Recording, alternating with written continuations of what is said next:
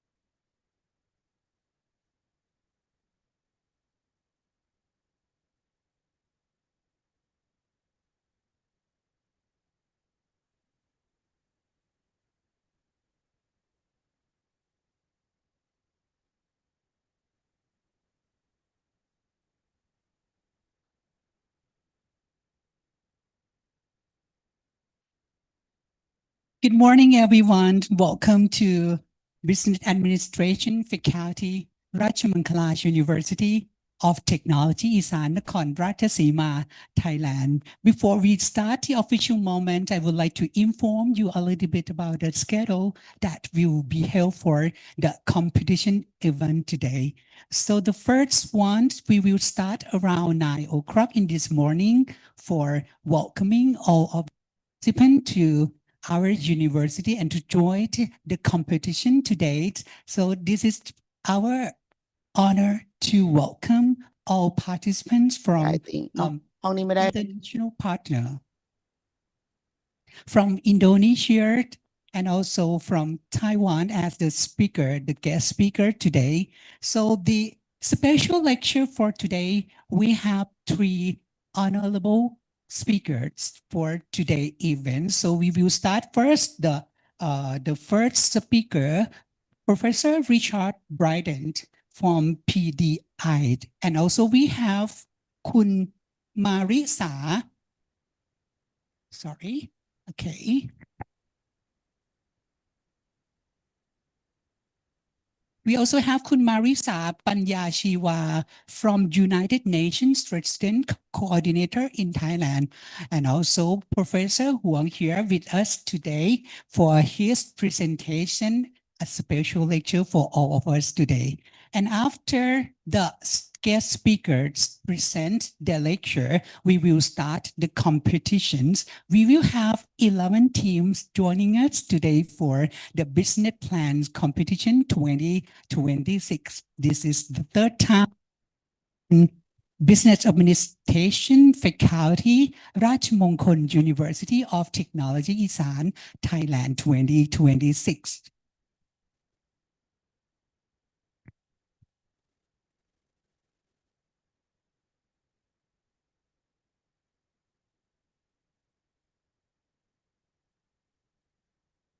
As we have known that this competition will occur here at the third time in Thailand at the faculties of Business Administration, Rajamangala University of Technology, Isan, Nakhon Ratchasima, Thailand.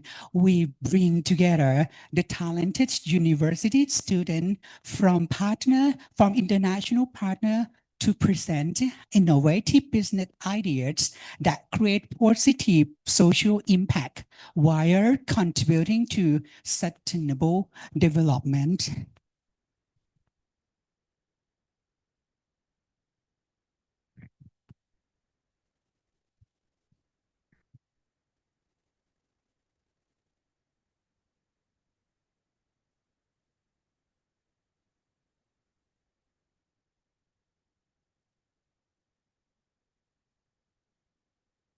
All right, for the official moment, I would like to welcome you all once again for the Global Social Enterprise Competition, Business Plan Competition, under the concept of Youth Empowerment for Global Change, June 26, 2026 at Faculties of Business Administration, Rajamangala University of Technology, Isan, Thailand, online via Zoom application and on-site here at the Faculty of Business Administration.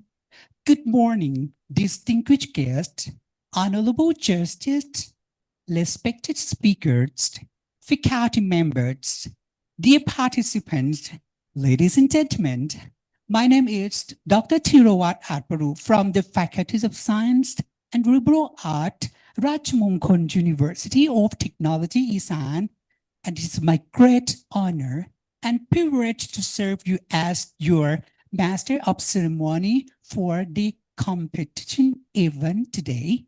On behalf of the Faculties of Business Administration, Rajamangala University of Technology, Isan, it is my great pleasure to warmly welcome all of you to the Global Social Enterprise Competition 2026, held under the inspiring theme, Youth Empowerment for Global Change.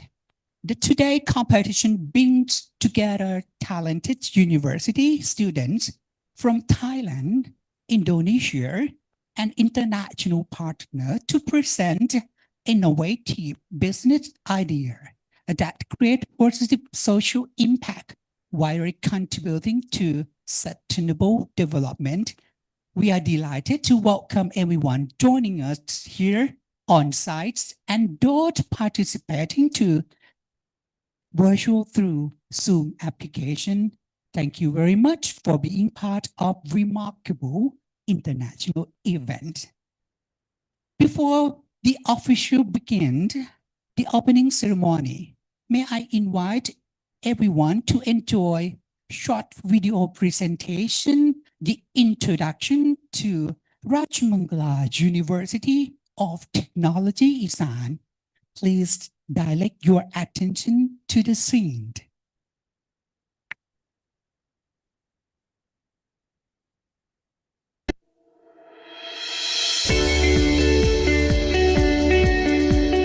Rajamangala University of Technology, Isan, was established through the consolidation of vocational institutions across the northeastern region of Thailand. The university was graciously bestowed its name by His Majesty King Bhumibol Adulyadej the Great as Rajamangala Institute of Technology, which means the auspicious Institute of Technology under royal patronage. In addition, His Majesty granted the royal permission to use his royal cipher and the Great Crown of Victory as the official emblem of the institution, symbols that continue to represent the university to this day. Rajamangala University of Technology Isan is a university committed to advancing technology and fostering innovation, guided by a vision to become a leader in producing highly skilled practitioners, innovators, and entrepreneurs. RMUTI actively promotes sustainable development through technology and innovation.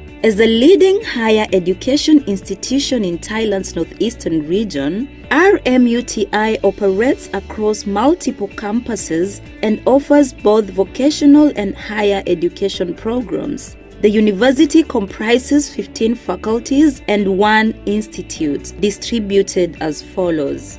Main campus, Nakhon Ratchasima, Faculty of Business Administration, Faculty of Science and Liberal Arts, Faculty of Engineering and Technology, Faculty of Architecture and Creative Arts, Faculty of Rail and Transportation Systems, Faculty of Agricultural Innovation and Technology, and Institute of Interdisciplinary Studies. Konkan Campus, Faculty of Industrial Education, Faculty of Engineering, and Faculty of Business Administration and Information Technology. Sakonnakhon Campus, Faculty of Industry and Technology, Faculty of Natural Resources, and Faculty of Nursing. Surin Campus, Faculty of Agricultural Science and Technology, and Faculty of Management Technology. Royet Campus, still under development, located in the Tung Kularong area. Faculty of Agricultural Engineering under development, and Faculty of Agricultural Innovation under development. RMUTI strives to play a vital role in regional and national development by aligning academic excellence with real-world application. Rajamangala University of Technology Isan, under the supervision of Mr. Chachai Promlad, Chairman of the University Council, and Associate Professor Dr. Kosip Siputan, President of Rajamangala University of Technology Isan, is supported by a dedicated executive team and staff. As a Group 2 university in Thailand, Rajamangala University of Technology Isan is committed to developing hands-on professional, innovators, and entrepreneurs through advanced technologies and fostering innovation-driven learning.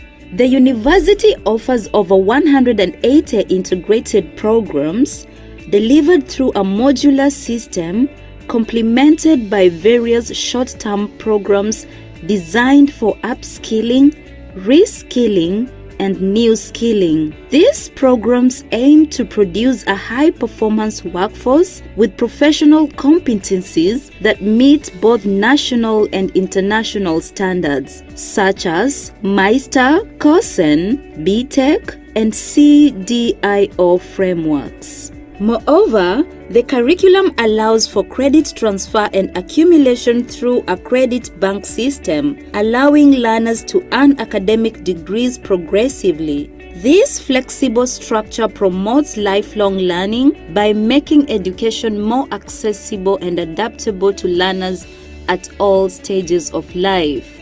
Rajamangala University of Technology, Isan, focuses on producing graduates equipped with professional skills, innovative thinking, and entrepreneurial mindsets. The university offers over 230 academic programs designed to meet the demands of national workforce development and support economic growth. Teaching and learning are conducted through the RMUTI Learning Management System, RMUTI LMS, with a strong emphasis on cultivating graduates with innovationship and entrepreneurship. Instructional strategies include active learning, coaching, team teaching, and learning experience design, aimed at equipping students with 21st century skills. These approaches are further reinforced through work-integrated learning and professional internship programs in real business environments, ensuring graduates are workforce-ready upon graduation. Rajamangala University of Technology, Isan, is currently implementing its fourth University Development Strategic Plan 2022 to 2026. Which emphasizes the advancement of teaching and learning, research, technology, innovation, academic services, and entrepreneurship development. The plan is designed to position RMUTI as a key driving force in propelling Thailand's target industries under the biocircular green economy model. The strategic development is centered around three core focus clusters. Cluster 1, Logistics. This cluster includes rail systems, aviation, logistics and supply chain, electric vehicles and sustainable energy, robotics, automation, and artificial intelligence. Cluster 2, Agricultural Technology and Food Security. Focus areas include climate change adaptation, carbon neutrality, net zero greenhouse gas (GHG) emissions, food crisis solutions, organic food, functional food, and future food, modern agriculture, smart farming, off-season crops, organic farming, and efficient water management. Cluster 3, Health and Tourism. This cluster includes holistic wellness, herbal products, cosmetics, spa, alternative medicine for aging society, and medical devices, and tourism development and innovation. To ensure the effective implementation of the university's strategic direction across the three clusters, Rajamangala University of Technology, Isan, has mandated all campuses to transform their infrastructures and ecosystems across all dimensions. These transformations are intended to promptly and efficiently support these strategic goals. Key areas of transformation include developing a campus ecosystems aligned with green university standards aimed at fostering an environment conducive to entrepreneurship through the establishment of co-working spaces, business incubators, and innovation showrooms. Establishing a structural and technological foundation in accordance with digital university standards. Developing centralized laboratory management system, central labs to minimize redundancy and enhance operational efficiency in line with modern management practices. enhancing infrastructure and systems to support internationalization, thereby increasing global engagement and academic collaboration, restructuring the university's organization to promote flexibility and high efficiency, modernizing the human resource management system with a focus on performance-based operations, improving financial management systems to reflect modern and strategic finance principles. With its strong potential and unwavering commitment, Rajamangala University of Technology Isan stands ready to collaborate with all sectors in enhancing the well-being and quality of life of the people in northern eastern Thailand, while contributing to the sustainable development of the nation as a whole.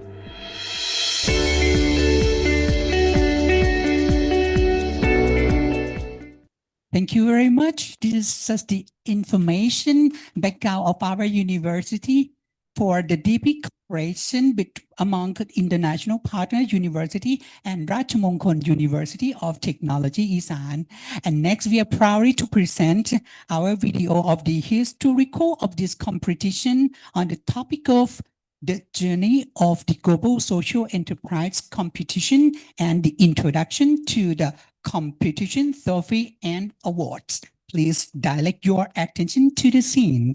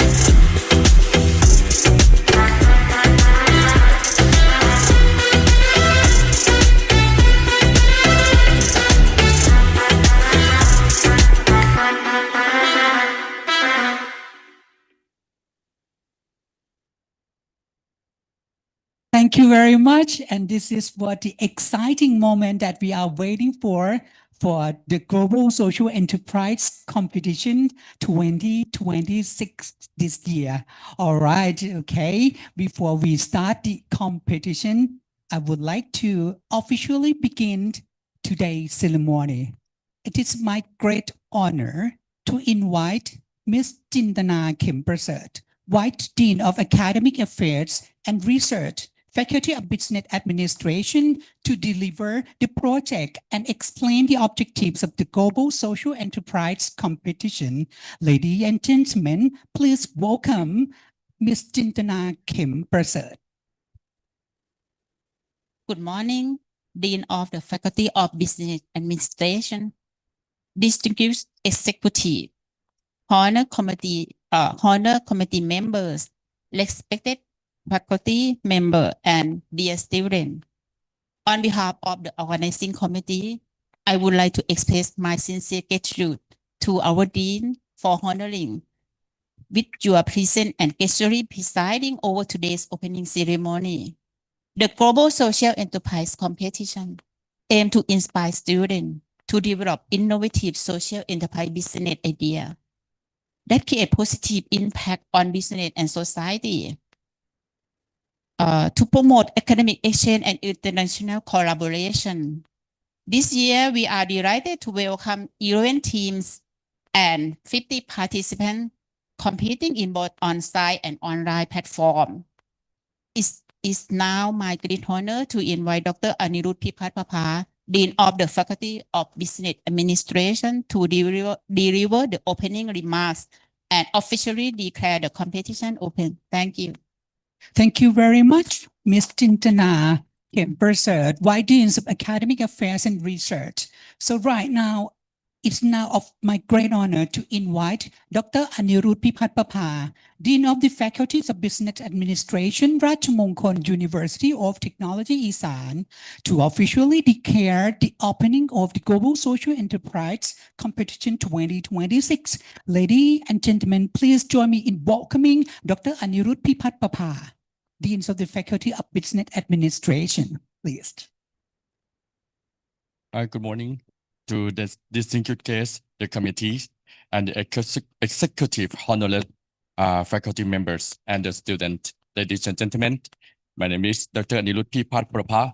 I'm a Dean of Business Administration faculties and also the representative of the President of RMUTI. It's my great pleasure and honor to preside over the opening of the Global Social Enterprise Competition 2026. This project aims to encourage the students to apply their business administration, the knowledge in the delivering academic service that contribute to the both business and the society. It serves as a platform for the students to demonstrate their creativity through developing social enterprise business plan, while promoting academic exchange and the collaboration and at the nation and international level. I sincerely appreciate the staff of the Faculty of Business Administration and everyone involved in organizing this event. I wish the competition success in achieve in the objective. So far we created the competition around 8 years ago. So we start to develop our students to know how can we merge and integrate together between the business and the society. And so today we have the big chance from the big important person as the keynote speaker for today. The first one, so far I meet Professor Richard Braden. I met him when I stay in, I went to meeting with the MOC affiliate network in the MOC microeconomic of competitiveness in the Mongolia, Ulaanbaatar. So and then he is my inspiration, make me how to know how can I create the cluster to develop my region. According that time, and then I back to my hometown to use the foundation from the MOC and the theory from the Professor Richard to teach us to develop my region. And right now I have already applied for professor theory and the knowledge to develop my region as well. So, and then the second, the keynote speaker, she's really important for me to develop my skill and my faculty in our faculty as well, to know how can we help and support the communities with the concept from United Nations. She's really important for our faculty as well and our university as well, because RMUTI is the university that support the community in our region and Thailand. And the third one is really important for me and really important for today for the keynote speaker. And he also, actually he's my advisor. And then he come to visit my faculty and take and see my growing up for today. So, and then he is special in the artificial intelligence. And so today he will apply from his knowledge to talk about artificial intelligence together with the lean manufacturing. How can we develop from that clearly to help and support our community to meet the sustainable goal development? Now, at this appropriate moment, I hereby declare the Global Social Enterprise Competition officially opening. Thank you very much. Thank you very much, Mr. Dean of the Faculties of Business Administration, Ratchamongkol University of Technology, Isan, Dr. Anirudh Pipat Prabha.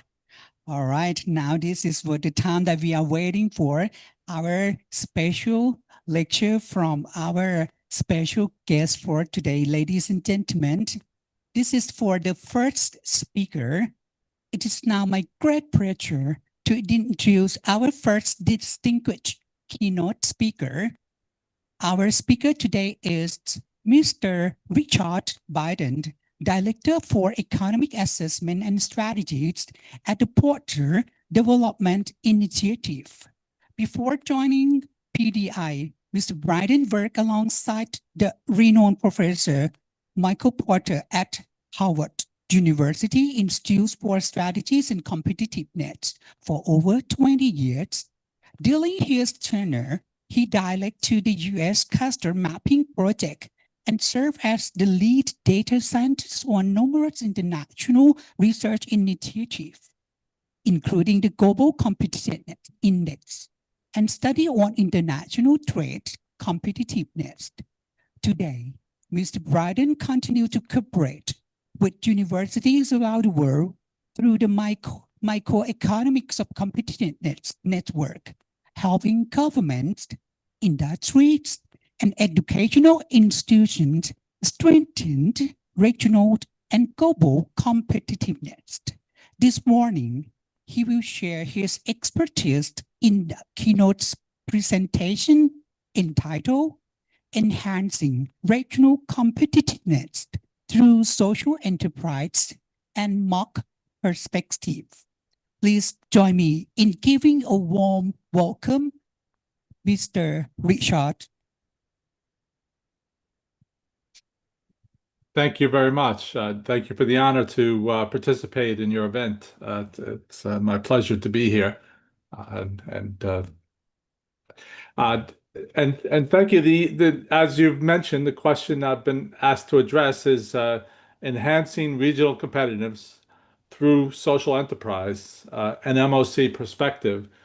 So I want to start with unpacking what that means, or at least how we're going to proceed today to through that question. So let's just make sure that we're seeing everything together. So to start with, enhancing regional competitiveness, meaning raising the economic and social outcomes in regions around the globe. That's the work that I do. That's what the work that I did with Michael Porter for many years, and that's my specialty. And then we're going to look at it, particularly the role of social enterprise, or this, the seeking to solve problems through a sustainable economic activity. And the MOC perspective, that's the part I wanted to focus on most, because perhaps many in the audience would not understand that reference. But that's how I know, as he mentioned in just a moment ago, that's how I know Dean Pipat Papa is through the MOC network, which is a global academic and practitioner network founded by Michael Porter at Harvard Business School, with the intention to further education and research and applied work in regional competitiveness.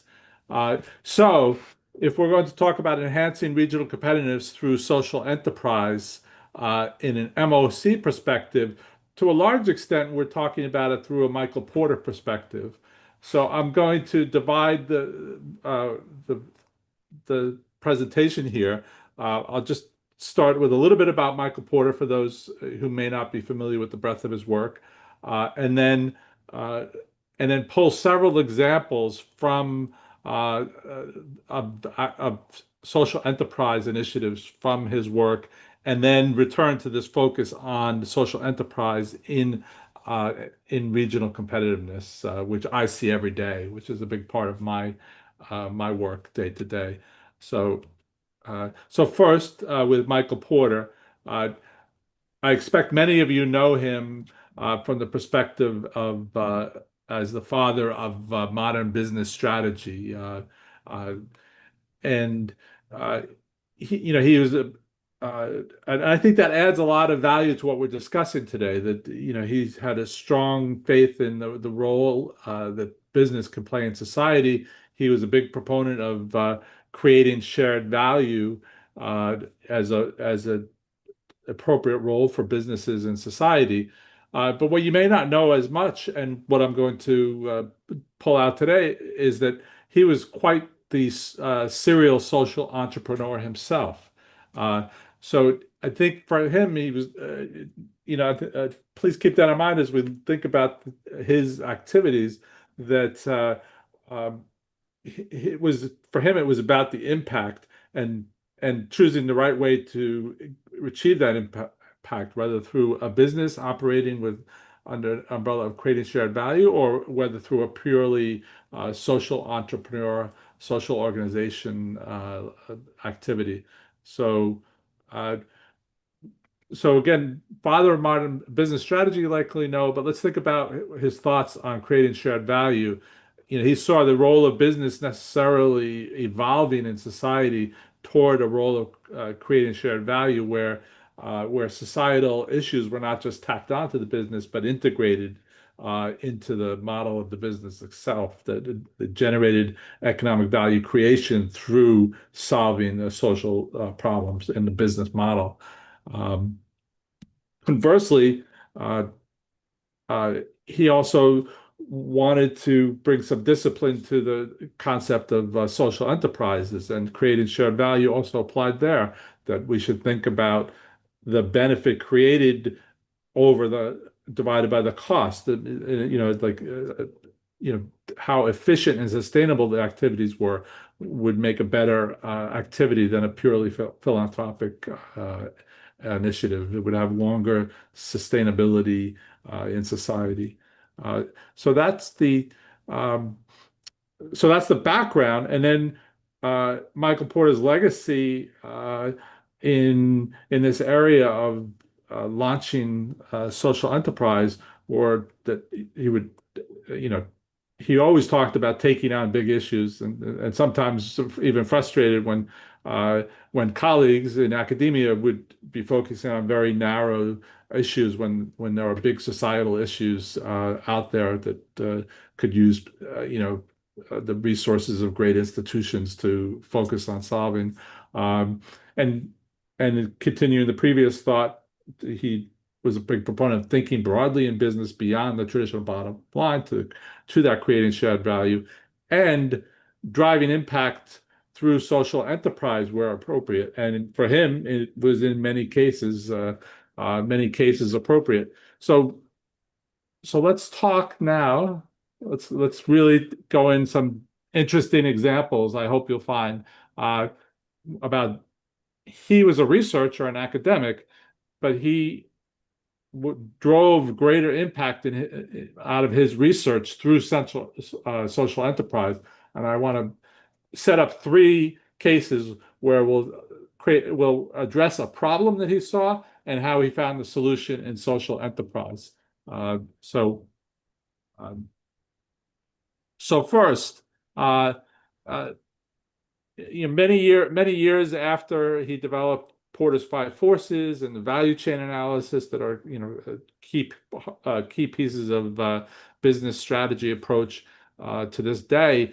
Years after that, he turned his attention to regional competitiveness and wrote and at the culmination of that, wrote this book, The Competitive Advantage of Nations, which is a powerful set of frameworks, case knowledge, and data on approaches for driving regional competitiveness and economic development. And as a good professor at Harvard, he was teaching a course, this MOC course, that was very in demand at the school. People had to apply and have a special admission process to get into that course.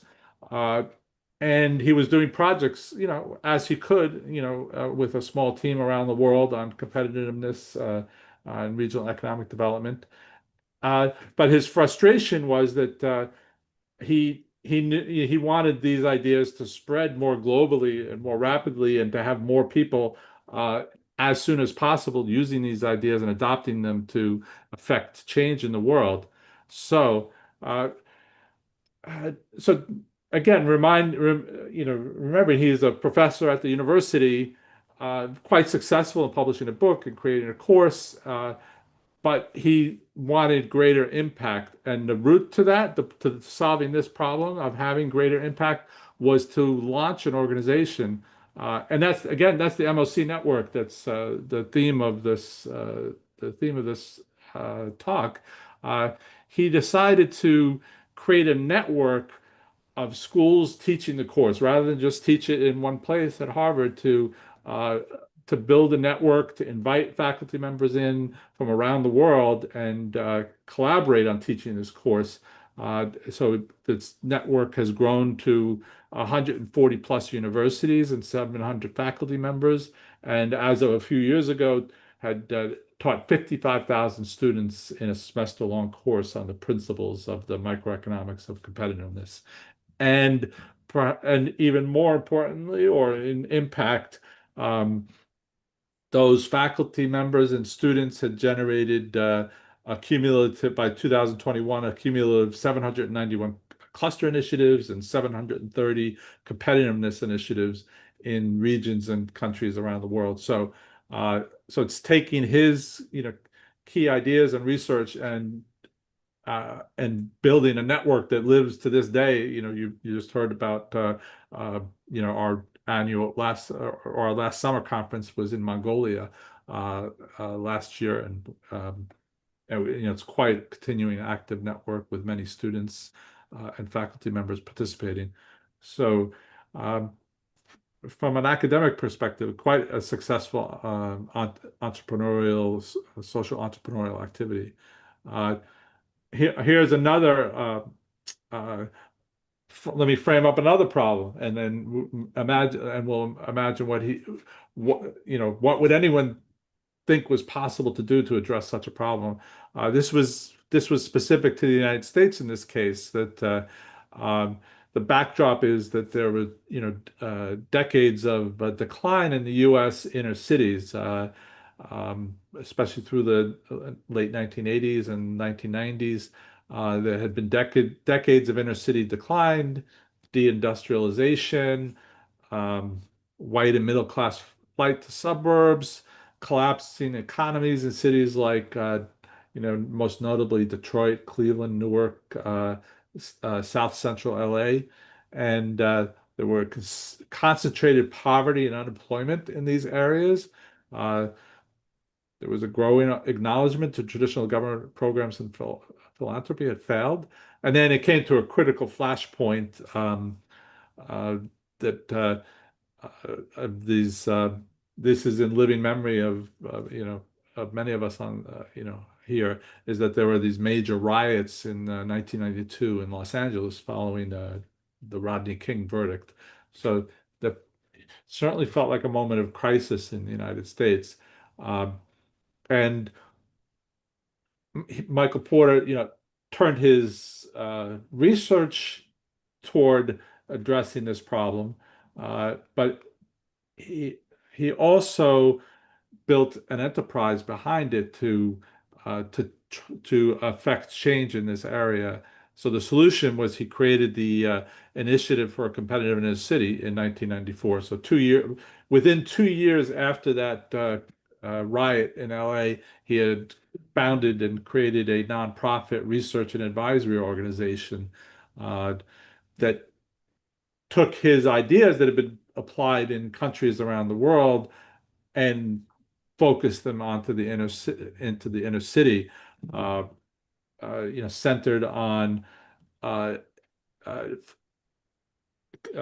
identifying and leveraging the actual competitive advantages that did exist and continue to exist in these inner cities. And it's been quite a successful program with multiple categories of activities, from just activities that honor and award great activities going on in businesses and inner cities Pardon, that Professor. offer.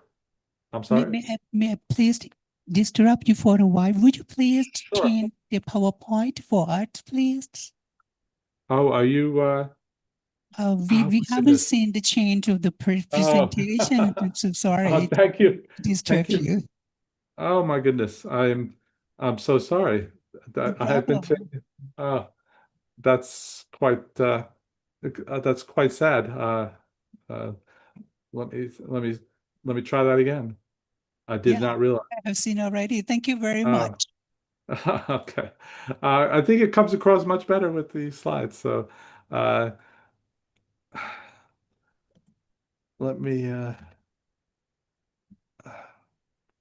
start over.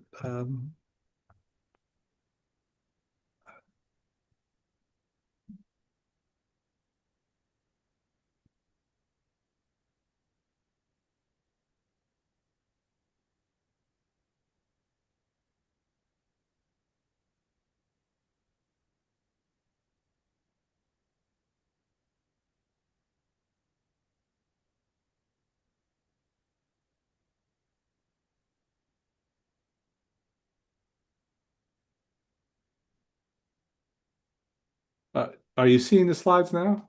Not yet. Okay.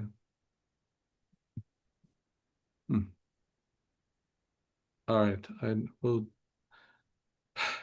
Let me try one different way. All right. I should share the application rather than the screen.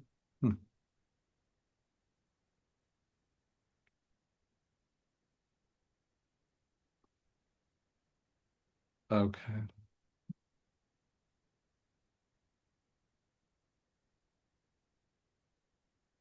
Is that better? Are you Yes, seeing? it's very bad. Okay. Okay, All thank right. you very much, and sorry to disturb you once again. No, thank you for that. So we're just decomposing this. We're talking about Michael Porter strategy, creating shared value, moving businesses toward shared value, and moving social enterprises to think about sustainable approaches to their work. Take on big issues, think broadly in business, and drive activity through social enterprise. So this was the first example, was how to more rapidly accelerate the adoption of these academic ideas, and that was through this MOC network with these numbers of activities strongly generated. And next, we talked about these. We're just about caught up to where I was the this decline in the U.S. inner cities that led to this major riots and crisis in the U.S. in 1992, and then the launching of the Initiative for Competitive Inner City, which has been going now strongly for 30 years, has a whole consulting arm to it, has a whole training arm for business, for new business people in inner cities. It has this very public program honoring and promoting the inner cities as places to do business and honoring the business people who do that activities. And now the third example A third example from Michael Porter's own work in social enterprise was Michael Porter's career has been quite prolific.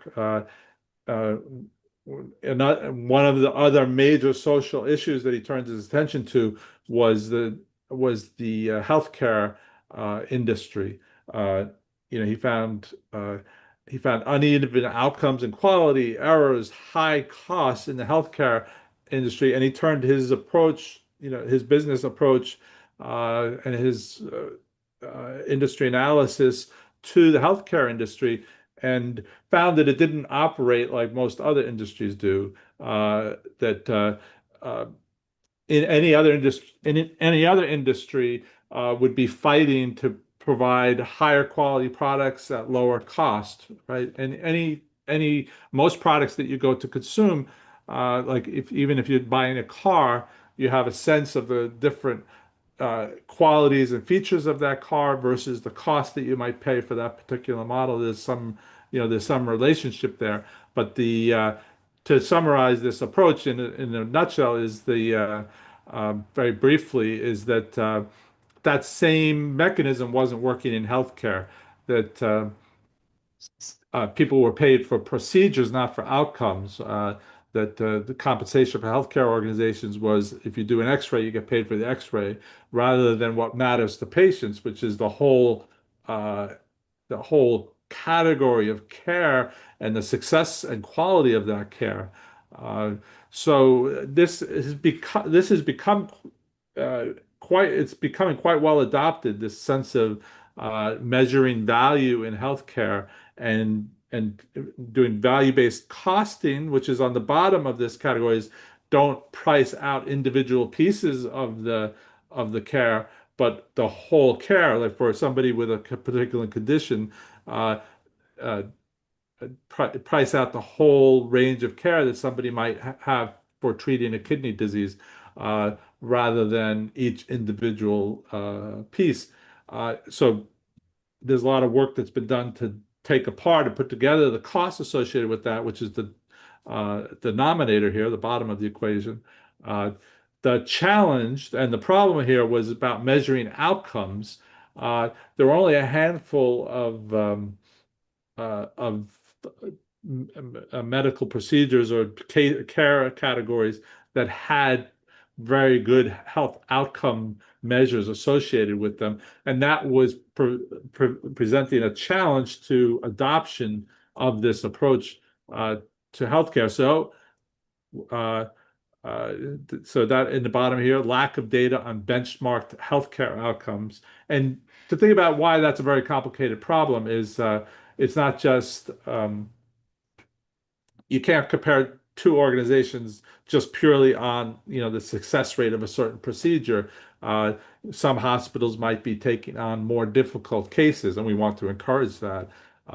It's often set up that way, that there's specialized central hospitals in a region where the most difficult cases get transferred, and you want to be able to benchmark and scale for that type of thing if this is at all going to be acceptable to the practitioners, for sure. So the solution to that problem was to Michael Porter launched ICHOM, the International Consortium for Health Outcomes Measurement, in 2012.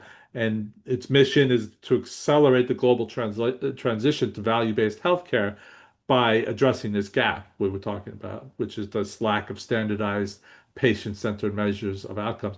So when they started in 2012, there were only 4 comprehensive sets of these that would be suitable for this. And I remember working with him in these. But now there's at least 48 with more in development, and they're in use by 500 medical centers in 60 or more countries have adopted this methodology for improving their delivery of healthcare.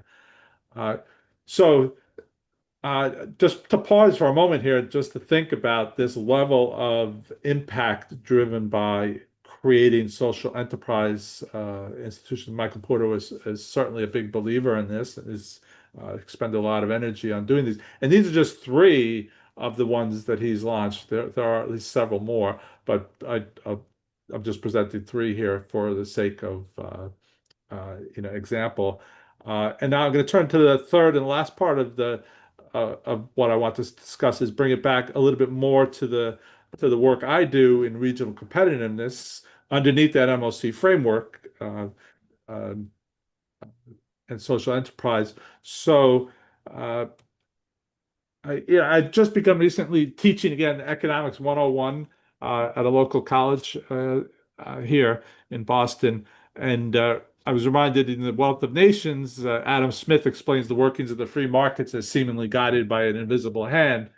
But what occurs to me and what I'm always impressed and encouraged by and heartened by is when I go into a region and do the work, there's just an army of social enterprises and volunteers engaged in driving regional competitiveness that there's just a rich fabric of organizations that are engaged in this important issue, which is driving prosperity through regional competitiveness, and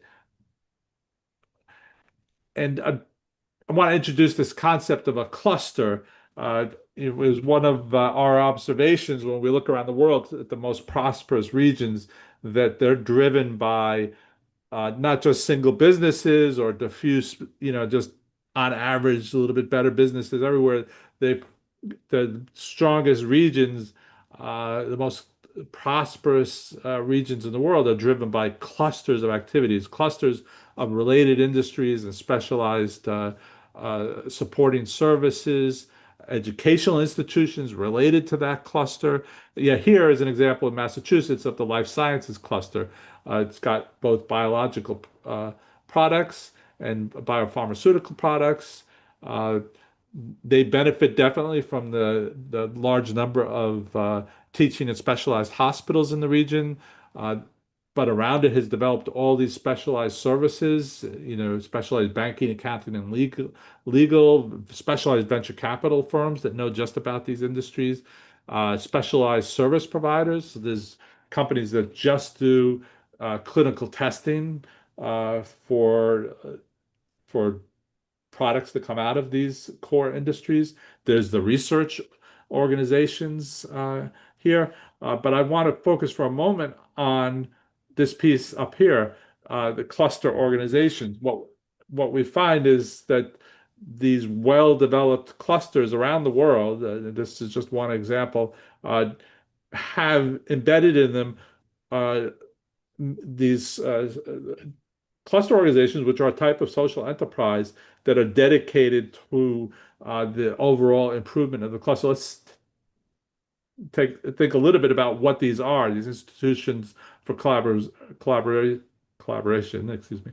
They could be formal or informal, but they facilitate coordination, information sharing, and collective action among firms, universities, government in the cluster.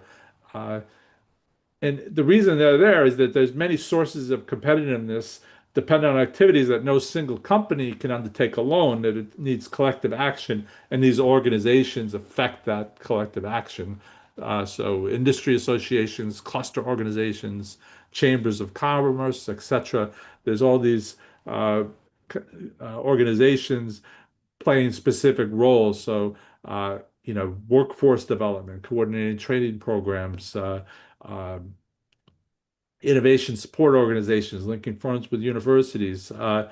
And these firms don't compete directly in the marketplace, but they serve an important social outcome, strengthening this environment in which the companies compete. And Porter's emphasis is that you not only need the strong firms and capable government, but this rich network of IFCs to build trust and coordinate action. So I had on that chart just like one little bubble up at the right, but if you really dig in deep, there is really this army of organizations and in these institutions for collaboration. So this is just in that one cluster, in this one city, around Boston and Massachusetts, there are all these different types of cluster organizations creating this rich ecosystem and contributing to the prosperity of the region. So, in conclusion, clearly, it's in my experience living and working in these clusters that the social enterprise is just such an important part of these ecosystems. You know, it's just one particular role for social enterprise, but it plays a huge role in clusters around the world. And we have it really from Michael Porter's example that it's possible and encouraged to take on big issues through social enterprise and drive impact in that manner. So that's the conclusion. And apologies for the talking without the slides at the beginning. All right, thank you very much, Professor Bryden, for your insightful and inspiring presentation. This is very high value for not only the business sector, but also communities, society, especially in education. And wrap up just a little bit for that you provide for us for the insightful about your presentation. Take big issue, think broadly in business, drive impact through social enterprise. And right now we're coming through the Q&A session. Do you have any question? Please feel free to ask.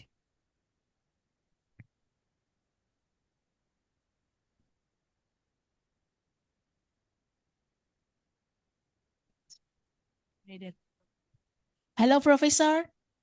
Hello. It's a nice presentation for you about the social brand enterprise. I mean, I'm Dwi. I'm from Universitas Brawijaya, Indonesia. Hey, Yeah. welcome. Thank you, Dewey. It's really wonderful. We talk about the concept of the social enterprise. I think it's really have the meaningful and especially for developing country in Indonesia. So why I want to asking, I have two questions, Professor. Yeah, the first is how can we objectively measure the success of the social enterprise, considering that they focus not only on profit but also on social impact?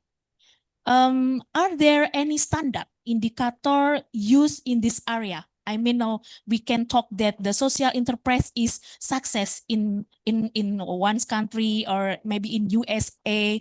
They have the indicator because we know that the social enterprise not only talk about the profit but also the social impact.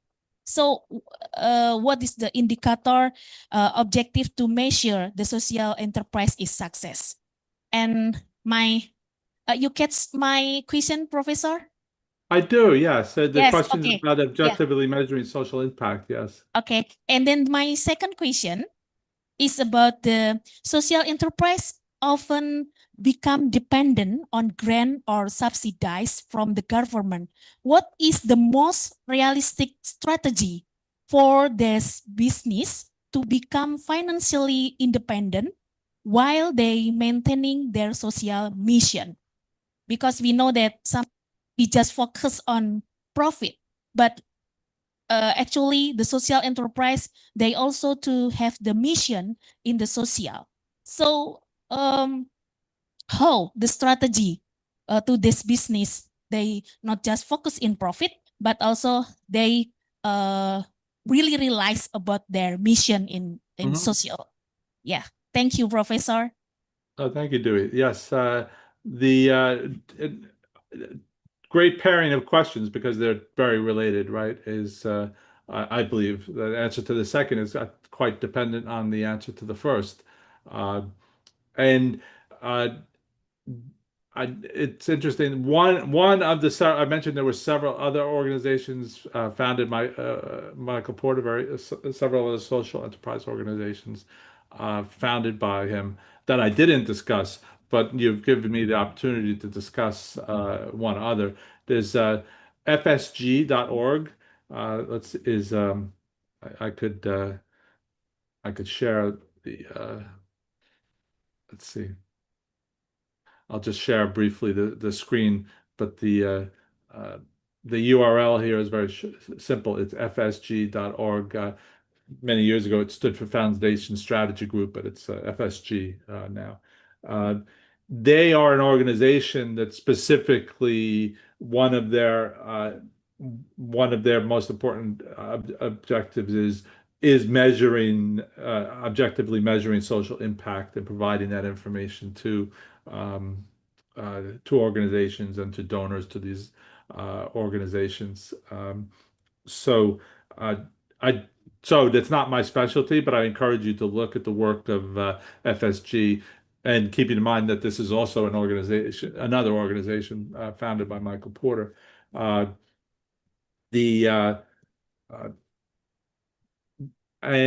the answer to the second part of your question is in an ideal, the ideal is that a social enterprise could find some ways to sustainably create their own funding for the organization. But I think the realistic the realistic answer is that's not the whole solution quite often. Even thinking about some of these organizations we've discussed today, that is part of it. That's part of proving their value.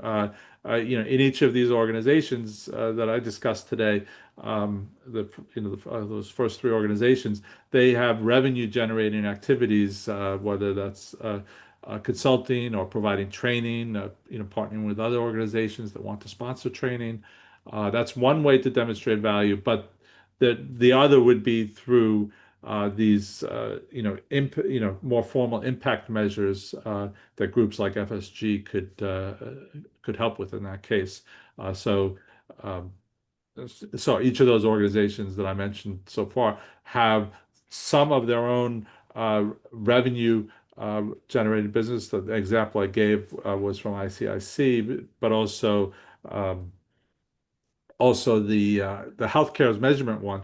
Those measures are very valuable to organizations hoping to improve their operations. So they're able to to collaborate with them and seek fees from the organizations benefiting from those. That doesn't cover all their costs, but for people who are interested in reforming the healthcare system, see value and are going and do contribute to defray some of their costs. So I think it's a balancing.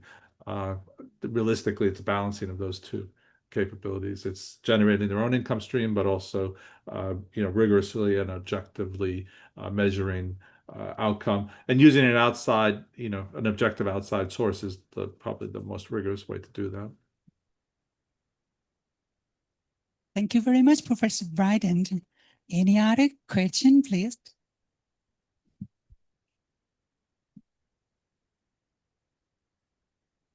Thank you, Professor Brian.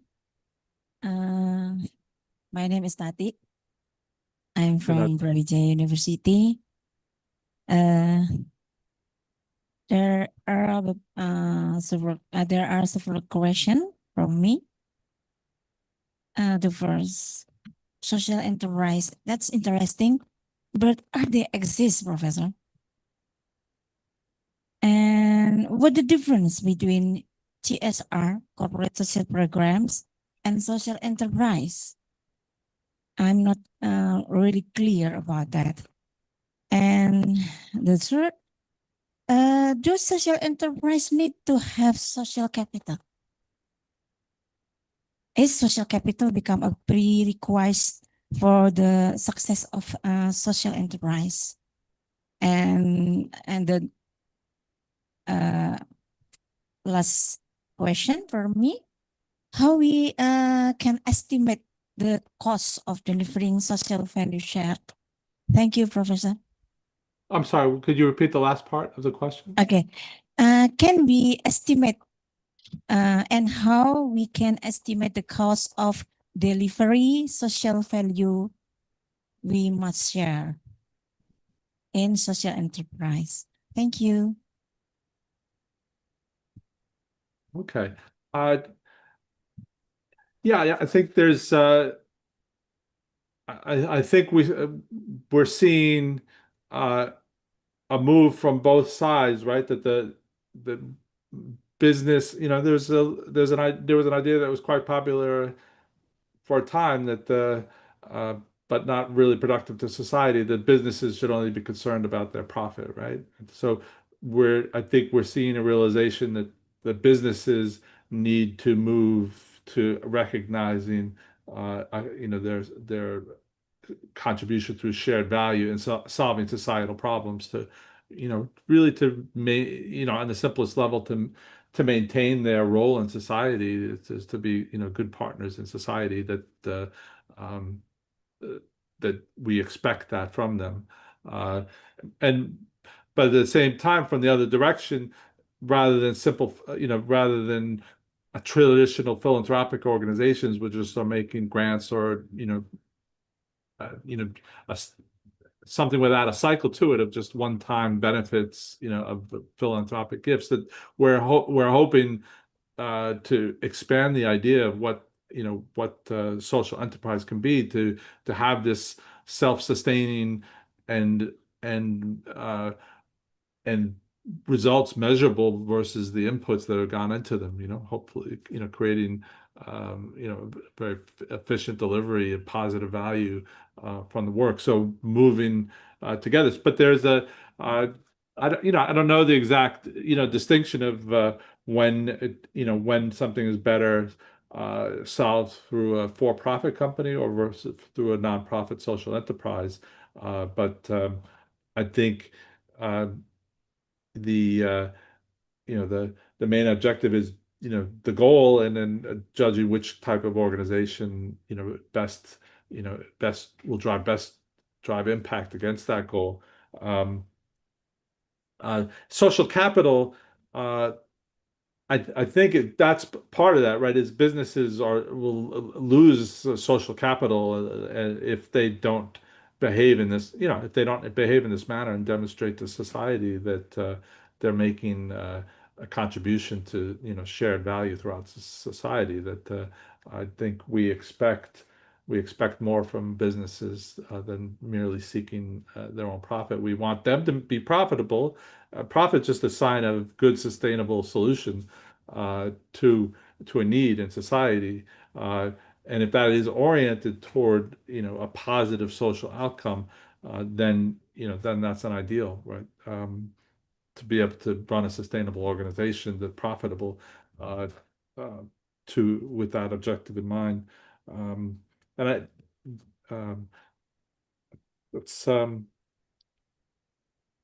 I think I hear some similarities in the questions that we should be able to measure in a, just as we do in a business, we should be able to attempt to measure as much as we can about the value of the social enterprise, the impact versus the cost.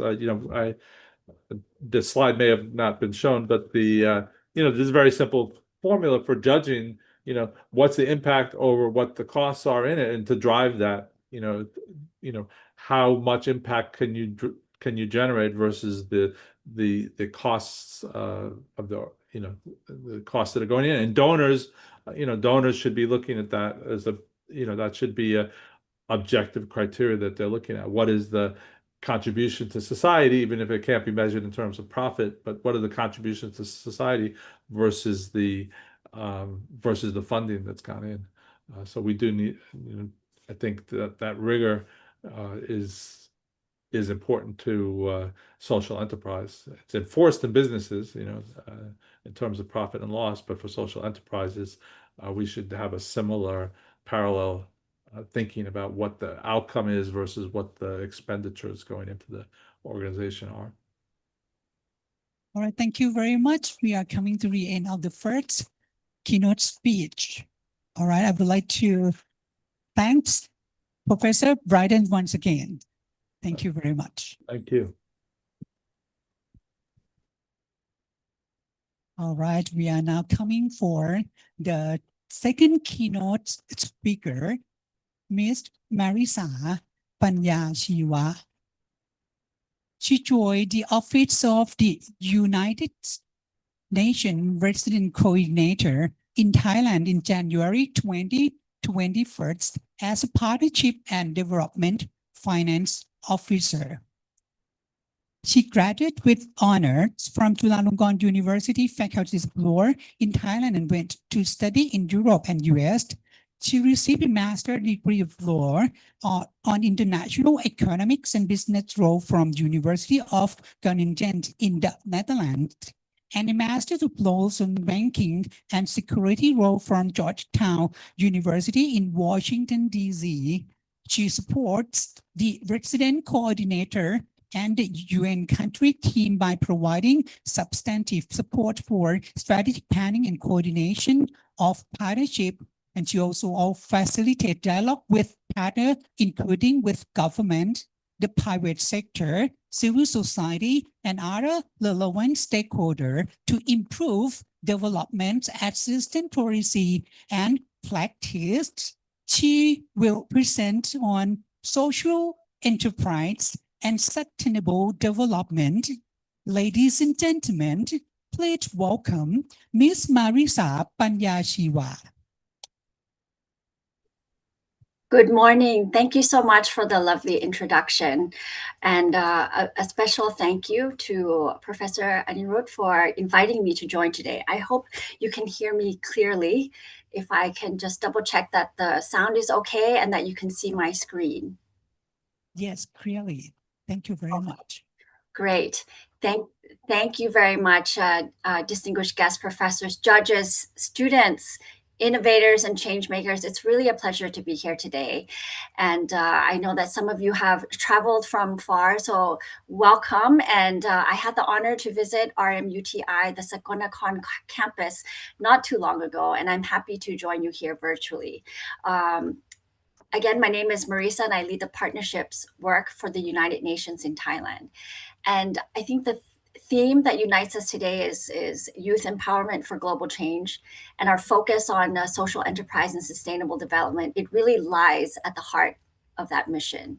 And as the United Nations, we work closely with social enterprises, and I've seen firsthand the great work that they do and have been particularly inspired by youth-led social enterprises in Thailand.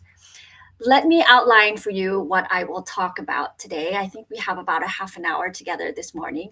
Let me introduce to you the United Nations, talk a little bit about the Sustainable Development Goals, or the SDGs. Then I will touch upon partnerships and the role of youth, the importance of social enterprises, and lastly, I will share some resources and ways for you to collaborate with the UN. I hope this is a familiar face to most of you in the room. This is our United Nations Secretary General, Antonio Guterres, and he said that development is everyone's business. And this is particularly powerful as we realize that in order to achieve sustainable development, it's not just one person or one sector. It really is everyone's business. We live in a moment when multilateralism is often questioned. Climate change is accelerating, inequalities persist, and geopolitical tensions are reshaping the world. And nearly half of the SDGs are moving too slowly. And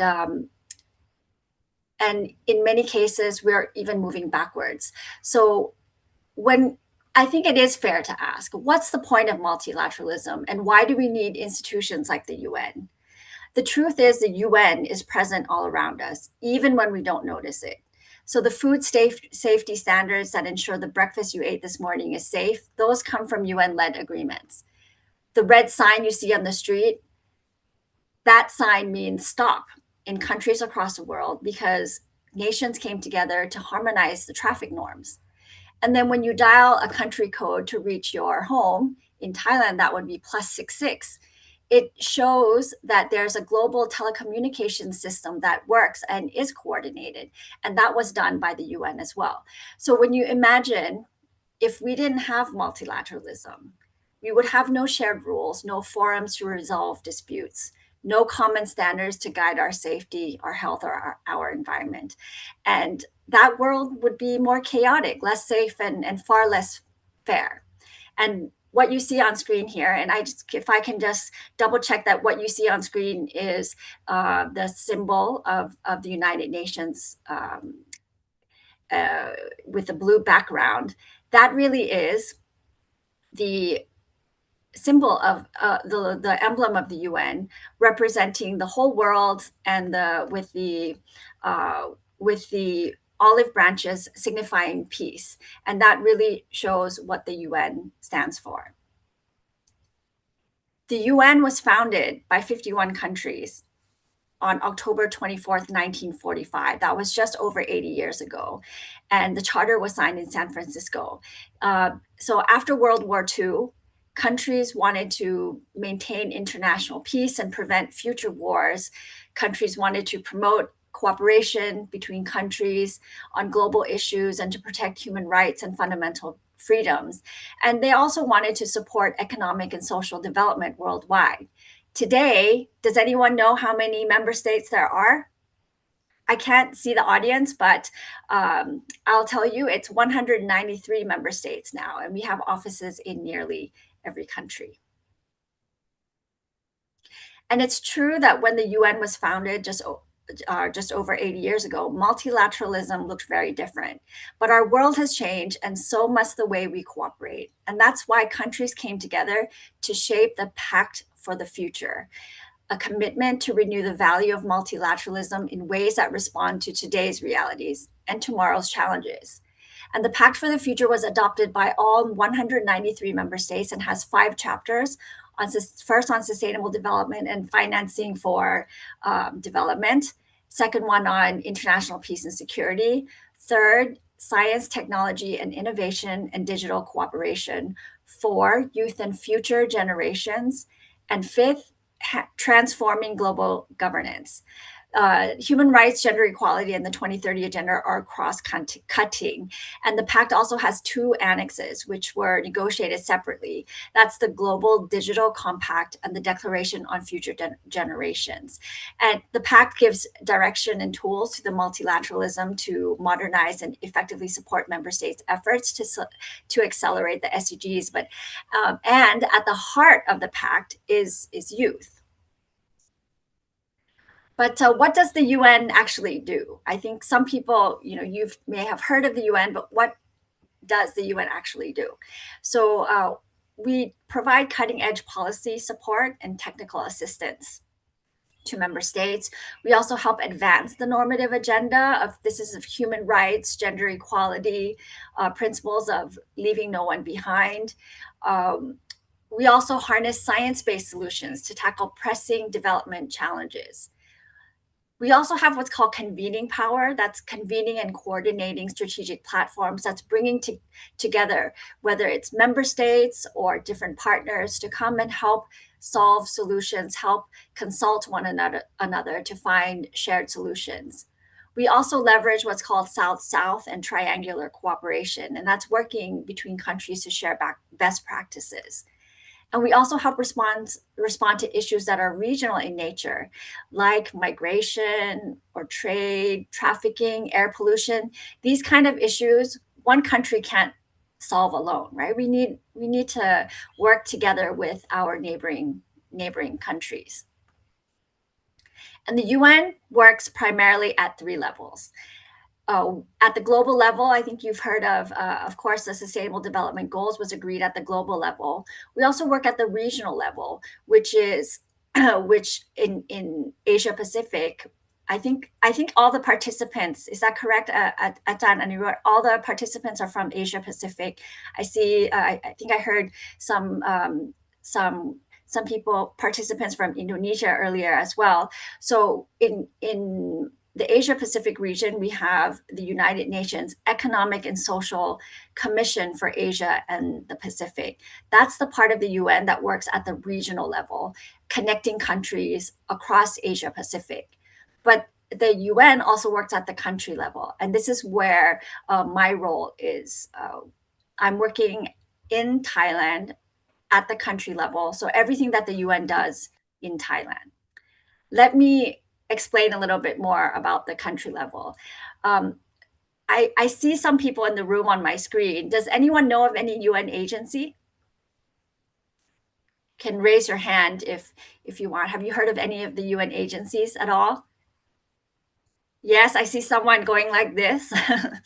So yes, there are many UN agencies, and in Thailand, so there in Thailand there are 21 agencies that work in Thailand, with Thailand and for Thailand, right? And in other countries, you will have a similar setup.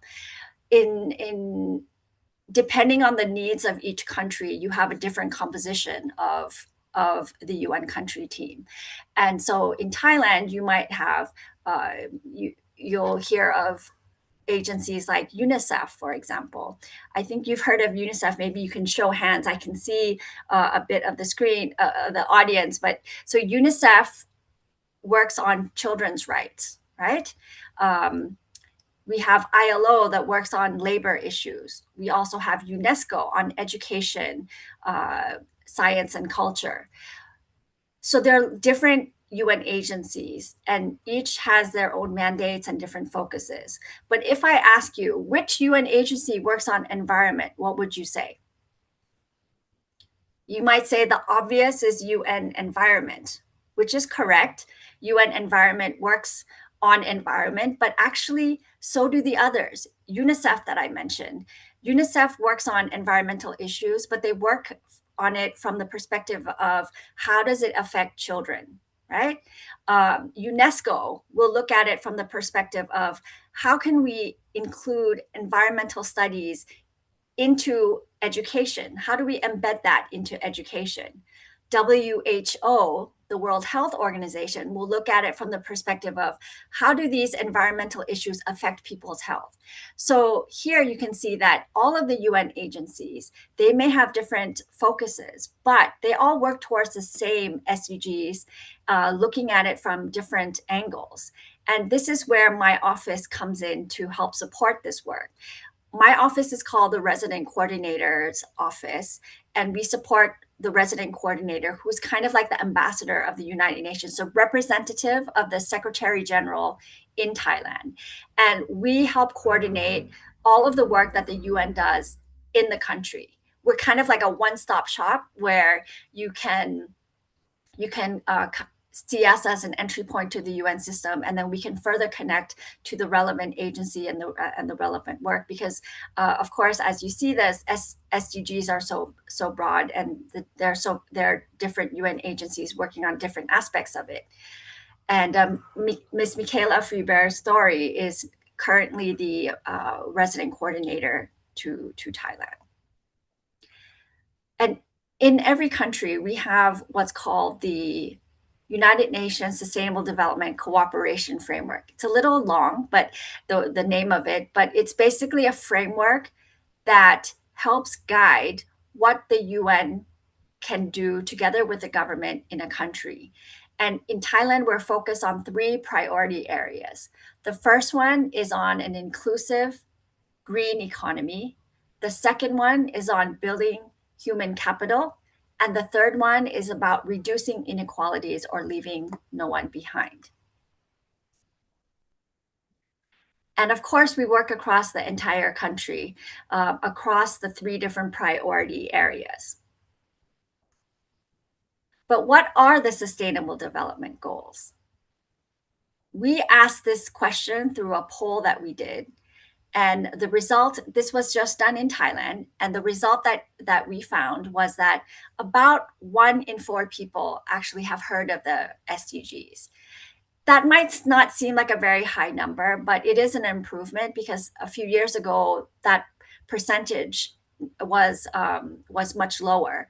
But in any case, it does show that we still need to raise awareness and work together towards the SDGs.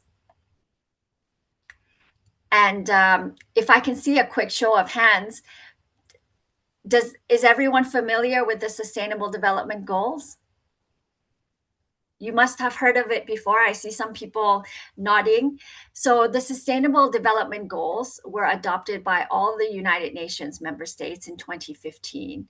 And there's a total of 17 interconnected goals, and they were designed to address the world's most pressing economic, social, and environmental challenges by the year 2030.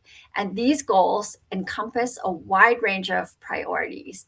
And at the core of the SDGs lies a fundamental commitment to ensure that no one is left behind. And so what's really interesting about this framework or the SDGs is that it recognizes that sustainable development, it requires integrated action across sectors and coordinated efforts among governments, the private sector, civil society, the international community. It's not that the SDGs are aspirational, right? They serve as a practical guide for policy making, for resource allocation and cooperation. And it represents a global vision for an inclusive, resilient, and sustainable future. And it's a collective responsibility that we must all uphold. And what's special is that the SDGs are all interconnected. It's not that the SDGs belong to the UN. I hear often they say, oh, it's the UN SDGs. Actually, the UN, yes, the UN was the platform where the SDGs were negotiated and decided upon. But the SDGs don't belong to the UN alone. It really is for everyone. And if you ask what is the most important SDG, I think that's, I don't know if anyone here wants to take a stab at answering. I think in the end, all the SDGs are interrelated. So let me give you an example. So they're all equally important. Let me give you an example. We were all around during the COVID days. If I ask you, COVID is relevant to which SDG, what would your answer be? I think most people would say, well, COVID is a disease. It has to do with good health and well-being. SDG 3 would be the answer. And you'd be correct. But it's more than that, because during COVID, what happened? We saw people lost their jobs. That led to we have SDG 1 on no poverty. We couldn't come out and have classes. I see a big group of you gathered in one room. That wasn't possible during COVID. That meant that schooling and education couldn't go on as normal. That meant that in some cases we had to use the help of technology through Zoom calls, just like this one. But then not everyone had access to internet or these devices, which made inequalities even worse, right? So that goes to show that COVID, just like any other issue, is not just about one SDG. It's how everything is interconnected, and it actually affects many of the SDGs. When you look at the region and you ask, okay, so how are we doing in terms of SDG progress? You'll see that while we're not quite there in terms of achieving the SDGs, in some cases, we're actually going backwards from the baseline we set in 2015. So that is particularly concerning. And that goes to show that we all must cooperate and help each other to help accelerate achieving the SDGs. And how do we do that? Why are partnerships essential to delivering the 2030 agenda? Well, we all might be doing the same thing. And I think this is relevant to this whole topic of social enterprises as well.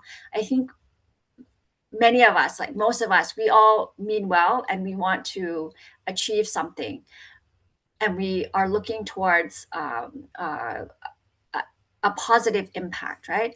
But when we work together and we coordinate our efforts, we can actually make a bigger impact. We can, we can piggyback off of what other people are doing. We can support each other and we can coordinate our efforts so that we can make that bigger impact. And, everyone has a role to play, whether you're the government, civil society, private sector, a university, a student. You see that when it comes to working towards the sustainable development goals, we take what we call a whole of society approach. And that means that everyone plays a role. And with that, of course, even ourselves as individuals, our efforts matter. So you might think, I don't want to waste food today, or I might throw the, whatever actions you decide to take, even if it's a small behavioral change that you decide to do, it shows that you as an individual can make with just your effort, can also contribute positively in this whole of society approach. And of course, youth also play a very important role in all of this. So let me briefly share with you on how the UN works with youth. At the global level, we have a UN office that's dedicated to youth, and that means working for youth, with youth. And youth development and youth engagement are cross-cutting issues in the 2030 Agenda for Sustainable Development. And youth cuts across all of the agencies. All of the UN works with youth and for youth. And this UN Youth Office was established to lead the engagement and advocacy for the advancement of youth issues across the UN and to promote meaningful, inclusive, and effective engagement of youth in the work of the United Nations.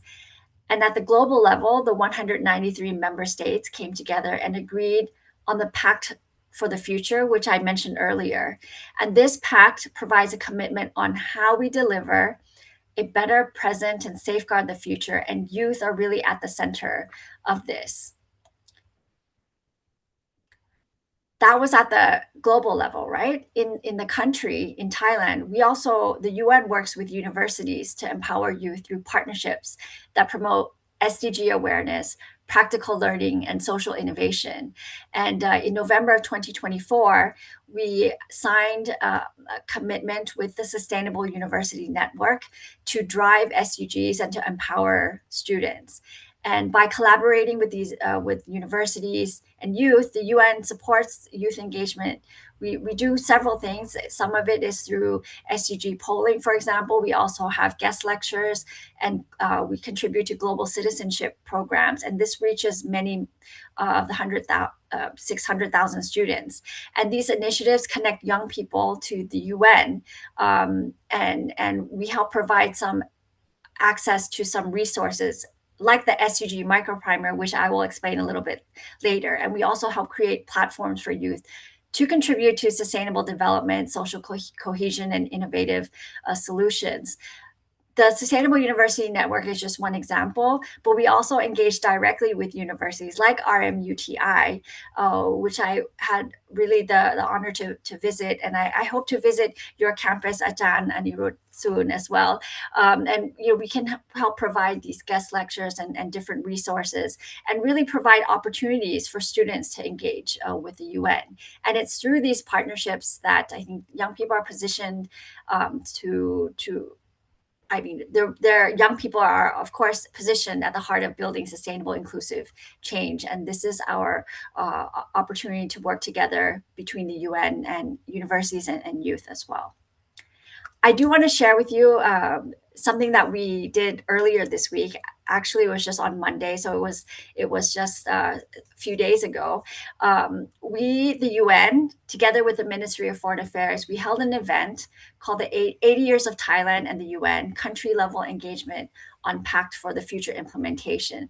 Actually, this year marks 80 years that Thailand joined the UN. So it's a celebration of 80 years of partnership between Thailand and the UN, but it was also a meaningful conversation about what the Pact for the Future means at the country level. And we had over 400 participants, most of whom were youth.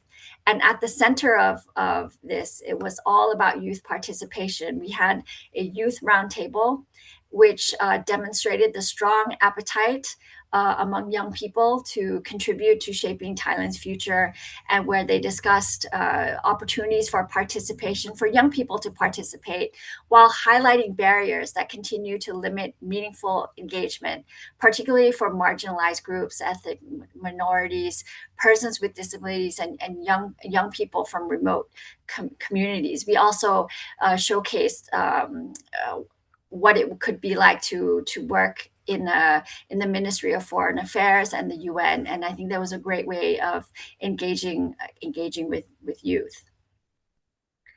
So, if I may now share a couple ways that young people might be interested in working with the UN, we do have internship opportunities. So please do, if you're interested in interning with the UN, look at our website and see if there are any job openings. We do accept internships often across the different agencies. But in addition to internships, we also have what's called the UN volunteers. You have to be at least 18 to join as a volunteer, but please take a look in case there is something that's interesting to you that you feel like you can contribute to, and you can join the UN as a volunteer. Now, let's zoom back in on the topic of social enterprises and why social enterprises are linked to SDGs. Well, social enterprises are designed to address social and environmental challenges, such as poverty, education, climate change, directly aligning their core mission with specific SDGs. But we see that social enterprises don't just contribute to the SDGs. In many ways, they represent the SDGs in action.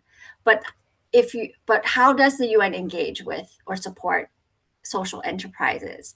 I think one way is in terms of policy and guidance. The UN integrates social enterprises into its development frameworks, recognizing them as key actors in achieving SDGs through inclusive and sustainable business models. We also do capacity building. That is, the UN offers training and tools, knowledge sharing platforms to help strengthen skills. We also have partnerships, and this comes from the convening power that I mentioned earlier. The UN can connect the social enterprises with governments, investors, private sector, and other partners, and this will foster collaboration and expand solutions. And we also help from the advocacy perspective and to help promote best practices and highlight the role of social enterprises. When it comes to youth and social enterprises, I think there are three things that stand out for me.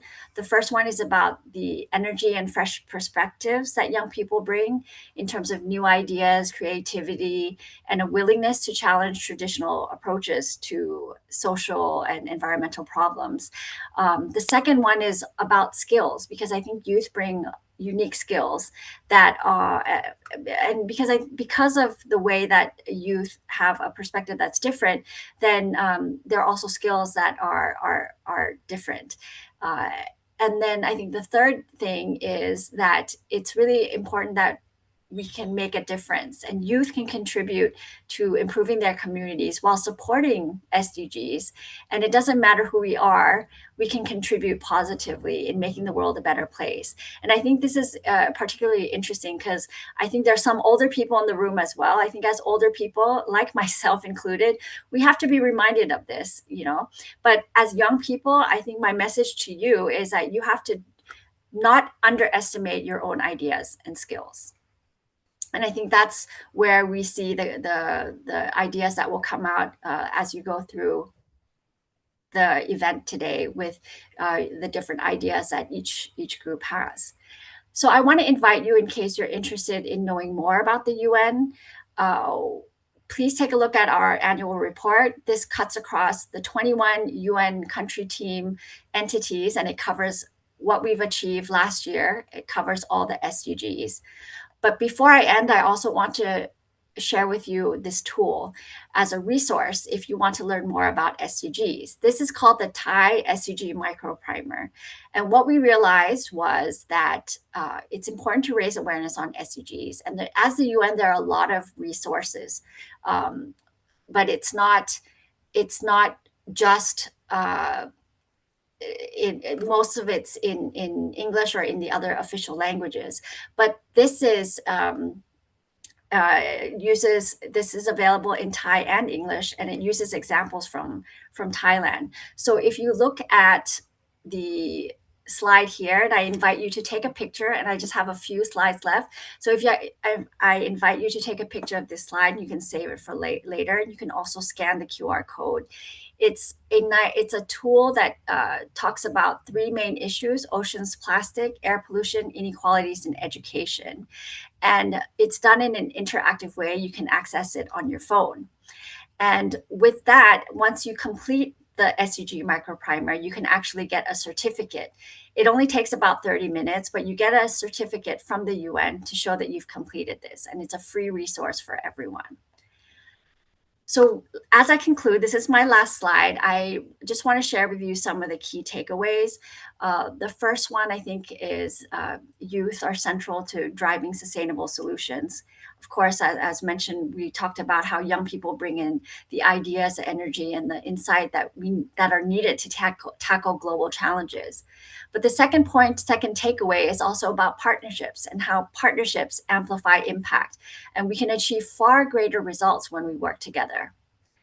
The third one on social enterprises, it also shows that social enterprises are powerful drivers of the SDGs, and they combine innovation and purpose to creating lasting social and economic good.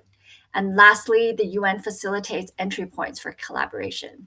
So through initiatives like the SDG learning programs and different expert exchanges and the collaboration that we have with students and universities, the UN helps build partnerships for sustainable development.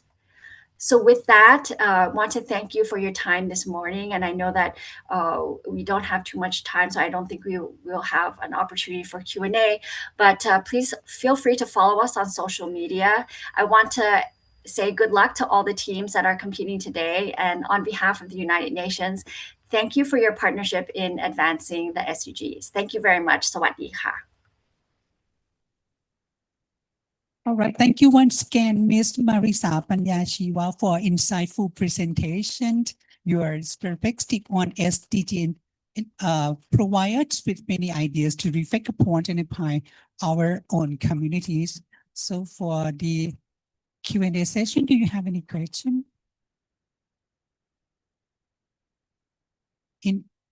Okay, we have the question from the online participants.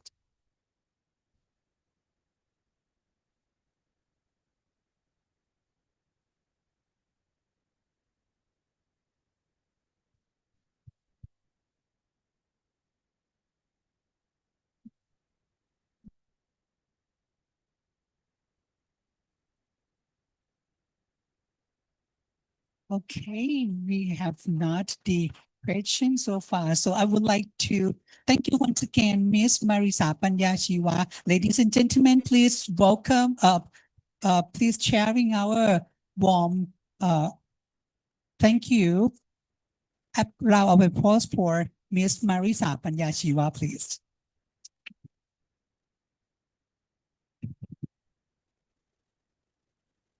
And right now we are coming through the special guest who coming here at the Faculty of Business Administration. Ladies and gentlemen, it's now my great pleasure to introduce our distinguished keynote speaker joining us here today. Our keynote speaker, Professor Dr. Huang from the Department of Industrial Management, National Pingtung University of Science and Technology, Taiwan. Professor Huang is a distinguished academic and researcher whose work focuses on industrial management, innovation, technology management, strategic management, and sustainable development. Throughout his career, he has actively promoted international research collaboration and contributes significantly to advancing innovation and competitiveness across academia and industry.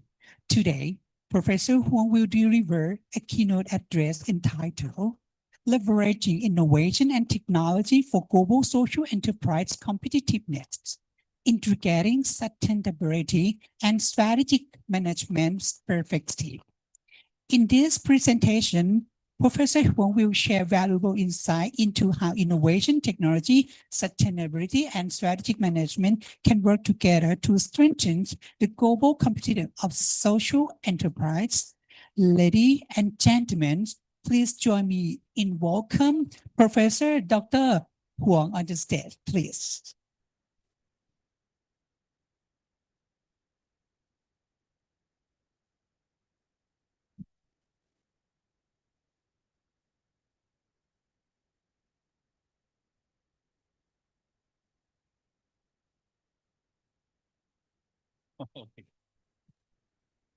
Okay.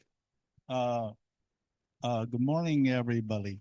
I'm Xiangxi Huang from National Pindong University of Technology and Science in Taiwan.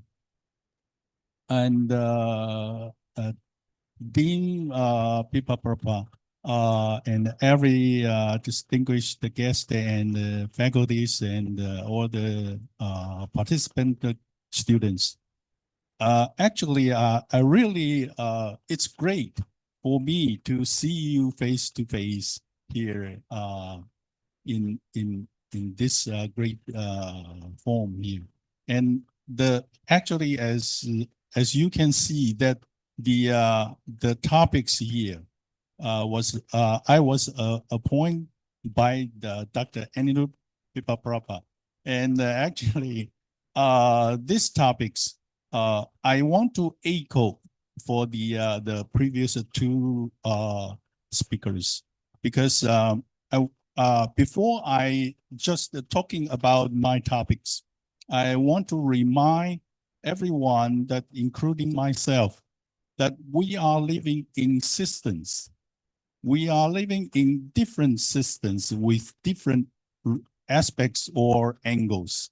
Okay, for example, we are living in the whole society and in traffic system, industrial system, so many systems here. So what I'm saying here is we have to observe, and we have to develop everything based on the system, who use the system. Because everyone want to set the point or rules from their own angles. However, we have to see who use the system.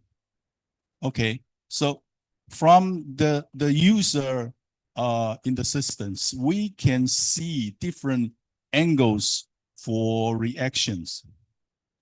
Okay, so what I want to saying that the systems will influence or impact to the other systems. So as you can see, in industry, especially there's manufacturing systems, including actually the service systems. Everyone that has noticed that these systems can have the impacts from, for example, the topics talking about the COVID-19, the effects that actually not only from that kind of aspects, from industry aspects, industries, companies, they will recruit members or workers. All those workers might be actually from the students that graduate from the schools or universities. And those workers or peoples, they have families. Okay. In the future, maybe they will organize their own families. So as you can see, it's kind of ripple influence. Okay, everything, the different systems will impact to the other systems. Okay, so that is the first I want to mention and remind everyone to think everything from the systems angle. Okay, all right, back to the topics that about the AI power lean manufacturing here. As we know, actually, from decades, talking about the lean manufacturing, it's kind of based on the human observations to improve or to try to develop the other systems or processes. However, I just want to emphasize that now today the technology developed very fast. Okay, so as you can see, it's kind of lean. Okay, and the digital, of course, the digital related to the AI, okay, artificial intelligence. So as you can, everyone would notice that everything nowadays are related to smart, okay? So that is the problems, that the technology develops so fast, so that everything is kind of new for us. And for the industry, it's kind of a practice. So we can see from the introduction of the from the University of the RMUTI, lots of knowledges and technologies. However, those knowledge and technology are developing actually from the very beginning and into the future structure. So as we have to face actually the whole environment in manufacturing, so that actually the old ways, for example, for the lean manufacturing, we are talking about how do we improve the process, improve the product, improve the environment, okay, from saving or from deleting regarding with the waste. Okay, the problem is that is different kind of different kind of aspect after the artificial intelligence impact to our systems now. I just want to mention about lean and the digital and the sustainabilities. They are now that kind of cross effect right now, because after the whole different systems, we are now actually in the industry. Many equipments, machines, okay, they are now put sensors on it for what kind of purpose. They use that as they first established that like as the digital signals, so they can receive, okay, and receive the reactions from the equipments or machines, okay. From those informations, they create data.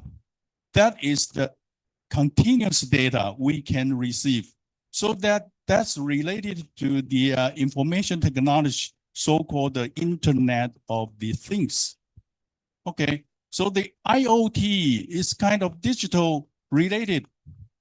After that, we got those data and information. We now thousands of data every day created, and then that changed the way the lean manufacturing. It's all different now.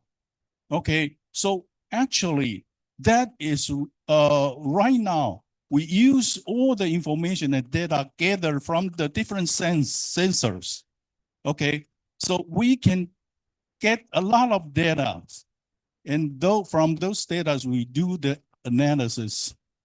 Of course, those data right now we so-called the big data, because there's thousands of informations come up to us, and we use that for what? For observation, to analysis the every different kind of impulse from the industry itself, from the production floor.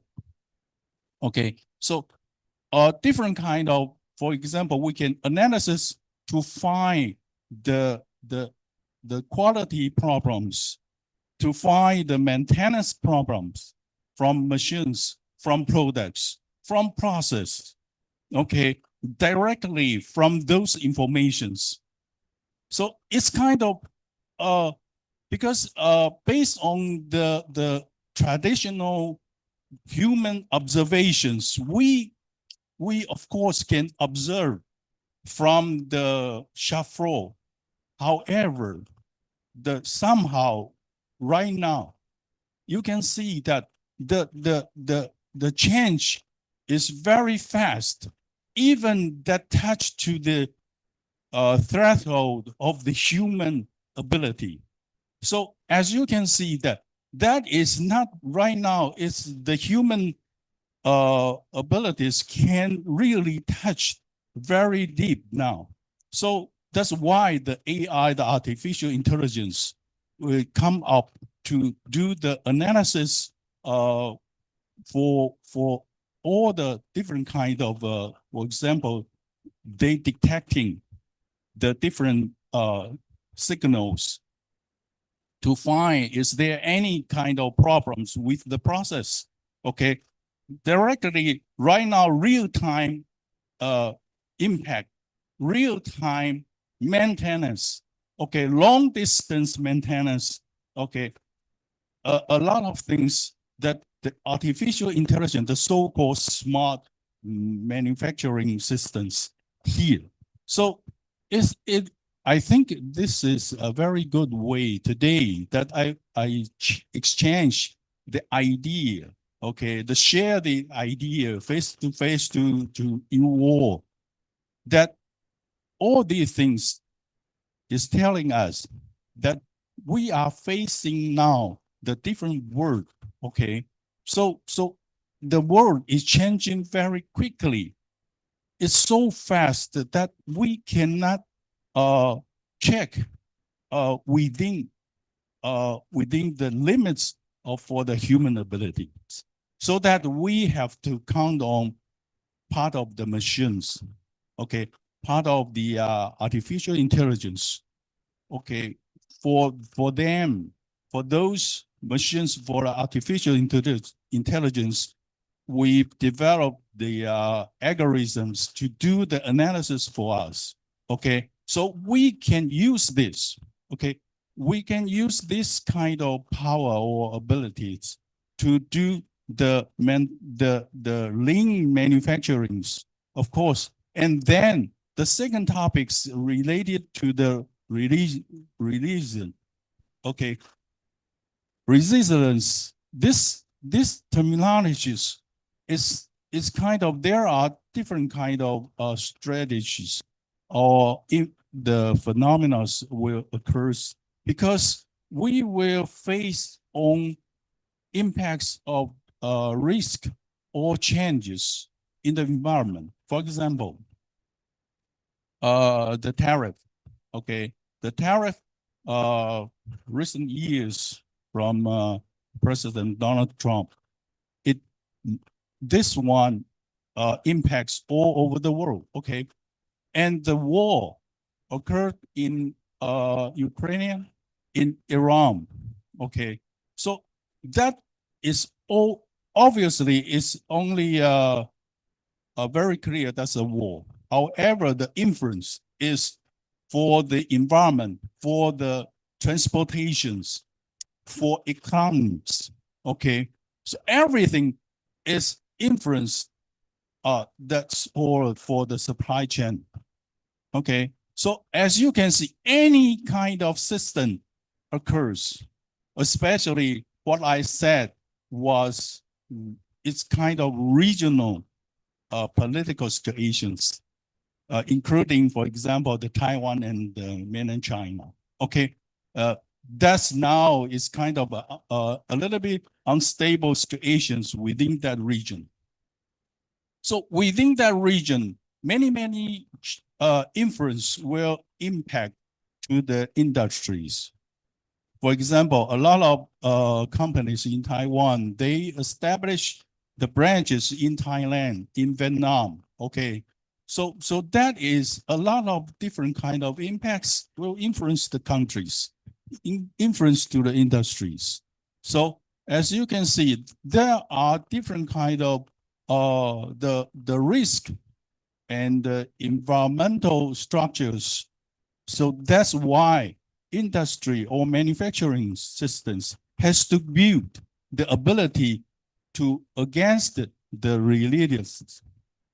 And that is from the AI point of view.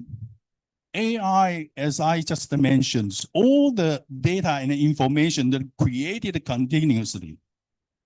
Okay, so use that. It's the manufacturing system now.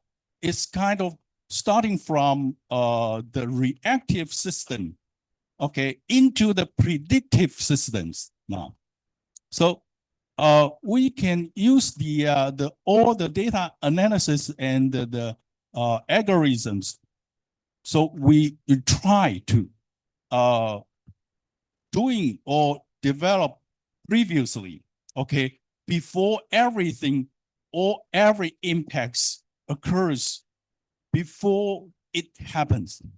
So that is the situations now I want to share and discuss with you, because the AI is kind of changing our life now. Of course, because of the AI information, when we analysis, it's related also the sustainability, because now the artificial intelligence data analysis trying to fully use all the resources, use that kind of power analysis to do some more advanced planning, to employ, to use fully capacities of all the different kind of resources. So that's with that fully use of the systems or complements in the all systems, that will increase the abilities, okay, increase the productivities of the use, okay, that of course create the sustainabilities for the different systems, okay. That is the main idea, okay. However, finally, I have some discuss with everyone. Of course, the artificial intelligence, the development I just mentioned is very fast. We have to carefully use of this kind of power, because it all rely on data. Okay. Recently I found that students in my exams, because my exams recent years is set for open book, open note.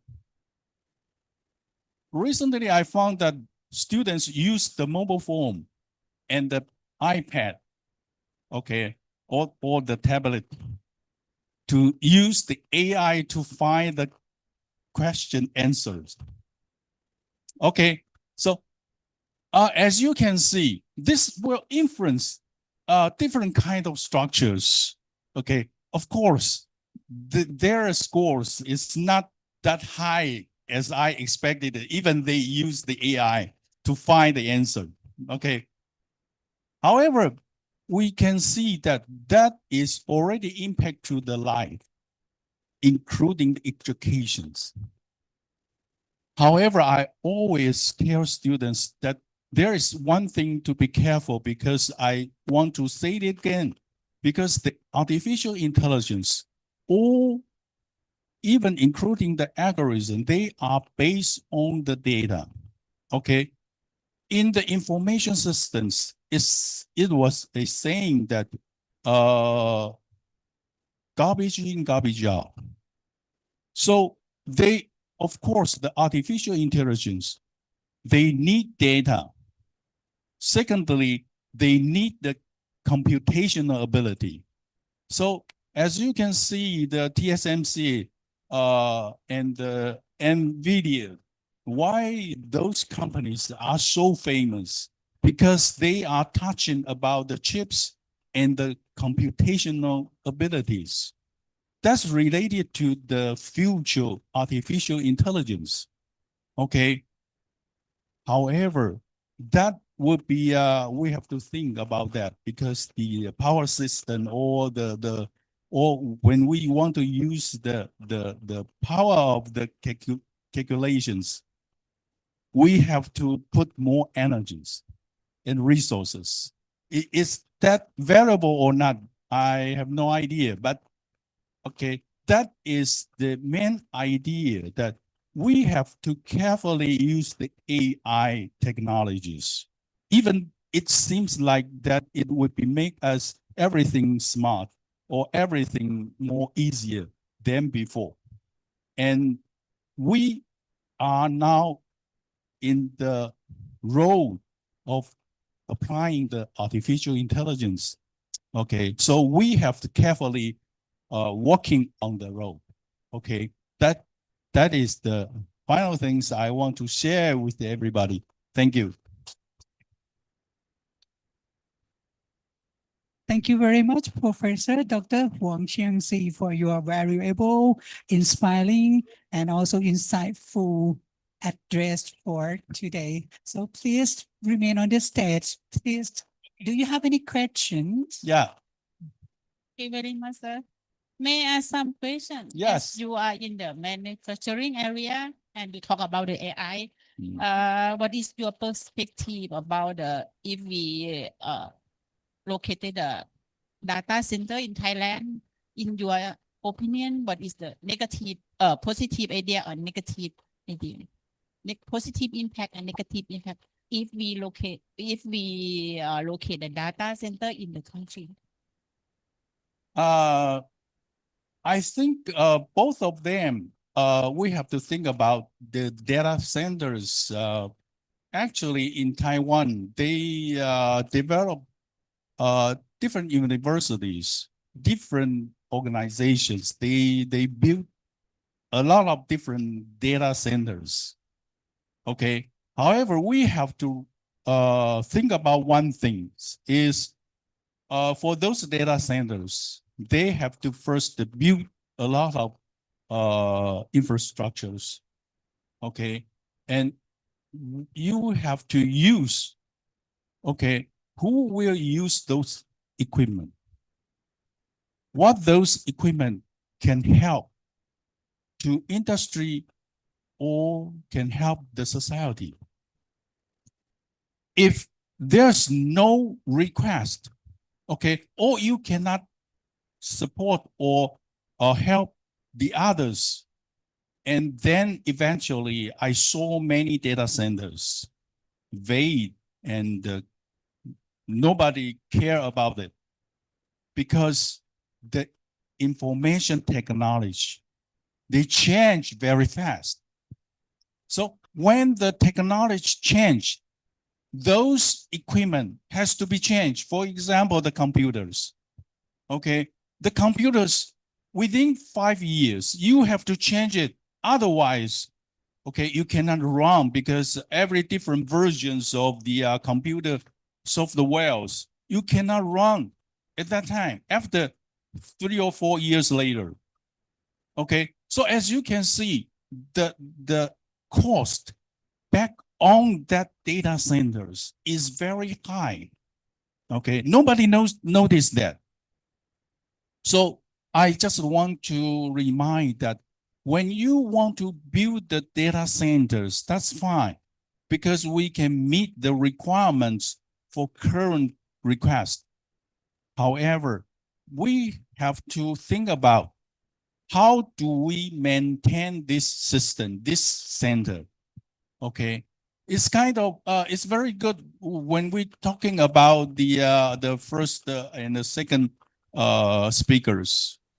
One has mentioned about that the social systems in the business, profit is the first place. Why? Because only we have profit so that the system, the company, the business can continuously running. Otherwise, no businessman, they will run the business without any profit. Because at the very first, they cannot maintain the system. Okay, so when the data center is built, we have to think about how we maintain it continuous running. The data center is kind of running a business too. Okay, that is what we have to think about it. Yeah, thank you. Okay, anyone want to share your comments or questions? Yes. Well, there's in the online, yes. Yes, online. I have a question from online. Yes. Okay, Professor, thank you for your presentation. I'm a lecturer from Rajamangala University of Technology, Sriwijaya. According to the social enterprise that we know, it's not easy task to carry on the enterprise because we have to focus the three things. First, the profit, the people, and the planet. We call triple bottom line. So do you have any cases in Taiwan or any cases that they use AI to overcome the traditional business enterprise? Okay. Thank you. For the social system, for the business, actually, of course, the profit is the first steps for business to running. The second step, of course, we are now asking the business to provide their influence to the society. Try to use their power, okay?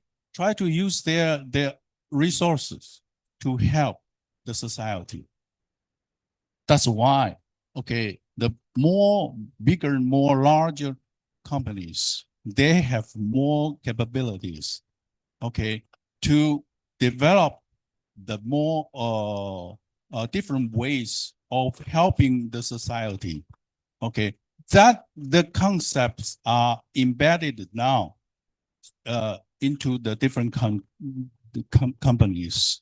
Of course, the countries, including the UN, they try to convey this kind of idea and informations to all the business or to the companies that they have the responsibilities. Okay, they get the profit. Okay, they get the profit from people. They should have the responsibilities to help people. Okay, so that is the second steps.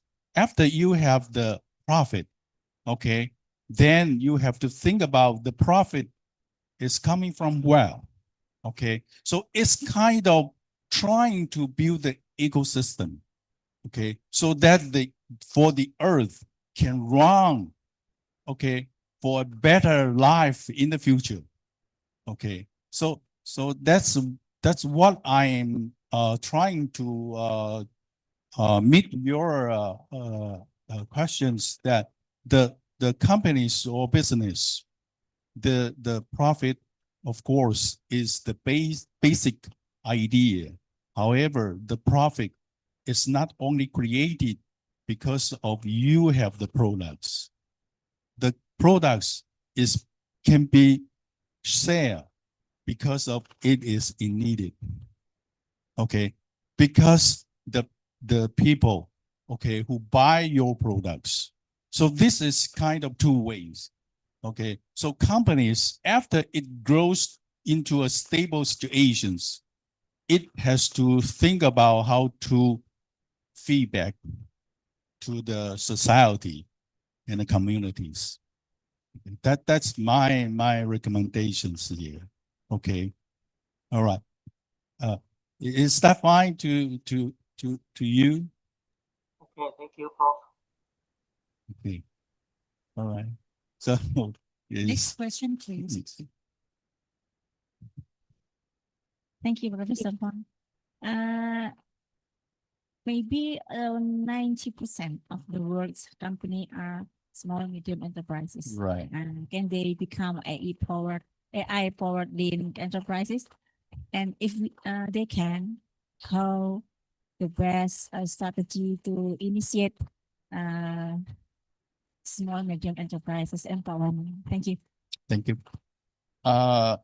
it's for the small and medium industry or companies. It's almost the 96% in Taiwan.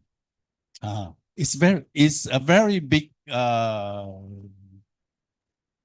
communities, okay, in Taiwan. So I think this is the major structures in every countries, because all the business or companies, they develop from the very beginning is very small. Okay. All right. So when those small and medium companies, they can do, and it also can separate into different steps. Actually, the first step is to maintain stable. Okay, because at the very beginning, as I just mentioned, if they cannot keep continuously running the business, there's nothing to say about the rest of the companies. Okay, so first is trying to develop their own technology or their own actually inside skills to meet the requirements of the people, to meet the needs. Actually, I have to mention about the needs is not easy to find out, because different people, they have different needs from different angles, okay, from different levels of peoples. Okay, so for the small and the medium companies, they have to focus on their own group of levels of people to find their needs. And after they can satisfy those needs, so they can grow gradually. Okay. After they can, of course, from that time on, they can think about, they can, as I just mentioned at the very beginning, the system is very important.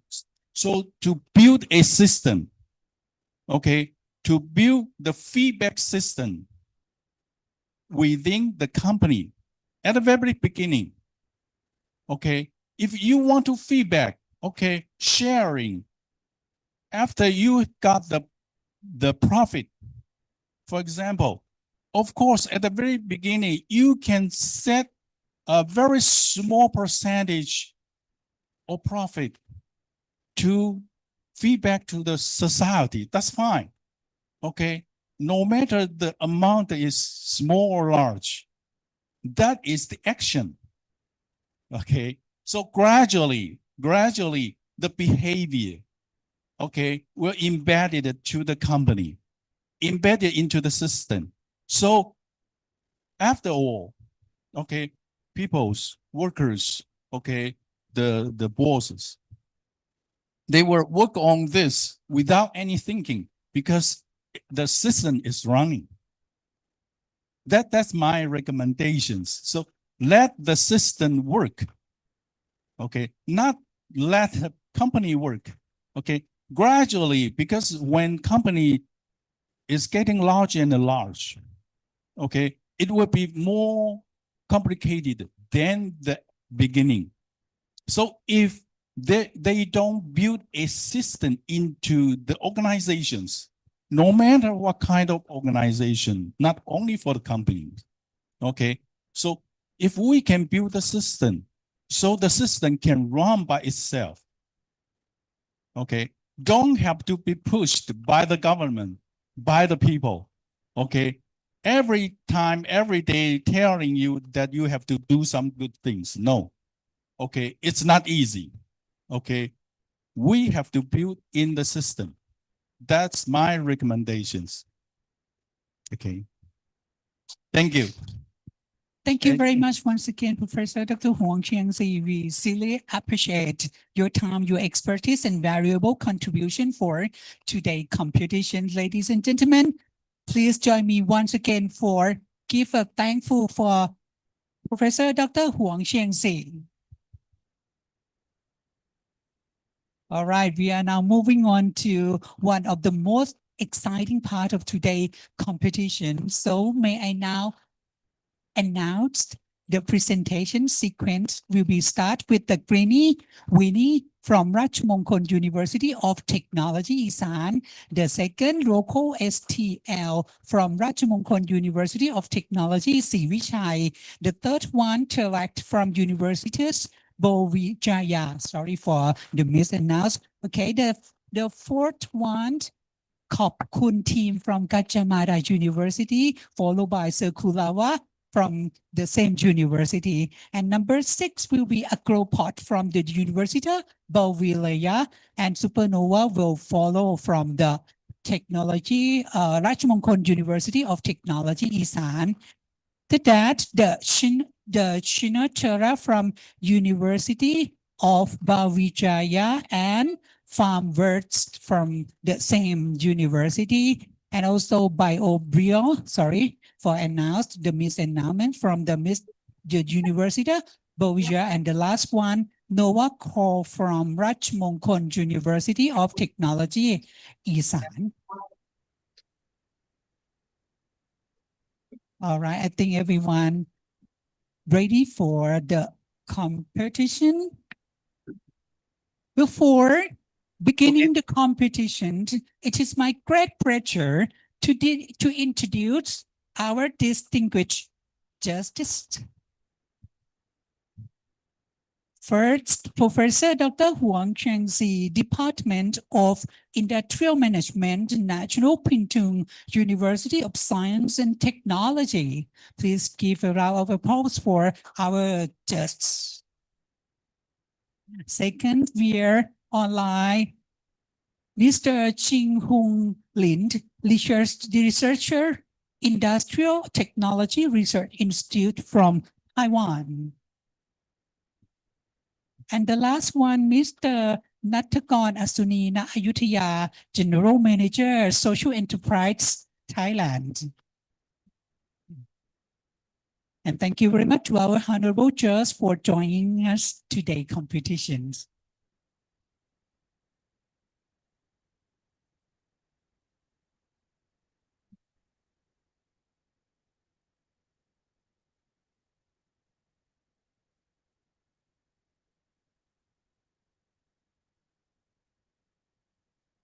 All right, the first team from on-site team, the team from Rajmongkol University of Technology, Isan, Greenie Winnie teams.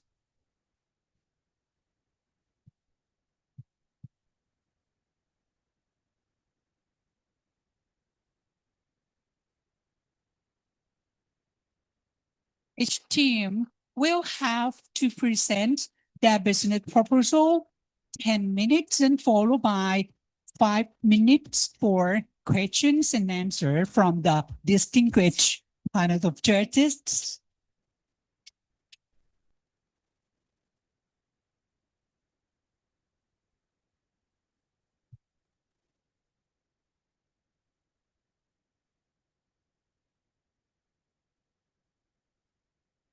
All right, the first team from the on-site competition, the representative from Rajmongkol University of Technology, Isan, Faculty of Business Administration, the team named Greenie Winnie. If you are ready, please go on the stage.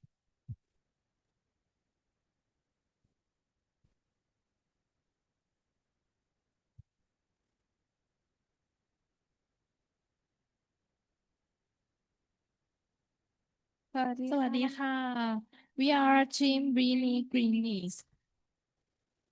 We will take a little short visual presentation for a while. Today, we're all facing the reality of the global warming, while businesses worldwide are under pressure to reduce greenhouse gas emissions and drive toward net zero. Many organizations find that initiating carbon management is complex, costly, and the carbon credit market is still remain hard to access. Currently, Thailand's carbon credit is growing rapidly, but two major gaps remain. First, many organizations want to reduce the carbon footprint and implement ESG practice, but they simply don't know where to begin.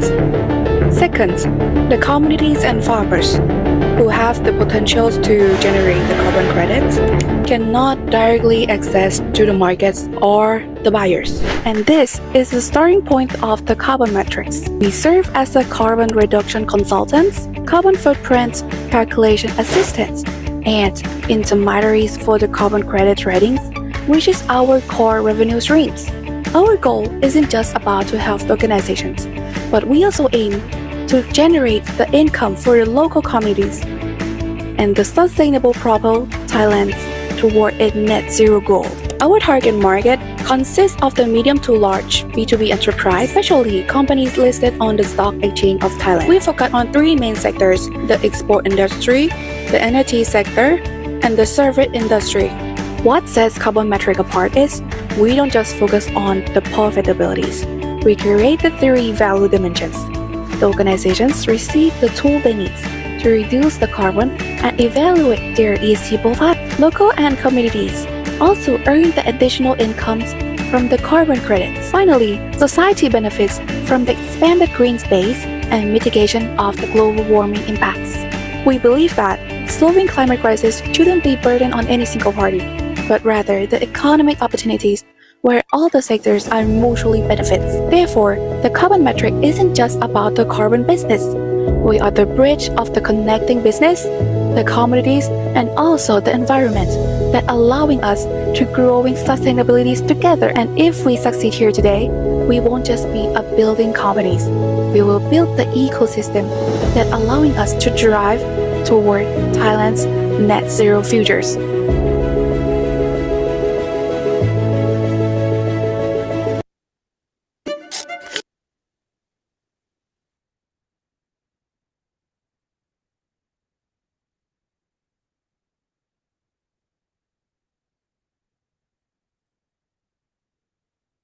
Okay, so did you know that the world is emitting over 36 billion tons of carbon dioxide every year?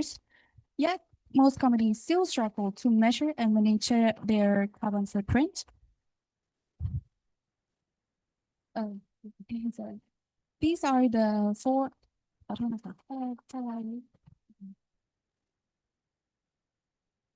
These are the four carbon emissions that come from four big areas, such as energy productions, from burning coal oil gas for the electricities, the transportations, the industry and manufacturing, also the agriculture use.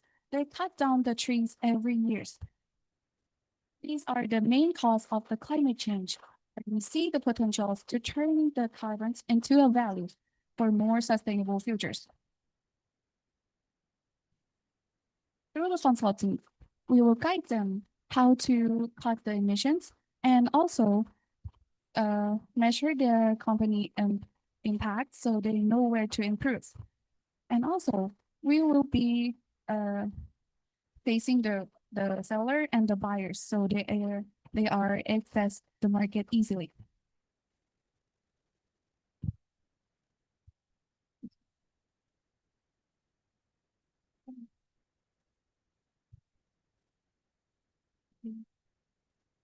Our target market is the biggest public list on the SET, which is the export business, the energy companies, and also the service hospitality that demands eco-friendly choice. Our market strategy is we will reach the market by B2B direct sourcing. We will be introducing our solutions and also providing free initial assessment to understand their needs and also the key importance to know what we could build more sustainability futures.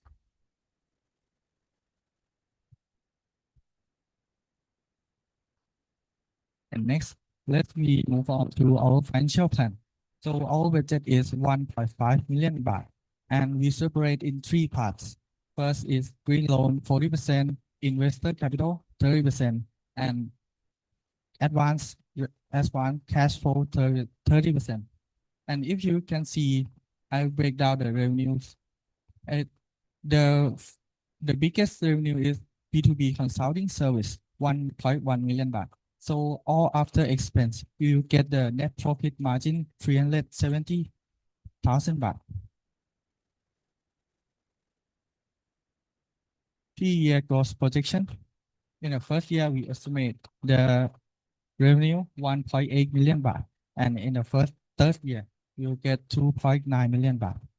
Importantly, in the net profit margin, 20.8%.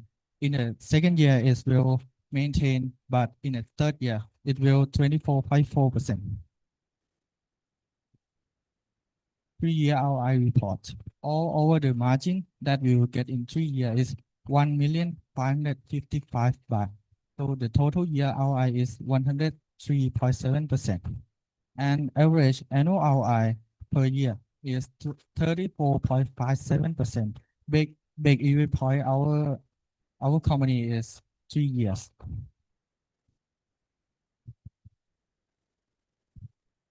Okay, our goals go beyond profit. We want to help farmers earn more income, increase green areas, and reduce global farming. We also want more people and organizations to take climate action seriously. Together, we can support Thailand net zero goal by 2065.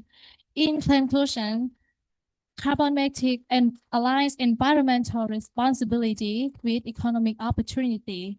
Together, we can turn carbon-metric reduction into real action, real income, and real impact. Thank you.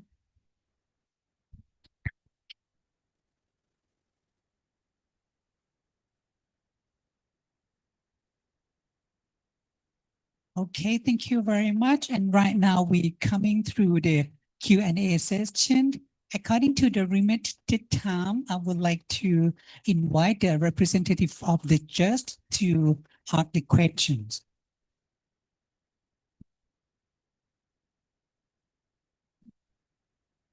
The questions. Can I ask a question? Very quick.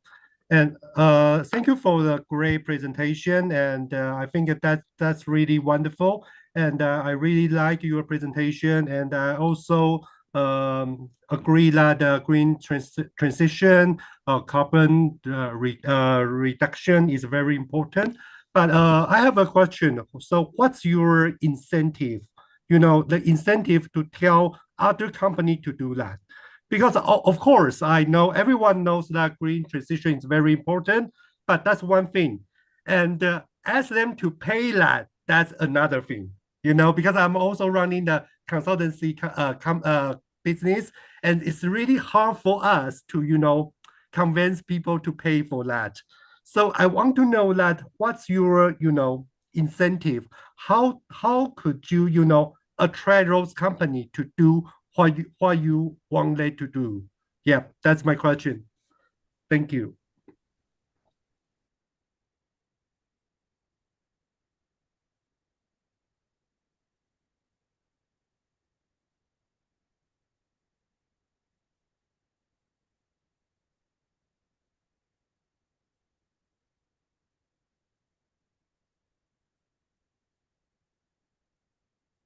So the standards of every organization, they have to follow the, the green industries and also the carbon credits. And also in Thailand, they were not likely to be more popular to well known in the marketing. So we will be like the marketing.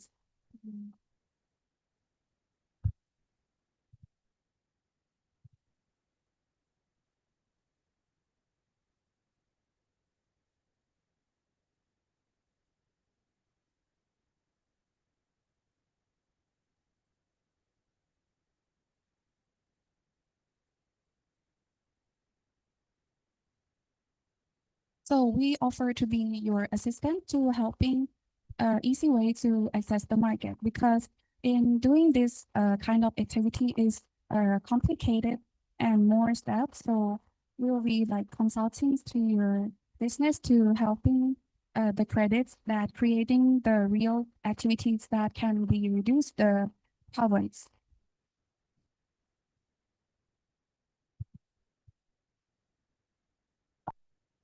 Okay, that's all for the Q&A session. Thank you very much. Please give a big round of applause for the representative from Rajmongkol University of Technology, Isan, Greenie, and Vinny. Thank you very much.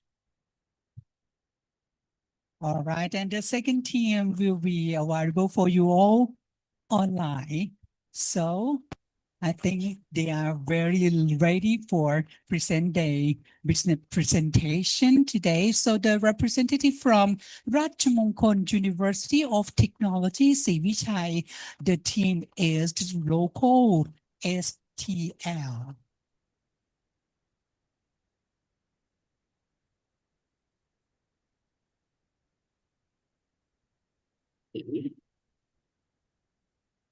Okay, good morning. Everyone can hear me? Okay. Okay, we started. Good morning, distinguished guests, all professors, ladies and gentlemen. It's a pleasure to be here today. My name is Patinan Haisurian. My name is Panada Pusa. My name is Kanitat Thongkam. So I'm representing team local STL from Rajamangala University of Technology, Sivichai. Today we would love to share the story behind our social enterprise, San Tai La. It's more than just a business. It's a story about local wisdom and how small ideas from a community creates a positive impact on the world. So let's begin.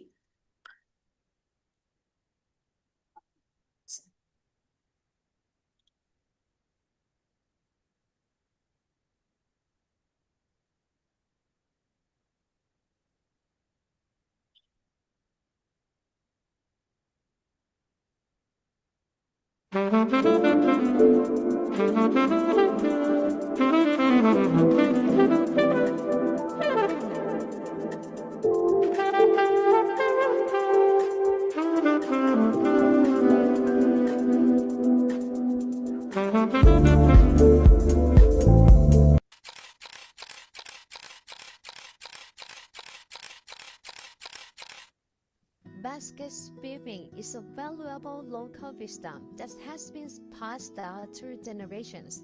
Over time, this product become more than just functional items. This inspired our idea. We believe that basket weaving should not remain only as a local product, and instead it has the potential to become a global lifestyle product that combines traditional craftsmanship with modern design and innovation. We can introduce this unique product to international consumers.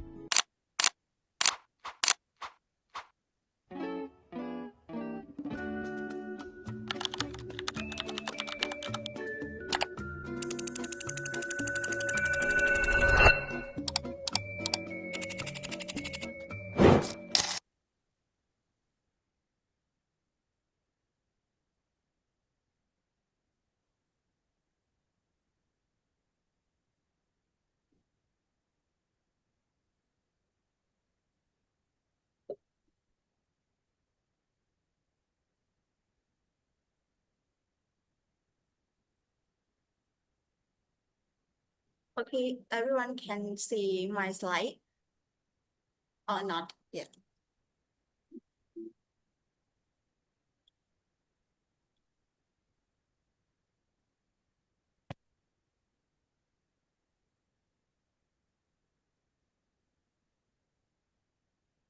Okay. Okay, everyone can see, right? Okay. Before we talk about our business, we would like to start with something very important about our name. So San Tai La is not just name of our brand, it tells the story of who we are, where we've come from, and what we believe in. So our tagline is weaving Southern wisdom in a global green revolution. For us, this means taking the wisdom that has been passed down in a southern Thailand and turning it into sustainable products that people around the world can appreciate. So because we believe that local tradition and not just memories of the past, they can become a solution in the future too. So what's that is San Tai La. Actually, this means, let's start with the San in Thai word. In Thai, San means is weaving. So if represent the traditional weaving skills that have been passed down from the generation to generation. But for us, it also means connecting people, culture, and innovation together. So now everyone, let's look at the Tai La. Tai La is mean under the house in the southern language. In southern Thailand, this is where family gather, where people work together, share story, and pass on their knowledge. It's a place full of the warmth, connection, and community. So before creating our product, we ask ourselves one simple question. So why our traditional craft is disappearing? It's a big problem for our project.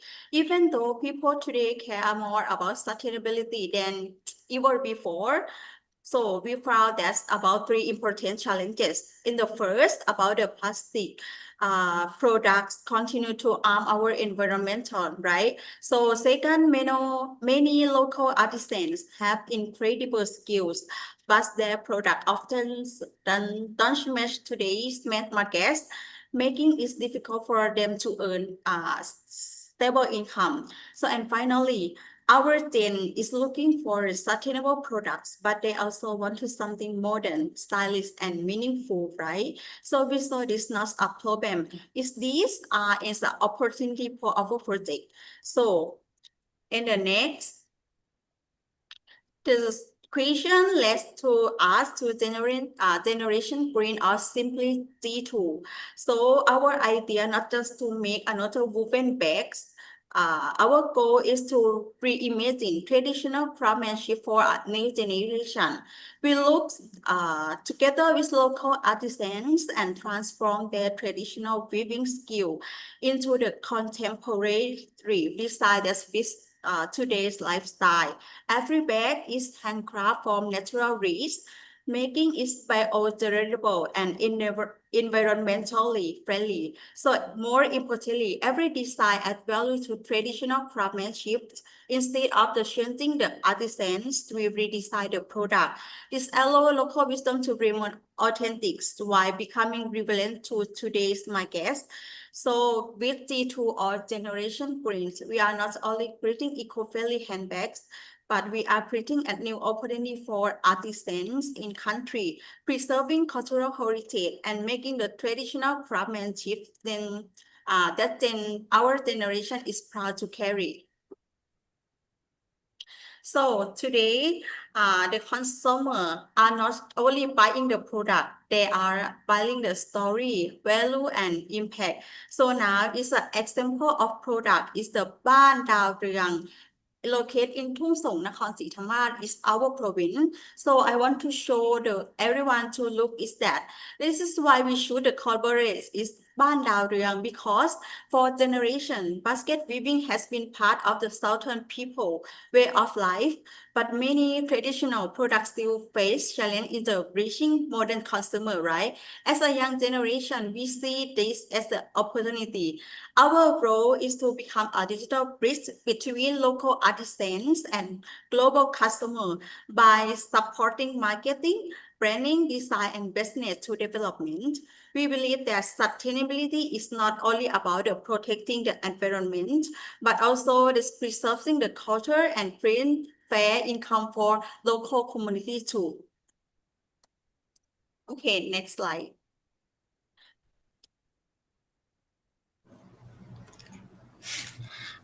Okay, let's talk about the market opportunity.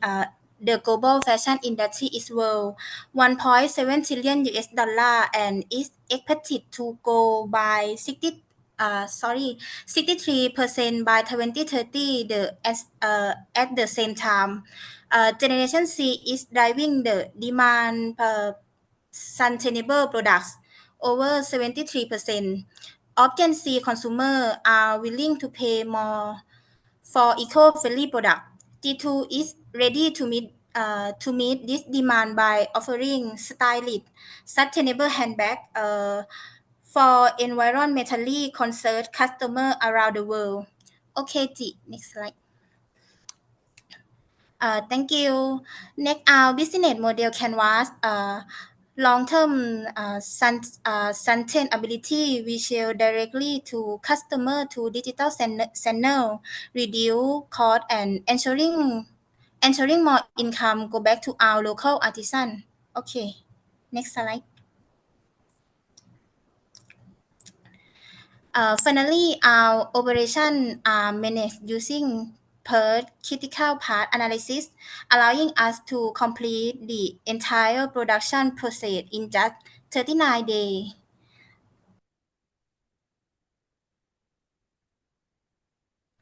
Okay, next deal. Okay, so about at Santala, success is a measure, is a prediction not only by profits, but now I predict my impact, ROI or return on investments. So, investment measure how much profits we generate compared to the amount invested. In the first years, everyone look at ROI is the negative S minus 21.55% because it's the initial investment stage. We invest heavily in the branding in the first time, product developments, and make entry. However, from the 2 years onwards, the business start generating positive return with ROI increasing to 16.88%. By the year 3, our average significantly to 52.97%, showing the strong business growth and market acceptance. In the long term, by the final years, ROI reached over 103%, which means the business generation more profit than the total investment. So that's include about the Santala strong financial potential and can deliver sustainable return when you are creating social and environment and tech. So next.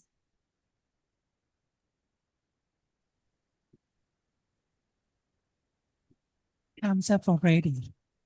All right, thank you very much for your presentation. This is time for Q&A session.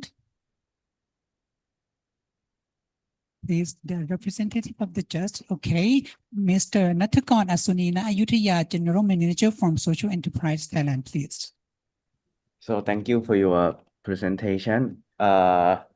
Just the only one question that I want to hear from you is, how do you differentiate your product within the markets? Because in Thailand we have so much a lot of these kind of artisans and also handicraft product. So how do you differentiate? How do you make it stand out alongside the other handicraft product as well? Because the challenges is we have too much these kind of thing, but we have really a few of them stand out in the country and also stand out in the market. Otherwise, it's gonna be a pitfall for your business as well to fall into red ocean and you can't really grow. Yeah, please. Okay, so about the question, I believe at each of the brand in a handicraft or artisan is a many design, is a unique.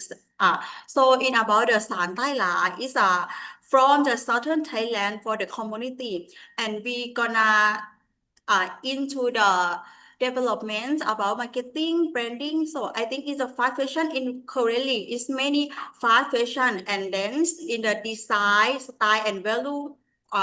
When we add in the community, I think I want to make a story to in the customer to insight in about our community. Yeah.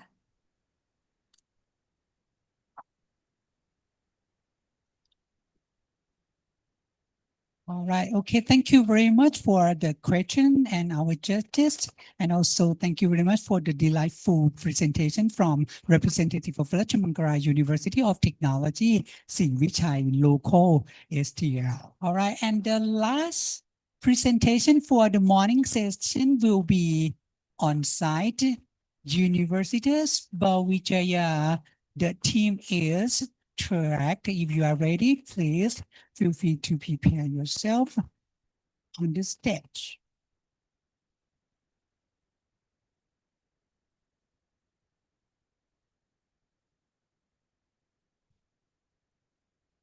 The next team will be on site, the Interact team from our partner university, Universitas Jaya, right, from Indonesia. Okay, this is the last team for morning session.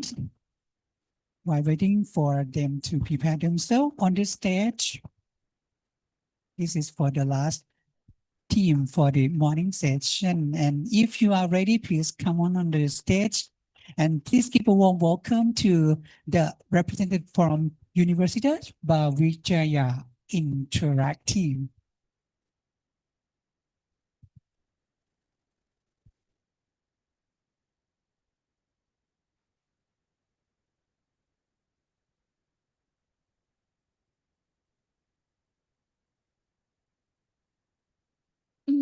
Hey guys, do you know? I just bought some fruit yesterday, but now it's already bad. Really? No. Actually, I'm working on some research right now. It turns out rambutan fruit has antioxidant and antibacterial properties that help prevent fruit from spoiling so quickly. That was such a good information. Want do you more about the research? Yes, no. Okay. It's good afternoon, everyone. Distinguished, honorable judge and honorable guest. On behalf of Team Tera from Brawijaya University, Indonesia, we are proud to present Rambu Food, a bioedible hunting farm food grown from on wild Indonesian University. And my name is Case. I'm student from Department of Agronomy, and alongside me are Sultan, student from Department of Agronomy, and Kaye, student from Department of Social Economy. And let us start with problem. Every year, Indonesia lost between 30 to 57% its entire agricultural production after harvest. It's before it reaches consumers, and that is an economic loss 213 to 320 trillion rupiah Indonesian. And that's why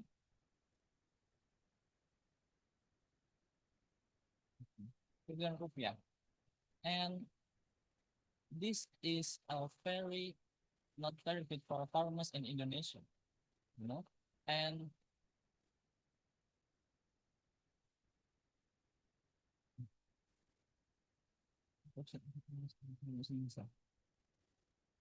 the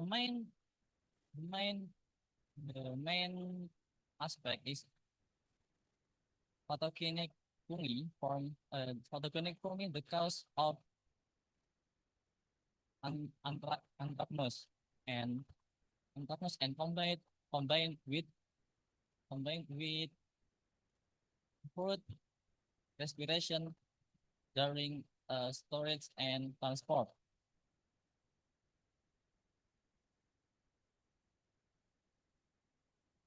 From this problem, we create a Rambu code, the solution of this problem. Rambu code is effective material, natural, effective, powerful material. It is a pure extract from rambutan fruit, a wild plant abundant across Indonesia, and chitosan derived or and chitosan derived from shrimp shell from the marine uh, industrial. Okay. And how it work? Rambusa is a bioactive. It inhibits fungal growth, and chitosan layer make a slow respiration and water loss on fruit. And this product is 40 to 60% effective to reduce respiration and 70 to 85% effective to reduce anthracnose damage by fungal.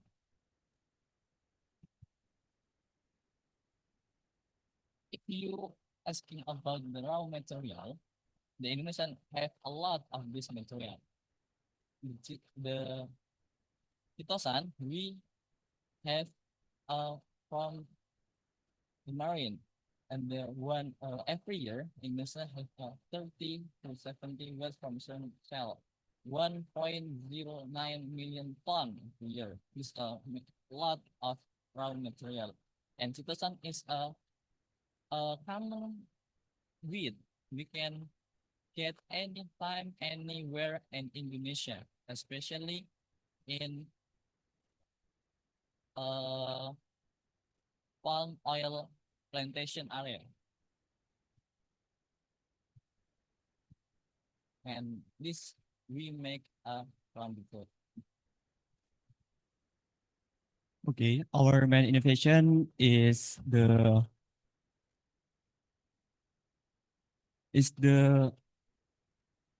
active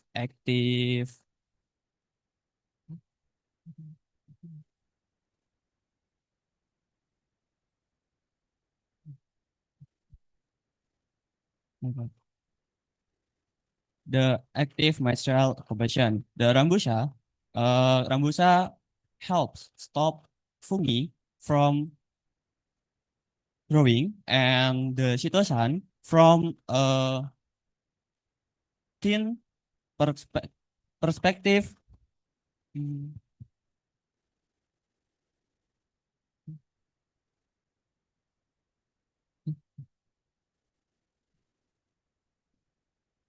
And the next is production process. The first is material selection, and the next is rambusa bioactive extraction. The third is chitosan processing, and the fourth is formulation. The fifth is homogenization, and the sixth is quality control, and the last is packaging. For our product, we have two types or two model. The first is liquid, and the second is water soluble powder. This is our team and position and job. Sorry.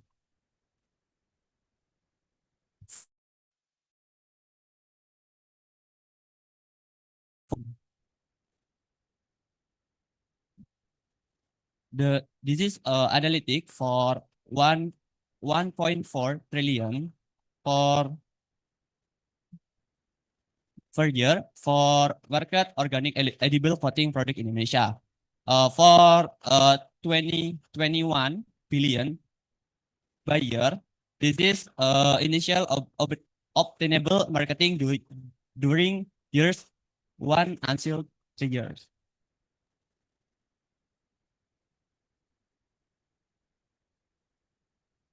This is our business model. We are use model B2B, that is business to business. Okay, this is marketing. We have for the target monetization, and then market entry strategy and loyalty. Okay, now I will explain our financial projection for the next 3 years. At the year one, our innovation projection to get revenue 1.2 billion and gross profit 696 million and gross margin 58%. And our EBITDA is still negative at the 154 million because we still focus on the market entry, and also we just focus at the certification product. And at the year 2, our Rambo Pod has to get a project into revenue, get 4.8 billion and gross profit 3.2 billion, gross margin 66%, and EBITDA in year 2 is positive at 1.9 billion. An active client 25 to 35. And year 3, our Rambuza is get revenue 14 billion, gross profit 9.8 billion, and gross margin 70%. And EBITDA 70.2 billion. All right, thumbs up for the presentation. Thank you very much for your excellent presentation today. Okay, may I now invite our judges to begin the Q&A session, please? Professor Huang. Your product mentioned about this is a code for fruit or food, right? And it can remove the chemical residues. Before you sell your products, I like to know that this product have you already have, or you have a plan to have the proof or permission from the Ministry of Medicine or something like that? Do you have that? Because that is related to the food or fruit. Okay.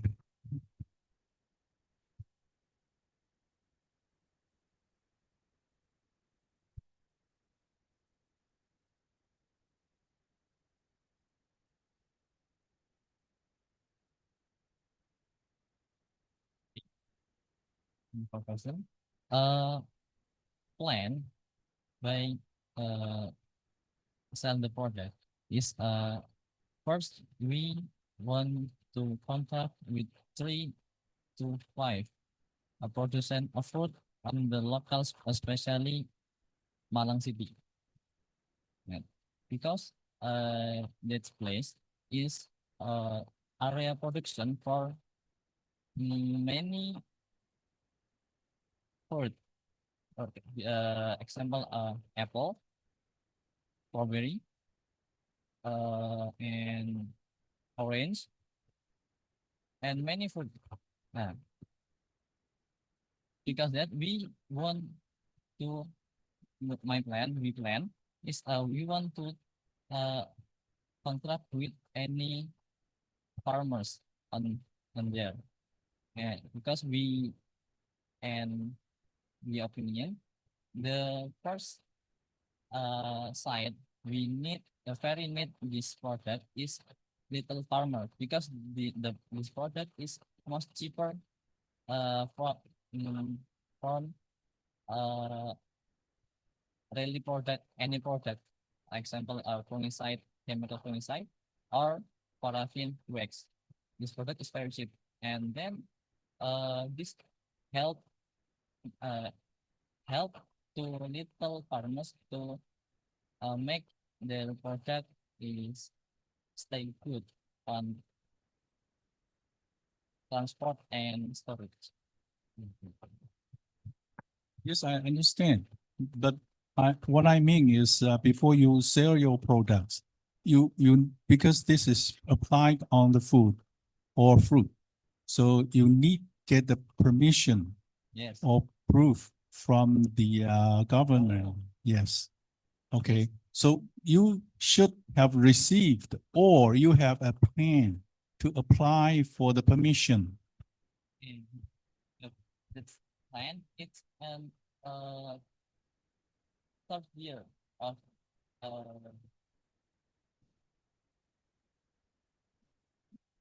develop formula effective, most effective formula product. And the third year, we want to asking the government and their committees of the government to out the permission of import our product. Something like that. All right, thank you very much. Please give a big round of applause for the representative from Indonesia University, Bawijaya, the track team. Thank you very much. All right, we are now coming through, completed this morning presentation. The lunchbox for the student will be available in front of the auditorium here. And also I would like to ask for the lecturers and Professor Dr. Wang for the second floor of lunch of the Dean Room. Thank you very much. And we will be back again at 1 p.m. for the next round of the afternoon presentation of the rest of the team. Please enjoy your lunch.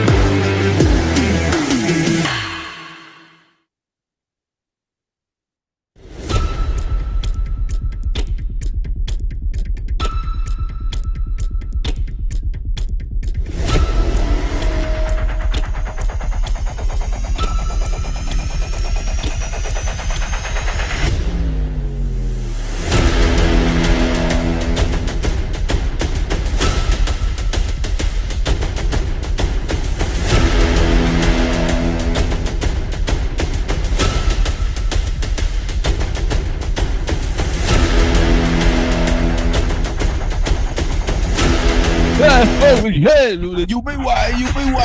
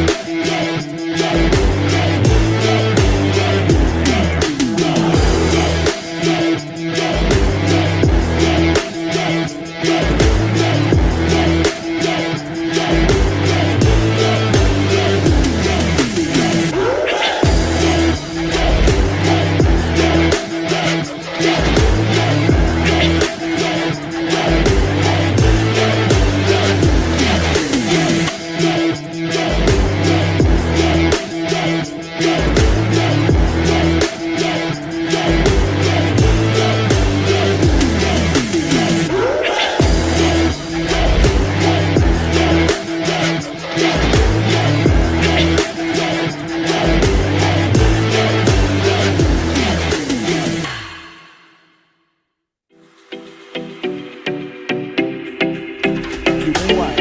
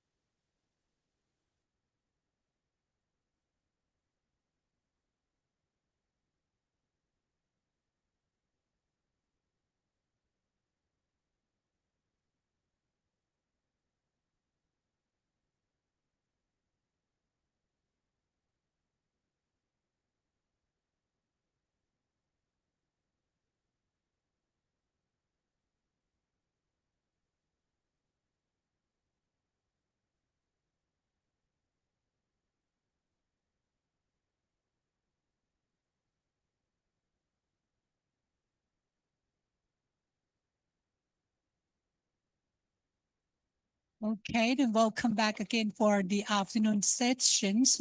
The afternoon session will shortly begin. And I think everyone gained a lot of knowledge from the three special speakers for the morning session, and also the first three themes that present in the morning session will provide about the variable of the presentation for the business plan competitions of the project here today, Global Social Enterprise Competition 2026, the theme of Youth Empowerment for Global Change that will be held here for today, the 26th June 2026 at the Business Administration Faculty, Rajmongkol University of Technology, Isan, and you will be here with us. Once again, I am Dr. Thirawat Atparu. I will be your MC for also the afternoon session. So in the afternoon session, we will have the list of the team that will be the competitor for the business plans presentation that will be start with the representative from Gajah Mada University via online, and also the team number 5, team number 6, will be online also. And after that, we will come back again for the team number 7, the representative from Rajmongkol University of Technology, Isan, will be on site here until the last teams of the competitors. Team number 7 from Rajmongkol University of Technology, Isan. Team number 8, number 9, and number 10, the representative from Universitas Brawijaya, Indonesia, here on site also. And the last one, the representative from Rajmongkol University of Technology, Isan, Novakov, will be present at the last team for this competition today of the Global Social Enterprise Competition 2026. I think this is time for starting the afternoon session. May I check once again? Everyone will be here with us. The just here, okay. The two just here, and the afternoon team, the representative from Gajah Mada University, and ready to present already. Okay. Good afternoon, everyone. Welcome back to the afternoon session of the Global Social Enterprise Competition 2026. We will now continue with the remaining business band presentation. We wish all participating teams the best of success. Now I invite team number 4, Khop Kun team from Gajah Mada University. Please, if you are ready to present, please feel free to present your presentation.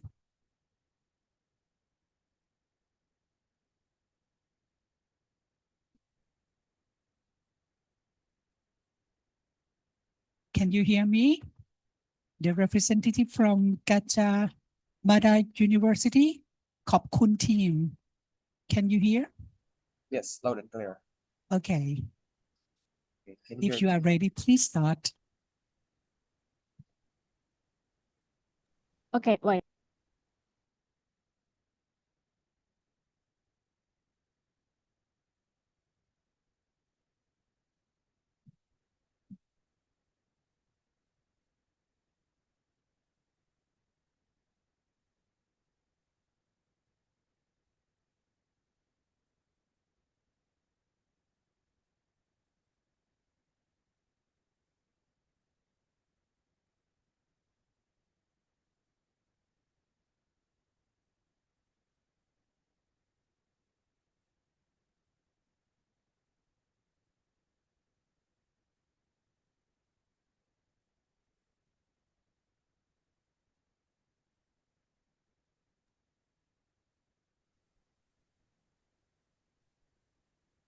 Okay.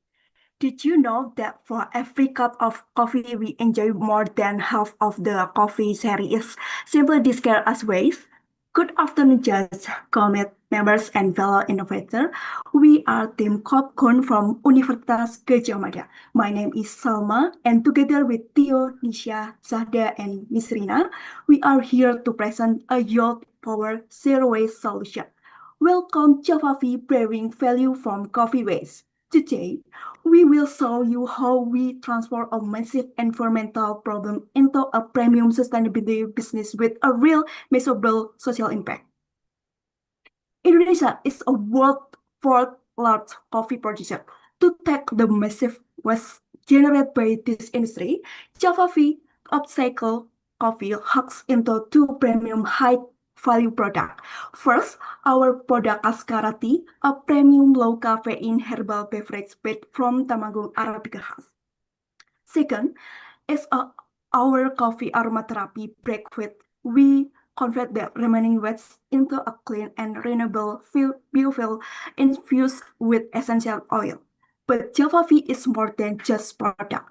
We create a direct social impact by providing an additional 10 income stream from Temanggung coffee farmers and creating employment opportunity for local youth. Next. So, how does this business engine run? Let's look at our business canvas.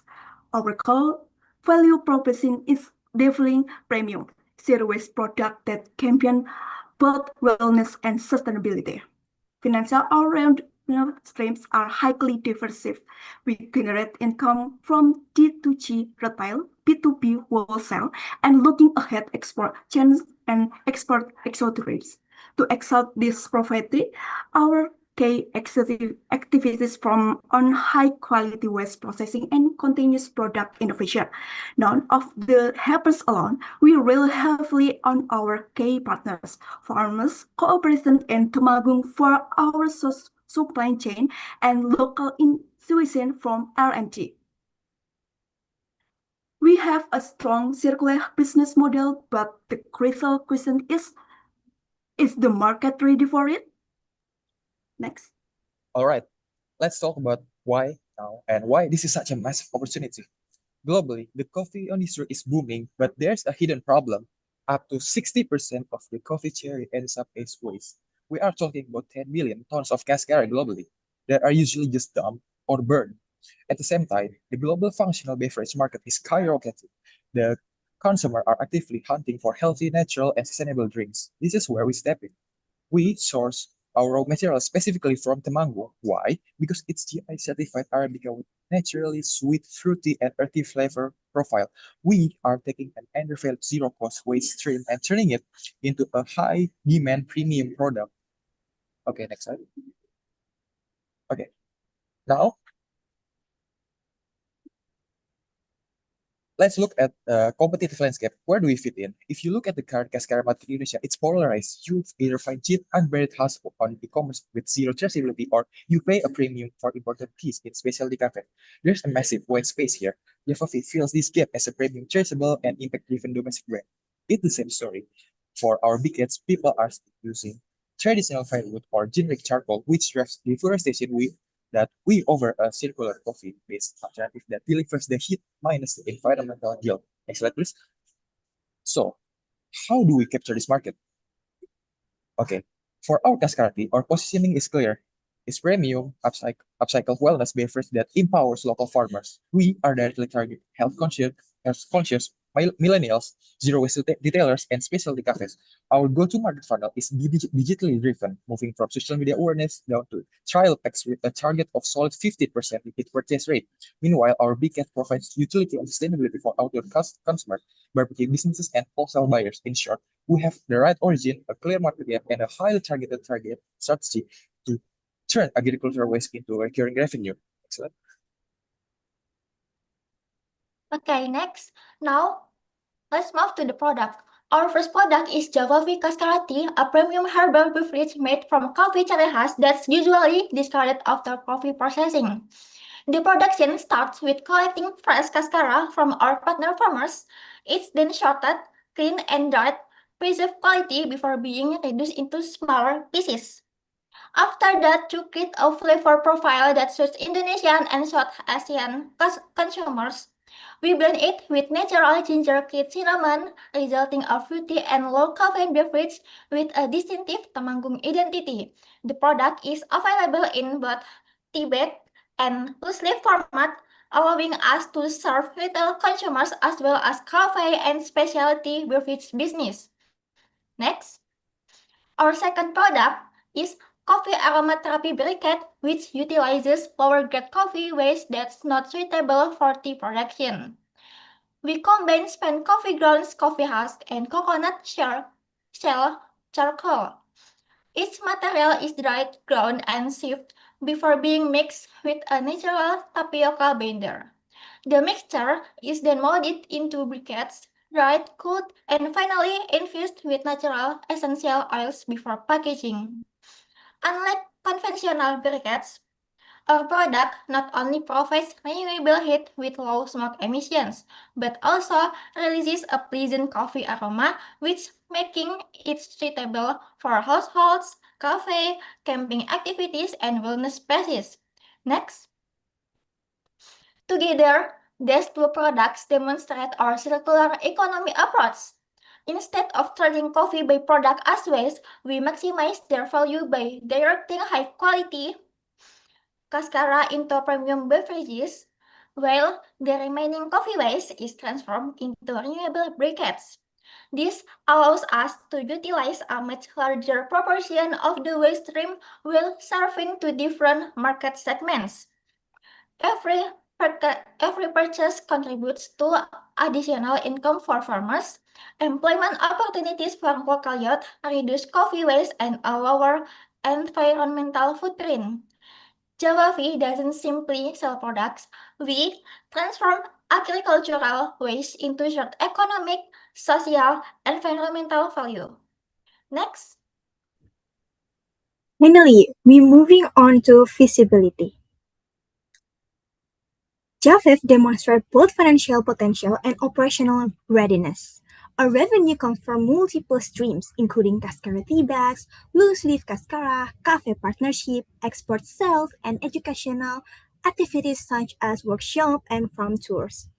Based on our projection, revenue is expected to grow from approximately 12,000 USD in year 1 to nearly 88,000 US dollars in year 3, while gross profit increases from around 4,400 US dollar to 35,700 US dollar. At the same time, gross margin improved from 36.6% to 40.7%, indicating stronger efficiency as the business scales. Next. We also recognize that every business faces risk. Therefore, we identify 5 key risks: market adoption, supply chain, finance, product and certification, and lastly, competition. Among them, market adoption is the most critical challenge, as Cascara remains relatively unfamiliar to many consumers. To address this, we focus on consumer education, product sampling, cafe partnership, and sustainability-driven marketing. Next. In conclusion, JFF is more than just a beverage business. We transfer underutilized coffee husk into high-value products, creating a circular economy solution that benefit farmers, empower local youth, and reduce agricultural waste. By combining environmental impact, social empowerment, and financial sustainability, JFF creates value for multiple stakeholders within one integrated business model. With all of that, we believe JFF is well positioned to become a sustainable social enterprise that creates meaningful and lasting impact. Next. Thank you, and we look forward to your feedback. All right. All right. Thank you very much. Representative from Gajah Mada University. And right now, may I invite our judges to begin the Q&A, please. Okay, thank you for your great presentation. I really love your slides. It look very beautiful and very, very professional. I have to say that. And I also love your idea about coffee, especially I'm drinking coffee now. So it sounds like a great idea for me.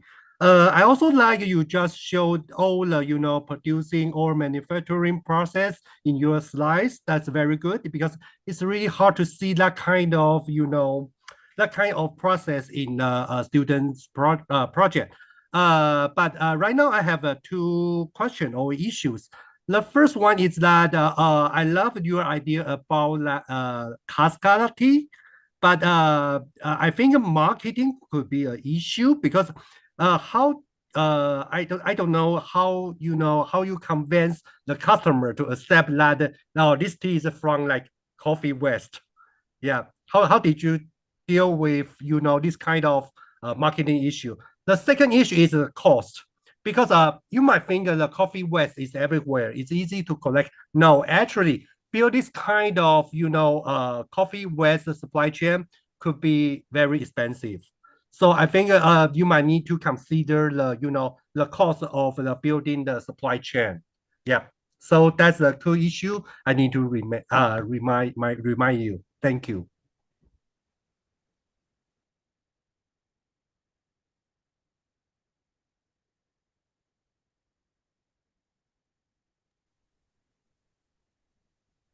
Okay, thank you for the question and for your feedback. Okay, so since Cascara is still a niche product in Indonesia, our biggest challenge is customer awareness. That's why our first year focus on education through cafe partnership, product sampling, and digital storytelling. And instead of targeting the mass immediately, we start with health conscious consumers who are already familiar with specialty beverages. And regarding cost, we minimize it by using coffee house, which in an underutilized byproduct with low procurement costs. And we also start with small batch production and phase expansion, so we don't invest in large facilities too early. And this lean approach help us to manage cash flow while validating the market. Okay, thank you. Thank you. Thank you very much, Mr. Jing Hongling from Industrial Technology Research Institute, Taiwan. And also thank you very much, our team, Kopkun team from Gajah Mada University. You have done a great job for today's presentation. All right. Well, we have to go to the next team, the representative from Gajah Mada University. Again, the team names Soku Lava. If you are ready, please prepare yourself for the presentation. Right, if you are ready, please start.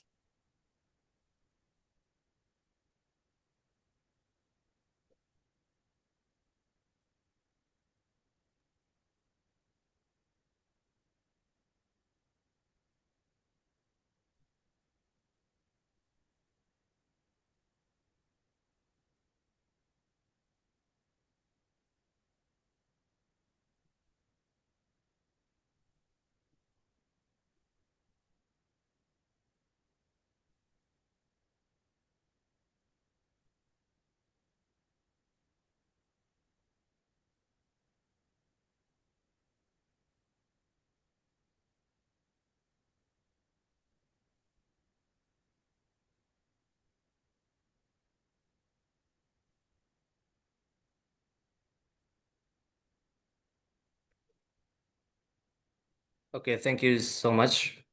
Good afternoon for ladies and gentlemen. Picture one village in Yogyakarta, Indonesia.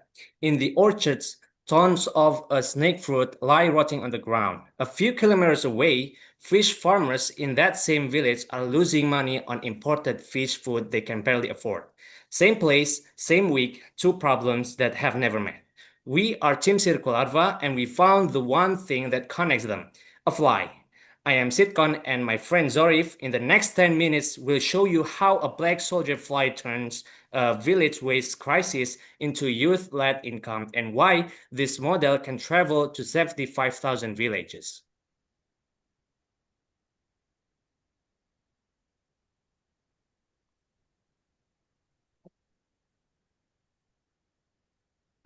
Two problems are rotting in the same villages. First, the waste. Wonokerto sits inside a 705-hectare salak growing belt. Every harvest, the farmers throw out tons of fruit that is bruised, small, or unsellable. It builds up in the orchard, rots, leaks methane, and breeds pests. Nobody pays to clear it because to everyone around it, the fruit is worth nothing.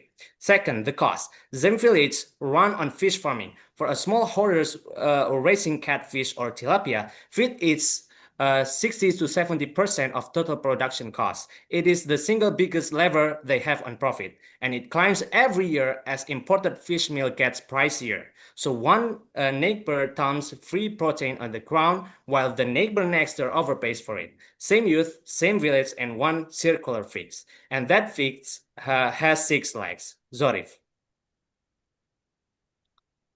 Okay, thank you, Sitcons. Meet the Hamersia illusions, the black soldier fly. We don't farm it because it's novelty. We farm it because its larvae are the most efficient ways to protein converter in nature. Here's what happened inside our small biopond. We feed salak waste into the larvae. In 12 to 14 days, they will grow into biomass that is 40 to 44% protein. We dry and mill it into a mill that replaces imported fish meals, and that cuts fish farmers' feed cost by 30 to 40%. The leftover residue that we call frost becomes organic fertilizers that goes straight back to the salak orchards. That creates zero waste, leaves the loops. And every batch runs under sensor for temperature, humidity, and gas with live dashboard. That is our age. Informal market farmer works by guessworks. We works by data. Our output stays consistent and traceable, batch after batch. That data is playwork we can copy. Okay, next, the follow the loop ones. Salak waste goes into biopond. The biopond gives us protein feeds. The feeds grows fish and leave farmers' income. The frost returns to orchard as fertilizers, which helps grow next season salak. Every output become the next input. This the biocircular green economy in one picture. The first one is bio. We use black soldier fly biotechnology to upcycle organic waste, circular, a true circle loops where nothing gets discarded. And the third one is green. We stop the methane from rotting the fruit, display high carbon imported fish meal, run solar assisted, and keep a small land and water footprints. Judges, the loop is the whole business. The circularity is what we earn the money and cuts the carbons at the same time. So, how does a closed loop pay the bills, Sitcon? So one waste stream, 5 ways to earn. 1. Dried protein meal, sold in bulk to feed mills and farmers groups. 2. Fresh maggot and eco-maggot pellets for smallholder catfish, tilapia, and bawal farmers. 3. Fresh fertilizer, sold back to the same orchards that gave us the waste. Those 3 sell the protein and close the loop. The first stream is our growth engine. We pack the whole system into a biopond in a box with the digital playbook and a live IoT monitoring subscription, and sell it to new villages. The 5th is paid training that turns village youth into magotpreneurs. 3 streams earn from running a unit, 2 earns from copying it. So the timing runs in our favor. The global market for black soldier fly protein is growing near 26% a year, from $600 million today toward 5.9 billion by 2036, and aquafeed is the largest slice of it. Indonesia is one of the biggest aquaculture producers on earth, and feed is that 60 to 70% cost we showed you. Our raw material, our customers, and our social need all sit in the same district. We start in the Sleman to Magelang corridor and aim for 8 to 10 village units inside 3 years. Zorif, why do we beat everyone already in this space? Okay, because we beat its rival on exact point where its weakness. Imported fish meal works, but it's expensive and price swings. Commercial pellets are reliable, but they carry a heavy carbon footprint and have a high margin. Then commercial pellets are reliable, but they also carry carbon and have a high margin. And informal market farmers are cheap, but they output inconsistently, untraceable, and stuck at cottage scale. Circular alpha is the one option that's all 4 at once. But the first one is low cost, consistent and traceable, a true closed loop, and built to franchise. We take backyard activity and turn it into standardized system, and investor can back. And numbers carry the story, Sitcon. Okay, so here's the 3-year path. The 3 years path. We grow from a 1 village unit to 3 to 8. Customers go from 30 fish farmers to more than 400. Revenue climbs from 48 million rupiah in year 1 to 720 million by year 3. We take a small plane loss in year 1 while we build, hit operating break even in year 2, and pay back the seed capital inside that same year. Gross margin moves from 40 to 58% as the recurring kit and IoT income scales.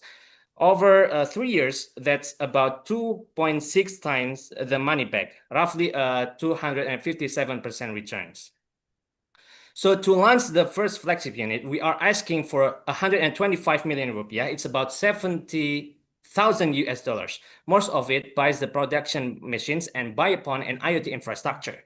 The rest covers training, coordination, and monitoring. We don't lean on one source. Prize money and innovation grants start us a CSR partnership with the National Utility, or our we call PLN, supports the power and the rollout, and reinvested profit revolves into its new village, low debt and break even by year 2.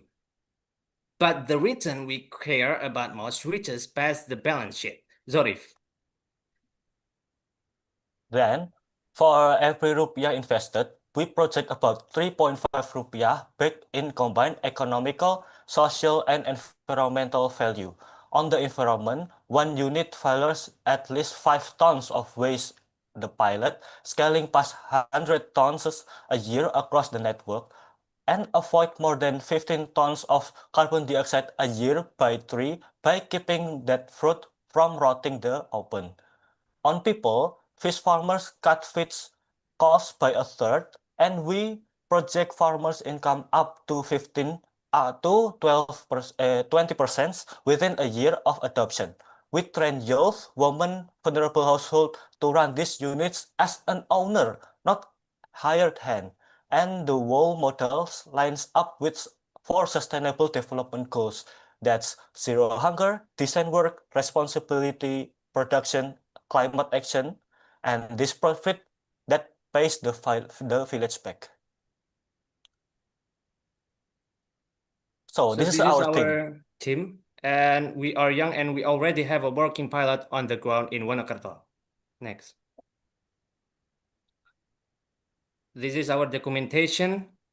And yeah, so the judges, back to where we began. One village, ton of rotting fruit on one side, fish farmer overpaying off on the other. Circular connects them with one fly and one closed loop, and it puts the youth and the village in charge of running it. So thank you so much. We are Circular Alpha. Thank you. Thank you very much. It's time up right now. So this words presentation from the representative from Gajah Mada University. Circular team. All right now it's time for the Q&A session. Please, the judges.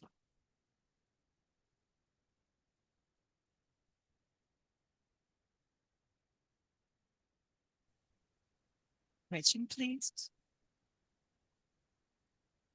Okay, Mr. Chin Hong Lin, please. Oh, no, sorry. The judges. Question, please.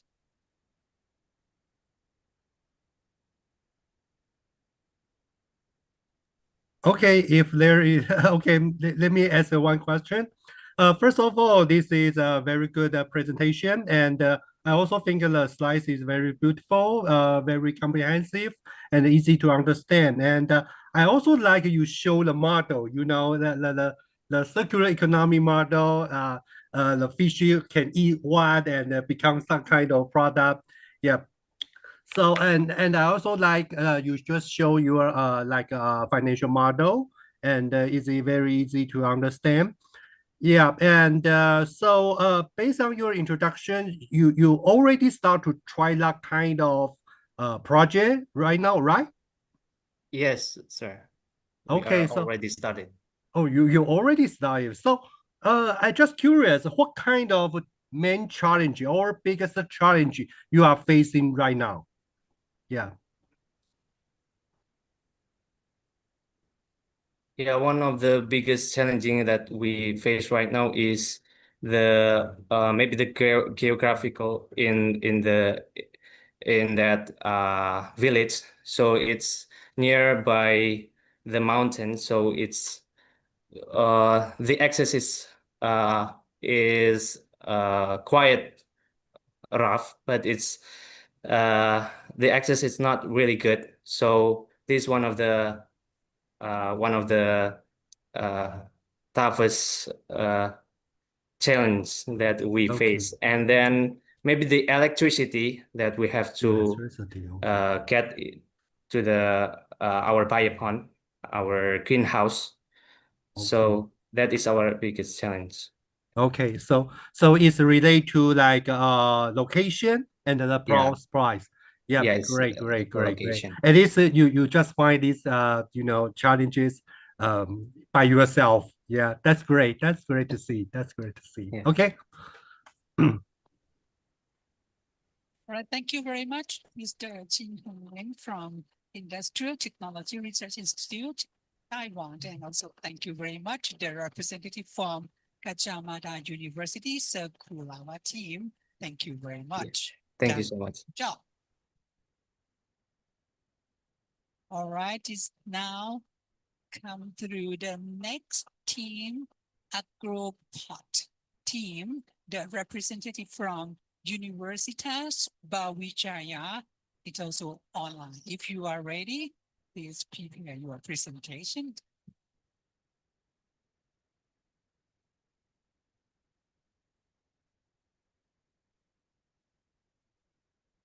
And if you are ready now, please start. Okay.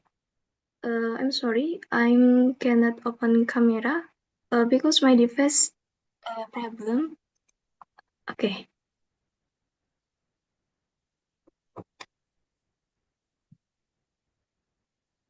Nature is not only providing food for us, but also giving the essence of life. Good afternoon, honorable judges. Inspired by this belief, we present an innovation that transforms agricultural waste into a sustainable solution for agriculture. Next.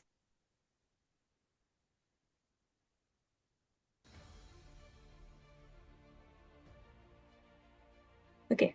Indonesia is currently facing a serious waste management challenges. According to the Ministry of Environment in 2025, Indonesia generated approximately 56.63 million tons of waste, with 23% consisting of plastic waste. One of the major contributors comes from the agricultural sector, according to the Organization for Economic Cooperation and Development. Agricultural plastics are among the leading source of environmental pollution in Southeast Asia. In Indonesia alone, the agricultural sector produces around 10 million tons of plastic waste each year, mainly from plastic polybag, plastic molds, and other single-use plastic material. The continued use of this plastic degrades soil quality and increases the risk of long-term environmental pollutions. Next. On the other hand, Indonesia has enormous biomass potential, especially from its banana industry. Malang Regency is one of the major banana producing regions in East Java, the largest banana producing province in Indonesia. Every hectare of harvest banana plantations generates about 4 tons of organic waste, with 75% consisting of banana pseudostem waste. Rich in cellulose fiber and contain essential nutrients, including 1.18% nitrogen, 8.69% phosphorus, and 1.09% potassium, which are important for supporting plant growth and development. However, most of this biomass is still discarded, creating abundant agricultural waste with little economic value.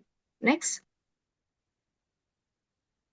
Driven by these challenges, we are 4 young innovators from the Blue Campus, the campus of struggle at Brawijaya University, and we are proud to present our innovation, AgroPot, a biodegradable seedling pot made from klutuk banana pseudostem as an alternative to plastic polybag to support sustainable agriculture.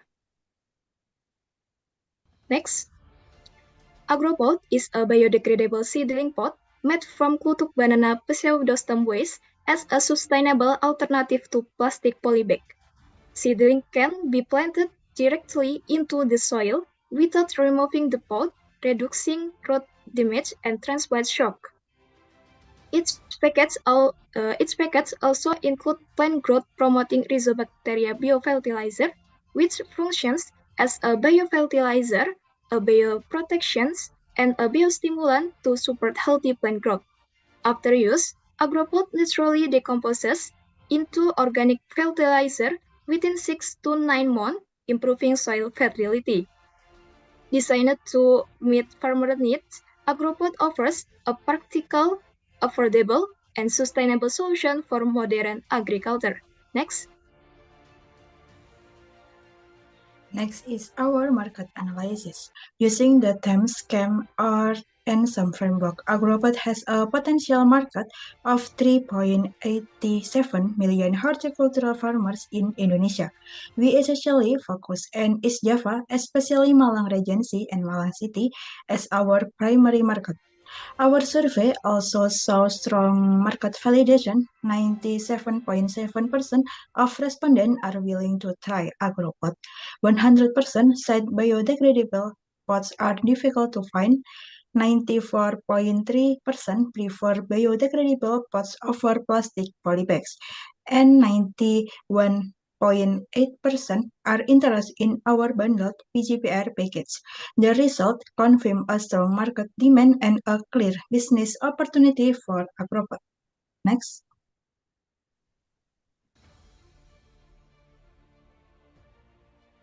How do we turn agropod from an idea into a widely adapted solution? To answer this challenge, we focus on three key strategies: building awareness, establishing trust, and expanding market reach. Through digital campaigns and product educations, we introduce agropod as a sustainable alternative to conventional plastic polybags. At the same time, strategic partnership with nurseries, farmer groups, and institutions help strengthen our credibility and accelerate adoption. To maximize accessibility, we implement both B2C and B2B sales channels, allowing agropod to reach individual consumers as well as large-scale agricultural stakeholders. Next.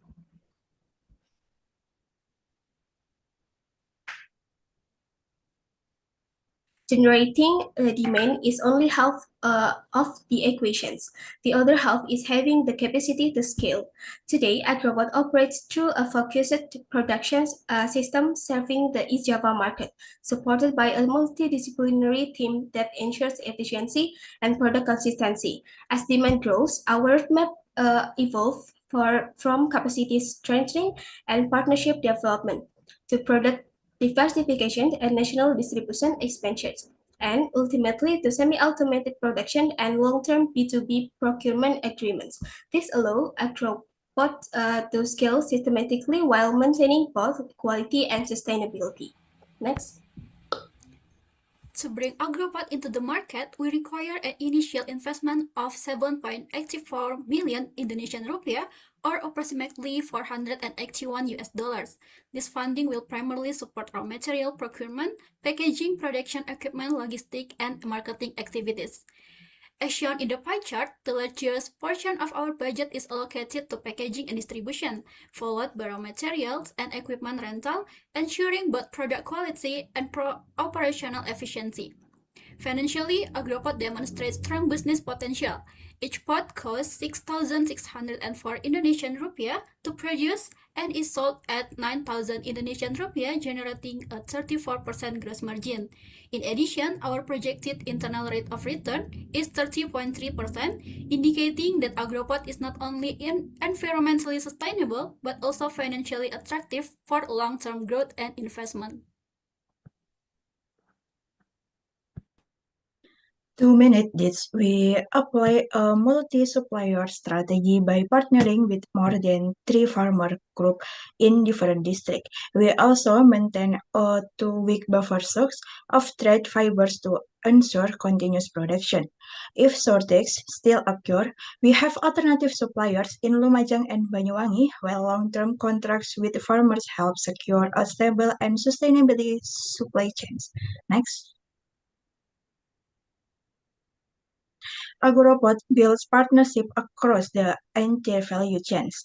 For raw materials, we collaboration with banana farmers in Tumpang and livestock farmers in Dau. For marketing, our B2C strategy, use Tokopedia, Shopee, and TikTok Shop, while your B2B strategies target nurseries, horticultural business, and agricultural supply stores. Finally, Brawijaya University supports us through research, product testing, innovation centers, and business mentorships. Next. Beyond profitability, AgroPod creates meaningful impact in three dimensions. Environmentally, it replaces conventional plastic polybags with biodegradable planting pot that naturally return into the soil. Socially, it creates additional income opportunities for banana farmers by transforming agricultural waste into valuable product while encouraging youth and green entrepreneurship. Economically, AgroPod supports a circular bioeconomy by converting waste into market value and promoting sustainable agriculture development.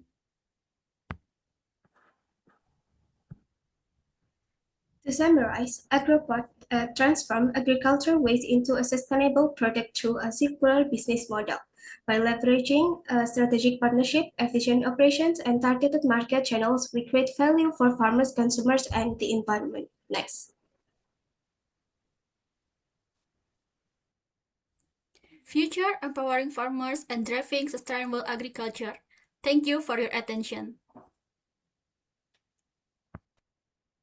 Thank you very much for your presentation today. The representative from University of Wijaya AgroPod. Okay, and right now this is time for the gist of the Q&A session. Please, Mr. Natakon Asunina Ayutthaya. Thank you very much for the presentation, and it looks really professional and also well prepared. So I would say I like your mitigation plan and also risk management as well. So one question, as this solution also happens in Thailand as well, but the barrier that I have found in Thailand is the cost effectiveness for farmers or for consumer. So how do you nudge them? How do you kind of like convince or try to transform them to use your product? Because in Thailand, I mean, I have heard this kind of solution for a couple of times, and everyone said the same thing, that when it comes to the cost, people think about, and also people doesn't really want to change where they use the plastic, right? Because when you buy the big chunk of things, right, plastic is still the cheapest. So how do you kind of like convince people on that?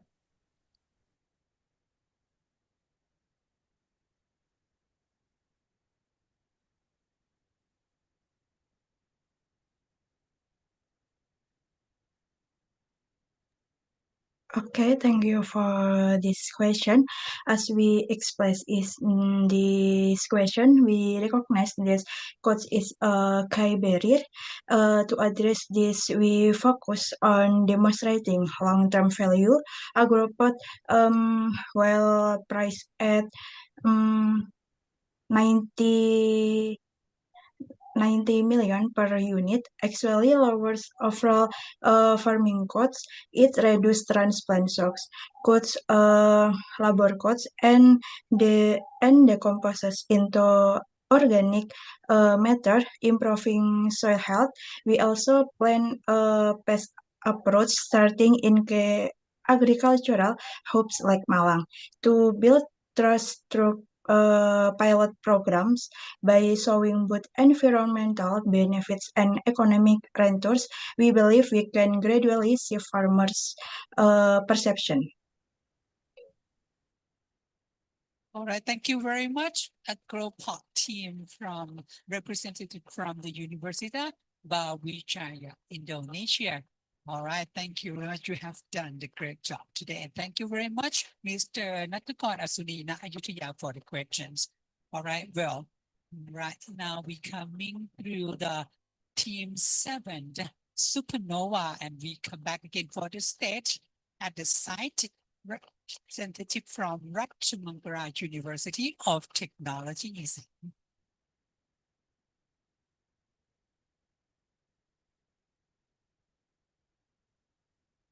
If you come on the stage and prepare your presentation, and the microphone will be there.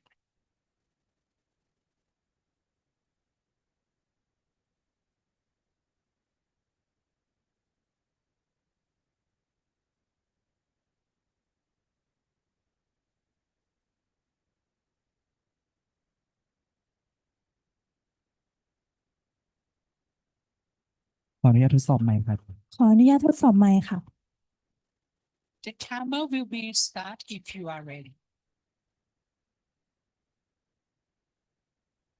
You ready? Yes. Okay, take songs. Hello everyone, just as guest. Today we are proud to present Hao Ho, a premium sparkling made from coriander berry. Hao Ho was created to address three key challenges faced by local community. First, coriander berry have a short shelf life and often face oversupply. Second, community lack value-added processing capability. Third, market access remain limited. To solve these challenges, we develop Hao Ho. Now, let me introduce how Hao Ho transform these challenges into opportunity to innovation and value added processing. Our business model consists of key steps.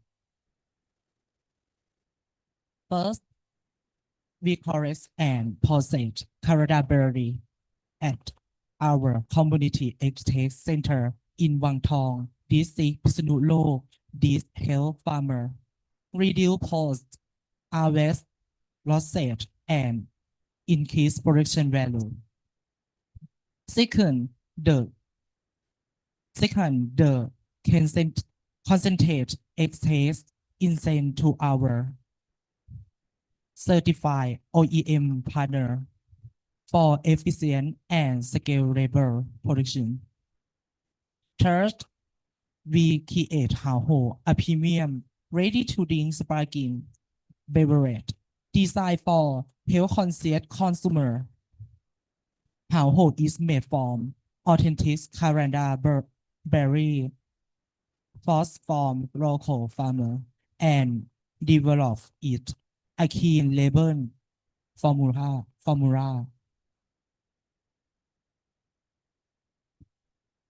We form artificial and teeth and preservative. It come in acrylic in 330 milliliter aluminum can with alipecin, sweet and sour taste, and arrow sugar formulation. List a retail price of only 25 baht per can. Hao Ho offer an affordable premium choice for hand concept young adult working professional. Now, let's ask for how Hao Ho create long-term value to sustain ability and market opportunity.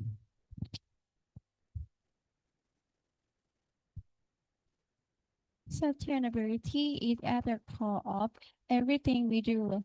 Let me walk you through how Hao Ho apply the BCG economy framework, building a local economy and creating value for both community and planet.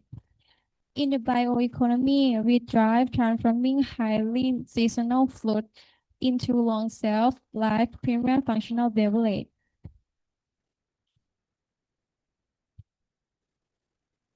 In a circular economy, we follow a zero-waste manufacturing paradigm, upcycling agricultural byproduct, wood, pulp, skin, and seed into premium organic fertilizer for community farmers.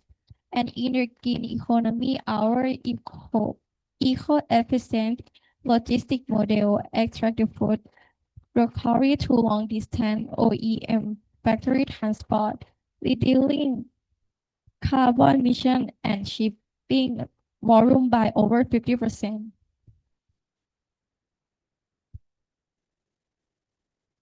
Now, let's look at the market opportunity. The Southeast Asian functional beverage market reached $5 billion in 2024.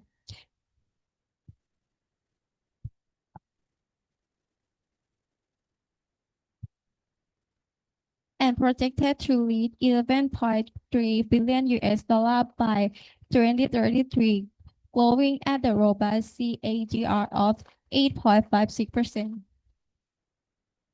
This is backed by validation, peer-reviewed research from Teaser and Boulanger University confirmed that cranberry contain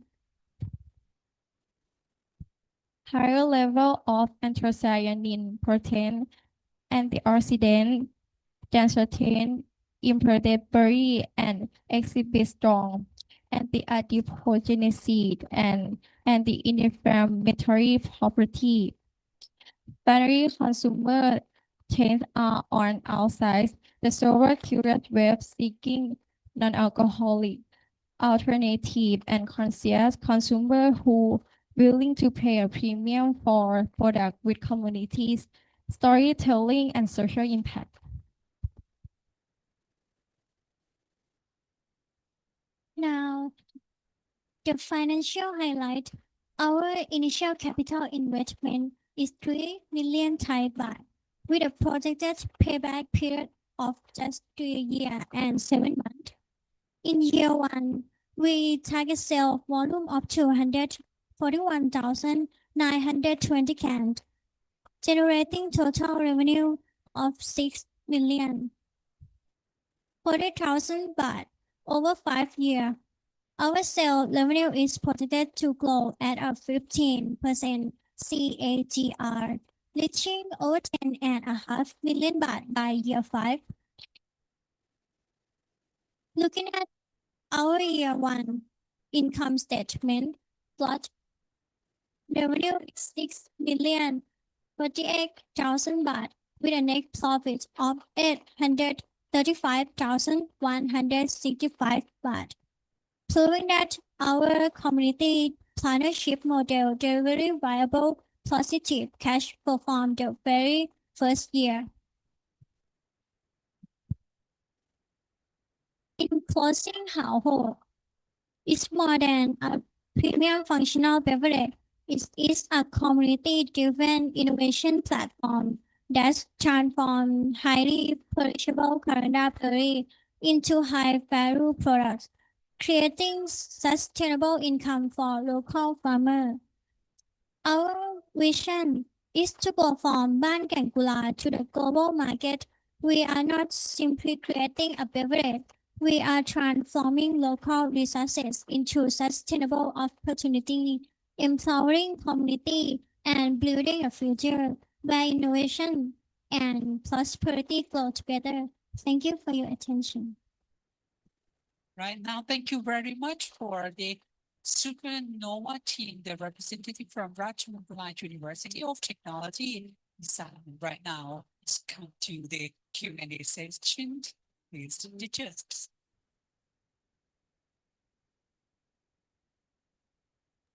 Okay.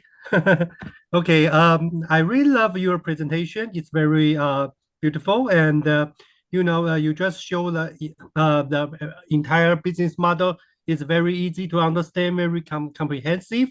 I only have one question. It's that because I think this is a very good business project. If this is just a entrepreneurship competition, but since this is a social entrepreneurship competition, I think you still need to find a way to improve the social entrepreneurship impact of your project.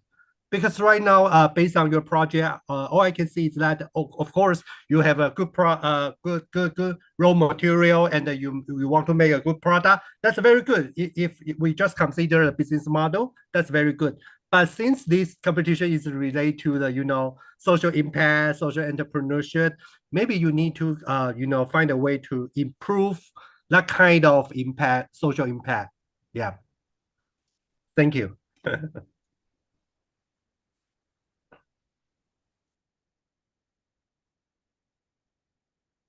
for the request of cancellation คุณมีวิธีการที่จะหาวิธีการอย่างไรที่จะช่วยให้กับผู้ประกอบการในcommunity ของคุณที่จะพัฒนาให้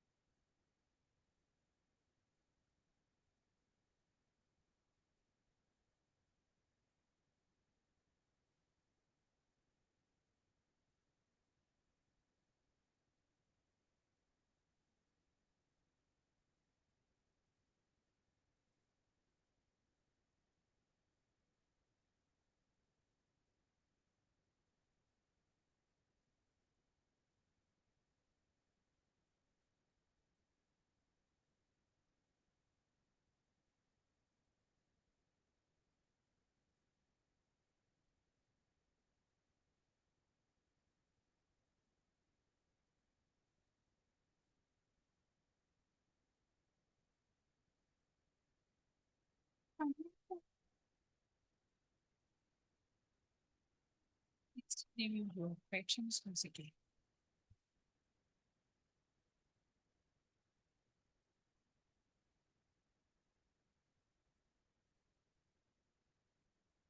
Pardon me, Mr. Shin Hong-Lin, would you please review your question once again? Yes, could you? Yes.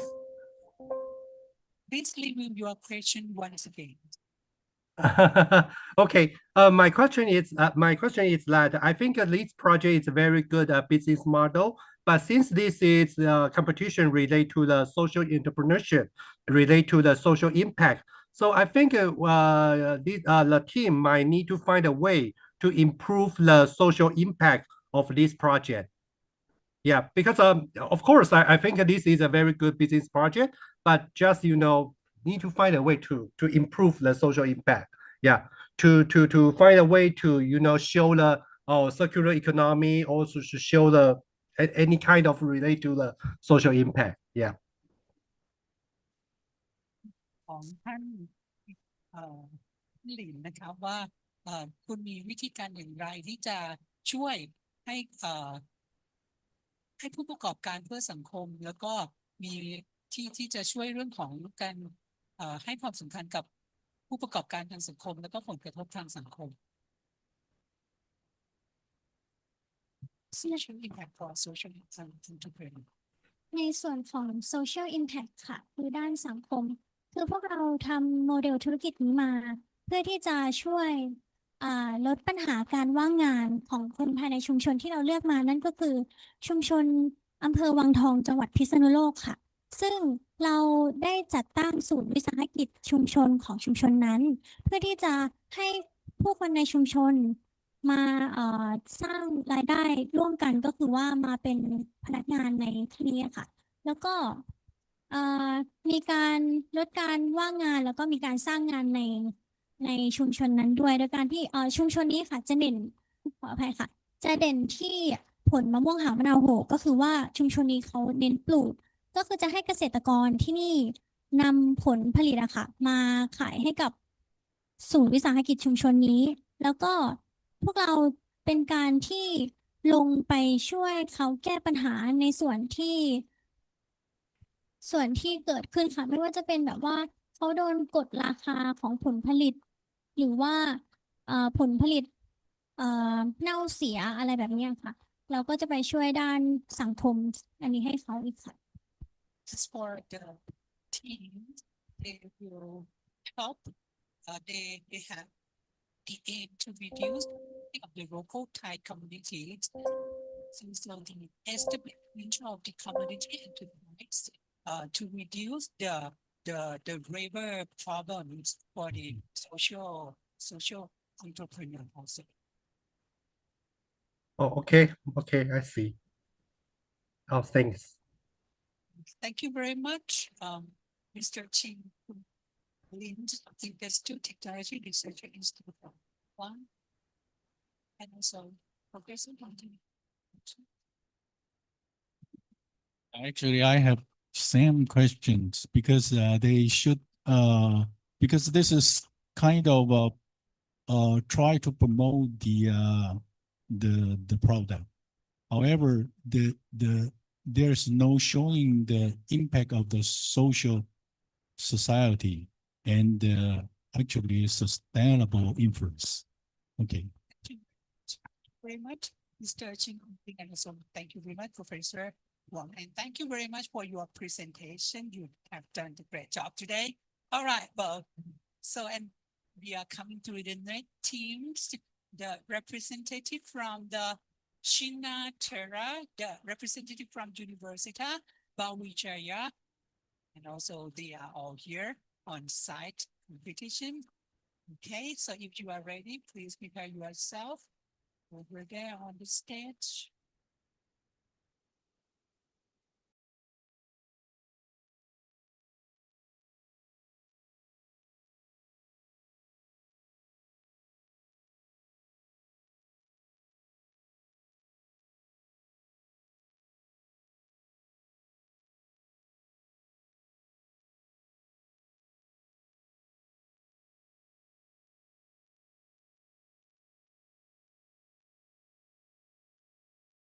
You are ready? The timer will start.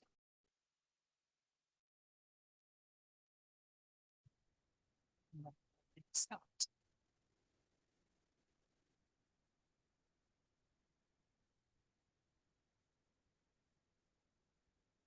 Can we imagine we holding a premium products in our hand? We holding a scented candle that make us relax. And now imagine that discovered this product into a discard into a agriculture waste. There is a lot of questions. When, why, what if a waste becomes a new income? What if a waste become a new, can be empowering women and rural communities, especially youth, to become a new income? Assalamualaikum warahmatullahi wabarakatuh. Shalom, Om Swastiastu, Namo Buddhaya. 大家好.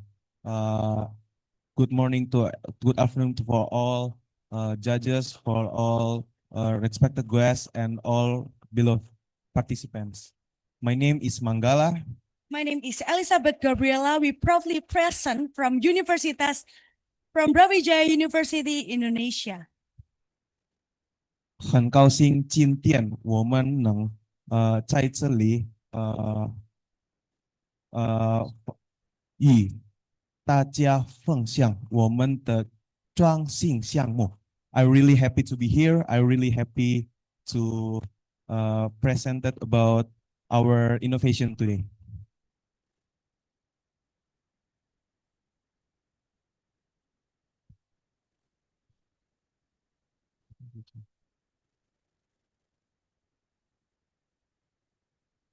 Okay. Indonesia is one of the biggest country who create and who produce about the cinnamon. But not all of the part of cinnamon can be used in the processing stage. Next. At the same time, many farmers selling only raw materials, then farmers face unstable incomes and uncertain incomes. That makes farmers lose opportunities to earn more than they can produce. This is the recognize the problem into the premium opportunity. We combine the waste, the youth innovation, the circular processing into the premium wellness and the climate action. Okay, our solution, a closed loop ecosystem with zero discard biomass. And in phase 1, sourcing, collecting aromatic waste directly from Kerinci, farmers and local processor. And then phase 2, extraction, distilling the raw aromatic waste to produce 100% pure cinnamon essential oil. And phase 3, production, crafting premium aromatherapy candles infused with the extra essential oil. And phase 4, return converting all remaining post-extraction biomass residues into 3 products and nothing to waste all of that, everything can mix a value.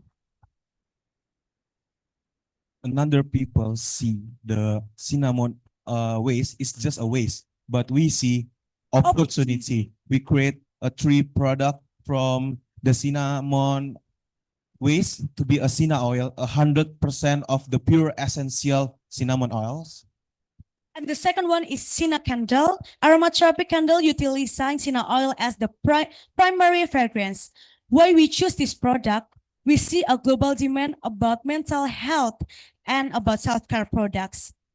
And by the research, phytotherapy research highlights that a cinnamon contains antimicrobial and antioxidants that can make us as a consumer can be relaxed. And the last one is the biochar is a solution for the farmers to make a healthier soil in the farmers. Next.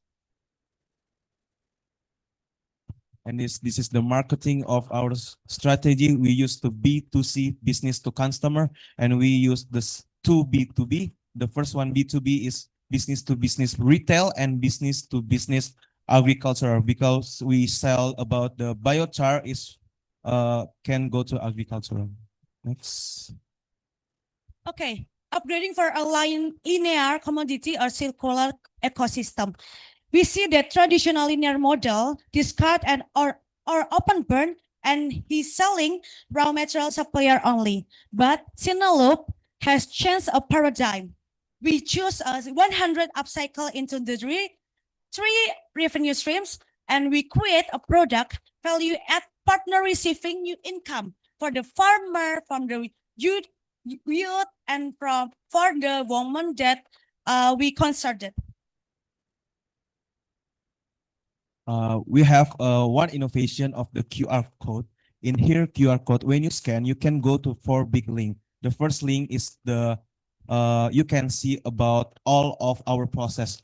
How we can make a cinnamon oil, how we can make a cinnamon candle, and how we make a cinnamon biochar in between using cinnamon waste. And the second one is the direct marketing. You can get the tester from the near hotel, spa, and cafes. And the partnership marketing, if you have a brand and you want to partnership with us, you can scan also the barcode. And the last one is the community education. When farmers want to know about the proof about our product, they can talking in the communities of farmers. Okay. Sinaloop is not just a business. We're empowering youth and women to lead global. We believe that collaboration between youth leadership, farmer capacity building, and women in production can make this product, can make this waste into a value product. This is our financial feasibility and the catalyst funding. And the first investment to doing our first production is 163 million rupiah. And we can get the revenue, the first year revenue is 312 million rupiah. And we'll grow every year 40% until the last one, the third year, was 611 million rupiah.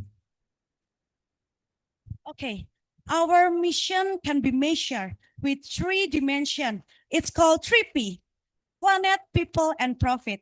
In the first year, we aim that we can processing the 12 ton of the cinnamon waste. We also can help more than 150 people, and we also can get the profit. Okay, the Sinaloop aligns with SDGs, as we can say before that we not just focus on profitability, but we focus on sustainability. These 4 SDGs can be mission to our products and our business. Then Sinaloop proves that profitability and sustainability do not compare, don't have to be competing goals, but they can grow together.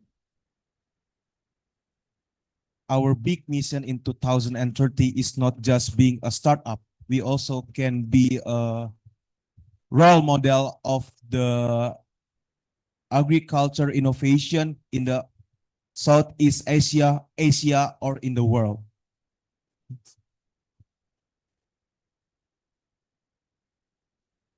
Okay, today we show that a waste is not the end of the story. We see opportunity, we see a new something big, new one, and through Sinaloop, we can change cinnamon waste into a product, a healthier soil, and a new economics opportunities. Sinaloop from bark to spark, From waste to earth, a Sinaloop for a greener earth. Thank you. All right, thank you very much, Chinatera, the representative from University of Vijaya. And right now, may I now invite our guests to begin the Q&A session, please.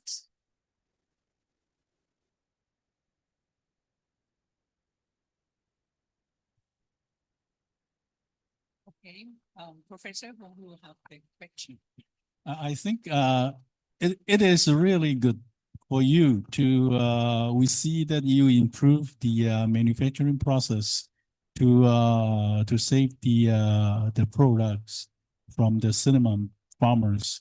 However, one thing I just want to know, because the one of the product for the cinnamon oil and the candle, and in the market, did you do analysis for the market? Because in the market there are lots of other brand and products of the candles and the oils.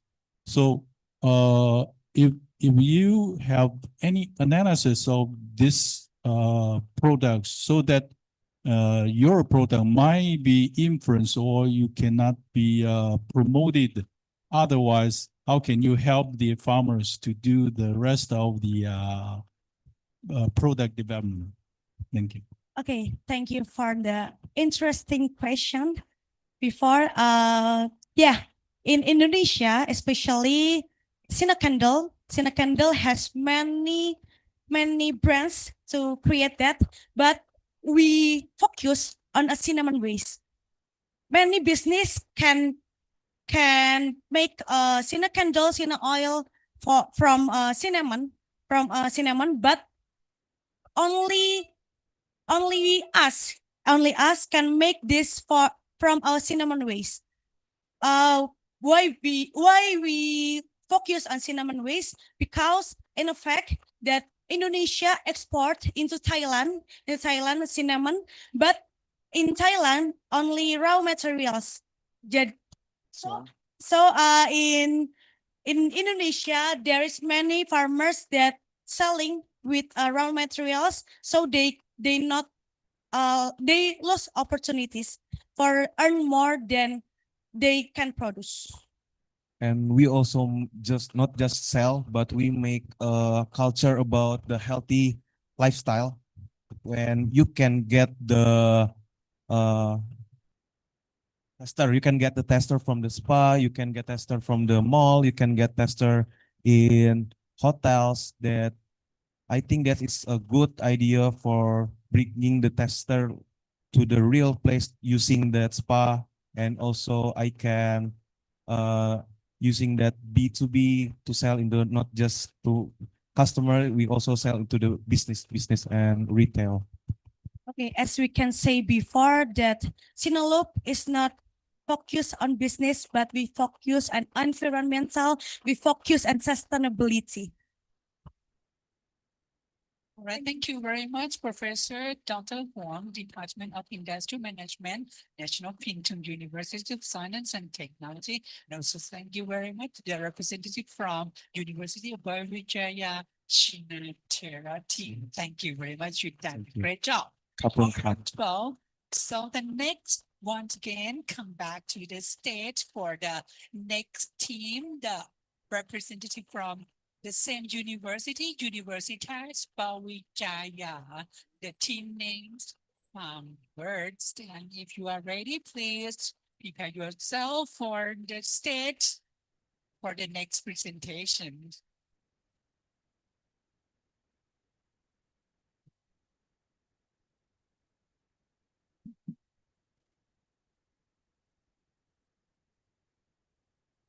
Next, please, Fambert, the representative from the University of Wisharya. So if you are ready, please prepare yourself for the stage. The microphone available for you all here.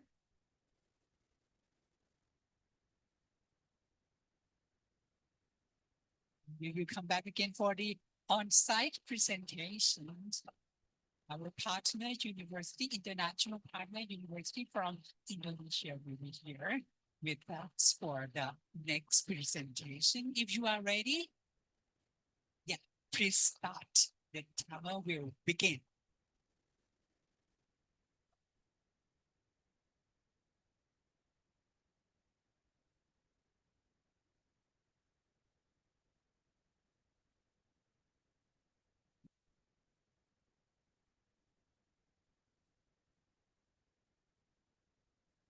Imagine this room is represent Indonesia future food system.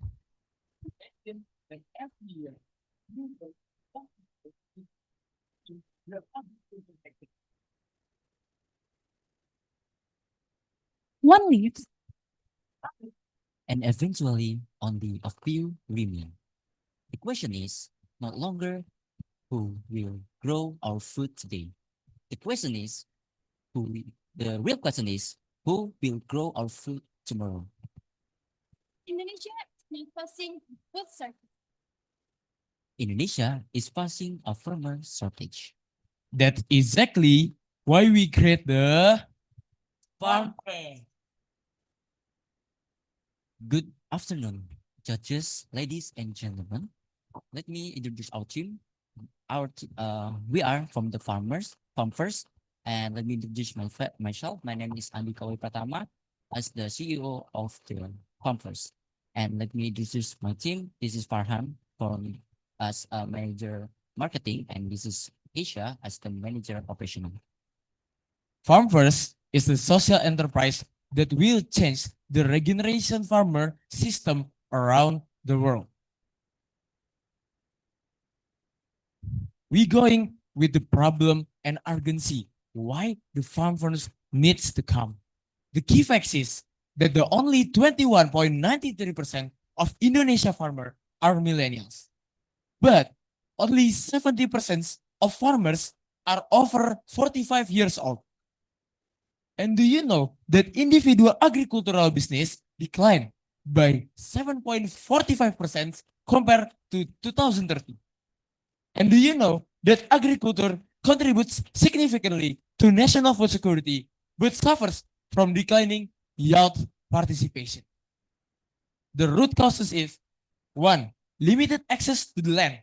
2. Uncertain income. 3. Lack of career development. 4. Low technology adaptation. 5. Negative perception of farming among the youths. So, why is this matters? The consequence of inaction to the regeneration of the farmer, we got the 5 big points. The first one is the food security risk. The second one is idle agricultural land. The third is rural youth unemployment. The fourth is lost economic potential. And the 5 is the lost opportunity itself. Next. So that's why we bring our solution, Indonesia First Agriculture Talent Ecosystem. We call it Farm First. Farm First is an integrated platform that bridges the gap between young agricultural talent, idle agricultural assets, investor, and market opportunities. Unlike conventional agricultural programs that focus solely on the farmer, Farm First creates a complete ecosystem where agricultural talents can develop careers, land can become productive assets, and investor can participate in sustainability of agricultural growth. Next is our vision. Farm First is transforms agriculture into an attractive, profitable, and sustainable profession for the next generation. To achieve that, Farm First have 5 key elements. It's called agricultural talent, agricultural lands, technology, and fast and market access. So the next, proceed to how FarmFirst works. FarmFirst is interconnected by 5 pillars essential. Unit number 1 is called Agriculture Talent Hub. It's training. We recruit, train, certified, and also deploying the young farmers' potential to the corporate and agri-industry project. Secondly is agri-property and investment platform that we can transforms idle land to the active and productive land that we connect the landowners, farmers, and also investor land. Third is agriculture supply hub that we provide the seeds, fertilizer, and also farming equipment. Proceed to the Farm Intelligence Center that we provide service includes soil analysis, crop recommendation, yield forecasting, farm monitoring, and ROI simulation for the projection. And also, Market FarmFirst is connected to the agriculture products directly to B2B and B2C. To B2B, we have the hotels, restaurants, and retailers. And B2C, we have individual consumers. Proceed to the business model. To the business model, FarmFirst generate revenue from 5 interconnected business units. Unit number 1 is Agricultural Talent Hub that revenue sources by the placement fees, project management fees, and corporate training programs. And proceed to the Agri-Property and Investment Platform that revenue sources by the land listing fees, transactional fees, asset management fees, and also profit sharing arrangement. Proceed to the Agriculture Supply Hub, revenue sources by the seeds of margin, fertilizer margin, and equipment margin. And also this can benefit to recurring transaction and circular ecosystem. Proceed to the Farm Intelligence Center, revenue sources by mentoring, soil testing, and agricultural consultant. And also the FarmFirst markets are revenue sources by the product margin and also market commission. Next. The core of FarmFirst is our circular ecosystem model. We begin by developing talents, agricultural talents, areas, training, and capacity building. These talents, they activate land and put some access gain to input, some smart farming and market access. Once production maximized, we connect farmers to directly to market opportunities. As farmer success, they were stronger by ecosystem than but create a new opportunities for others. Okay. So what makes FarmFirst different from the other agricultural initiative? Because FarmFirst is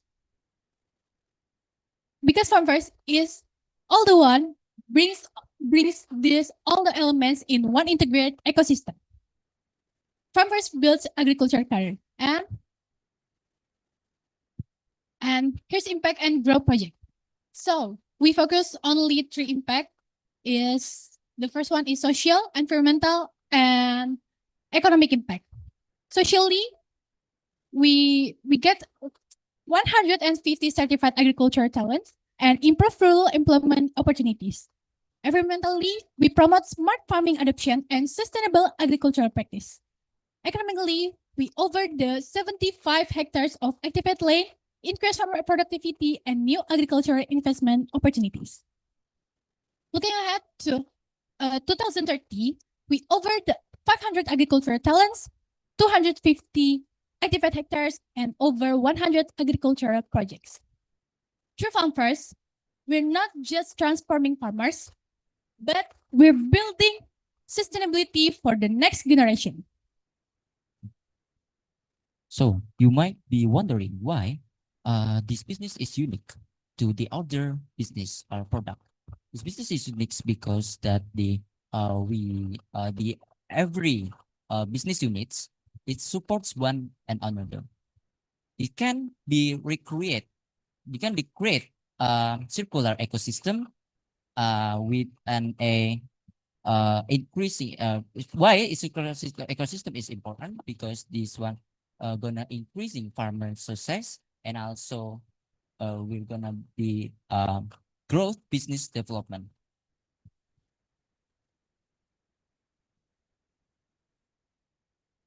Okay, that's all from us. Thank you. And we are from first. We are have a warm greetings. We are from Malang to Indonesia, and we work for a world without poverty. Because why? Without poverty, we need to build the agriculture system. That's all from us. Kapun Kak. Thank you very much, the farmers team, the representative from University of Bawijaya. So you are excellent presentation, and right now let's come to the Q&A session. Please, the judges. Okay. Thank you for your great presentation, and I love your, very passion style, and I know everyone is quite enjoying that, and that's a really good presentation slides.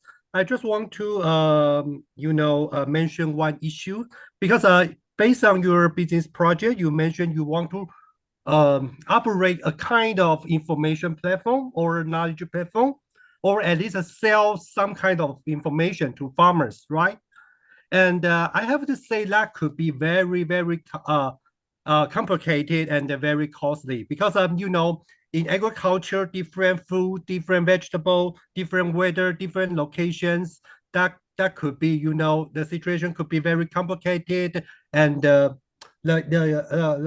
cost of information or cost of knowledge could be super huge. So you might need to consider that. I think running information platform is okay. It's a good idea, but you had better just limit to a small region, or just focus on the several products that will decrease your cost. Or you just give up the function of information platform, because that cost could be very huge. Yeah. Thank you very much.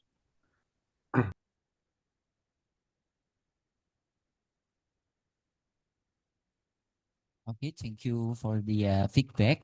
I'd like to justification like first of all, we're gonna make the in regional stage first before we upgrade to the province or national or maybe international, like that. So we can only use the regional first to overview that it is good choice or no, it is not good choice. Farmers have another units. Farmers is not only one unit, is interconnected 5 units that we can easily change, and we can easily produce that our new product. And I need to get more that in the farm first, we need to make the farmer is a better person. So the responsible to make a farmers is a better person is back to the stakeholder. Nah, we need to sell our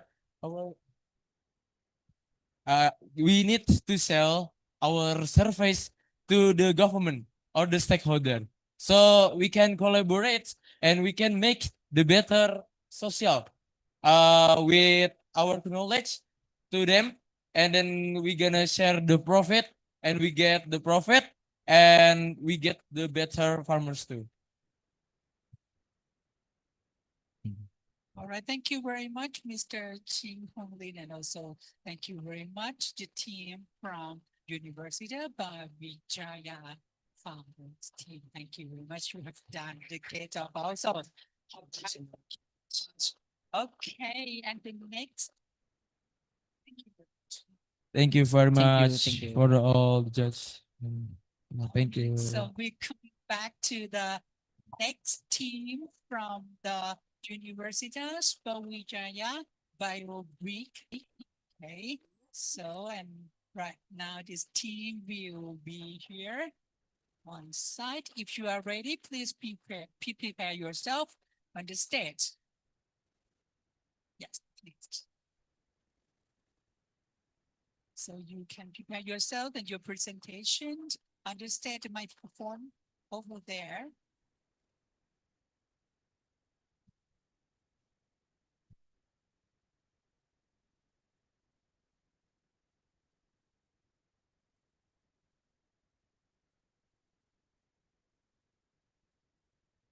Right, if you are ready, okay, let's start. Assalamualaikum warahmatullahi wabarakatuh. Nama budaya. Good morning, everyone. Good morning, respected judges and lecturers. Today, I will present our proposal and our point presentation. Let me introduce myself. My name is Naufal Syafaludi Samosir, and my partner. My name is Zia Al-Khair Nailian. Okay. We are from Team BioBlick from Brawijaya University, Indonesia. Indonesia is one of the world's largest palm oil producers. While this industry drives economic growth, it also generates enormous amount of agricultural waste every year. At the same time, many rural communities still rely on expensive fossil fuels for their daily energy needs. Rather than seeing this as separate challenges, we saw as an opportunity. Today, we proudly present BioBrick, a sustainable biomass briquette that transforms palm oil waste into clean, affordable, and renewable energy, while empowering rural communities. A circular economy approach, empowering youth, powering the future.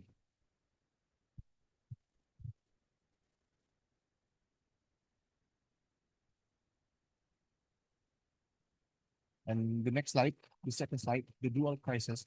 To understand BioBrick, we first need to understand the problem first. Indonesia produces more than 190 tons of palm oil biomass residues annually, particularly empty fruit bunches, EFB. Unfortunately, much of this biomass remains underutilized or is open burned, contributing to air pollution and unnecessary carbon emission. At the same time, many rural households and small business still depend on costly LPG and diesel for cooking and production their daily activities. These two issues, agricultural waste and limited access to affordable energy, exist simultaneously. BioBrick was designed to solve both with one integrated solution. Okay, so what makes BioBrick different from ordinary briquettes? The answer lies on both the material and engineering. BioBrick combines 70% carbonized EFB, 20% EFB boiler ash, and 10% natural tapioca as biodegradable binder to hold the briquettes together without using any synthetic chemical material. But our innovation doesn't stop here. We designed a certain airflow hole that improves the oxygen circulation. This design creates impacts such as longer burning time, more stable heat, and lower smoke emissions. We're not just recycling the agriculture waste, but we're designing how biomass fuel should perform. This issue is because the world's largest palm oil producer is Indonesia, that contributes around 60%, which is a very big number. And that is why from the upstream to the downstream, there is so many palm oil. And therefore, if there is many palm oil, there is also many waste that is produced by the palm oil. That is why BioBrick comes in for the solution and to reduce all the waste accumulate from the waste of the palm oil. And next, how do we turn waste into value? It begins at the palm oil mill. We collect empty fruit bunches that would otherwise become a waste, and then they're carbonized, ground into powder, mixed with boiler ash and tapioca starch, and then lastly compressed and then dried. And then after that, our BioBrick is then sent and then produced to the youth-led green energy hub, where BioBrick is not just a business, but it is that produces briquette. It is a movement where every step creates value and nothing goes to waste. Okay. How to BioBrick to enter Indonesian market? First, our commercialization strategy targets both individual consumer and business consumer. For the B2C market, we focus on rural households and environmental conscious customer through e-commerce like Tokopedia, TikTok Shop, and Shopee. And then our first year's goal is to reach 1,000 active customers. For B2B market, we target food vendors and poultry farms that require affordable and reliable fuel for daily operation. We will achieve this through direct partnership and long-term supply agreement. This dual market strategy allows BioBricks to scale efficiently while maintaining stable demand.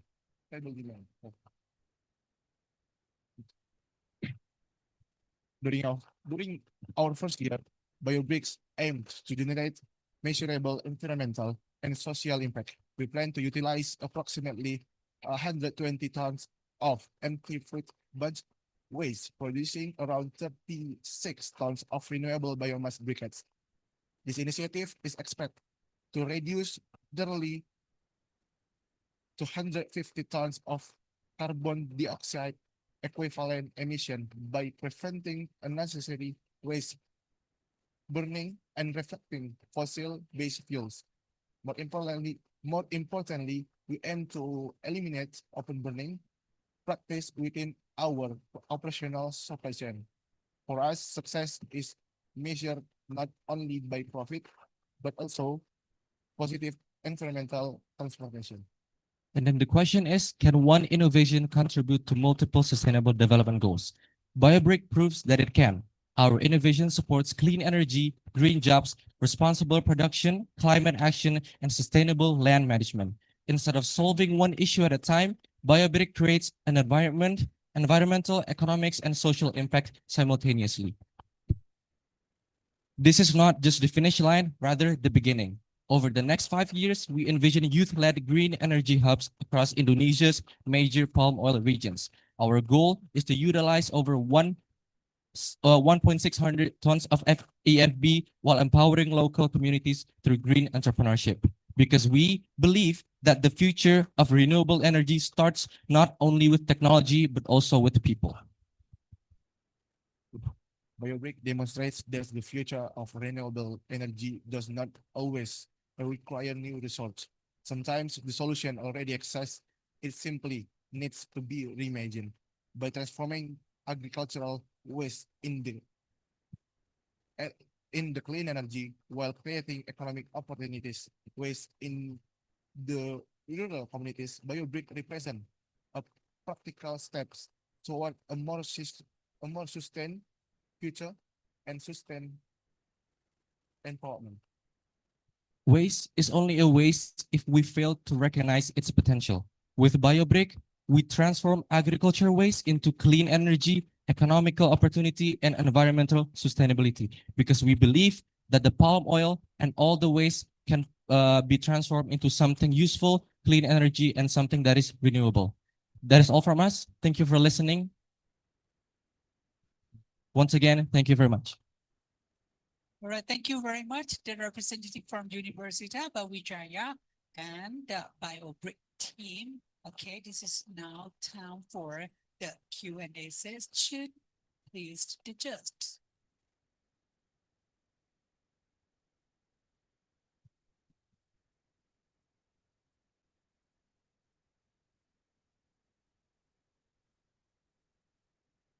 Thanks, Professor. I want to make more clear about you have two things to do. One is to make the product of the BioBrick stick, right? And the other one is to like education for the users. Okay. The problem is I don't have any analysis from your report about the marketing because how many users to use the brisket? Okay, and the second one because right now the energy we consume is a little bit different in different ways. Okay, the second one is how can you collect those people to educate them to have more idea about what you want to mention. Okay, all right. Okay, thank you very much, Judge, for the question. Allow me to answer the question. So, the first one is the data of how many people in Indonesia or maybe global use the briquettes is not maybe on our proposal, but it is we can conclude that from the upstream and the downstream, there's a lot of people in the rural areas that still rely on expensive fossil fuels, and that is why we, as BioBrick, we want to have a substitute energy that is more healthy and also clean to the environment in the world. And the second one, how do we educate maybe the younger people here in Indonesia or global is of course we want to make a collaboration with the government, maybe the NGO as well, and where there we can make a program that can socialize to the people in the community. Therefore, we can explain, have a sharing session about how important it is to use a clean energy because fossil fuels doesn't last forever. There has to be a cleaner and also renewable substitute. That is my answer, sir. All right, thank you very much, Professor Dr. Wong, and also thank you very much the team from BioBrick, the representative from University of China. Thank you very much. You have done a great presentation today, and thank you very much. Okay, and right now we come to the last competitors, the representative from Rajamangala University of Technology, Isan. Team names Nova Core. If you are ready, please come into the stage and prepare your presentation.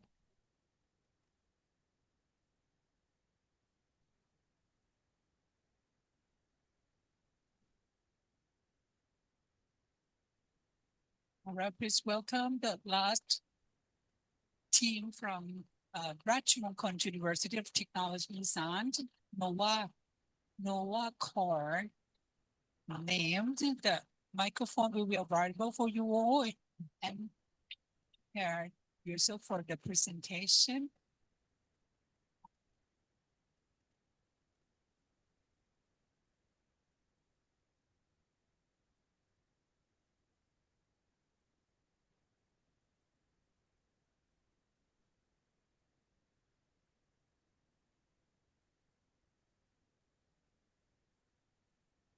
This is the last team from the Port University, Rajamangala University of Technology in Southend.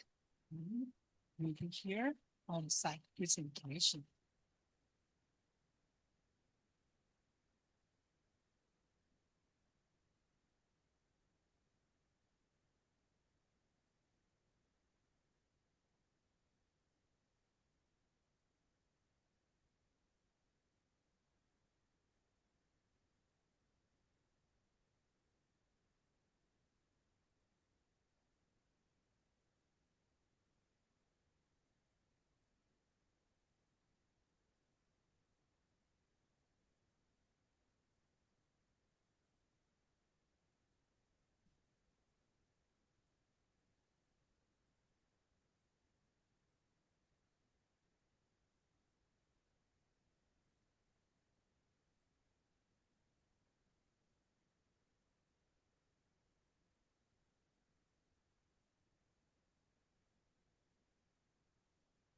ป่านนักศึกษาทบ4ป่านได้สอนไหม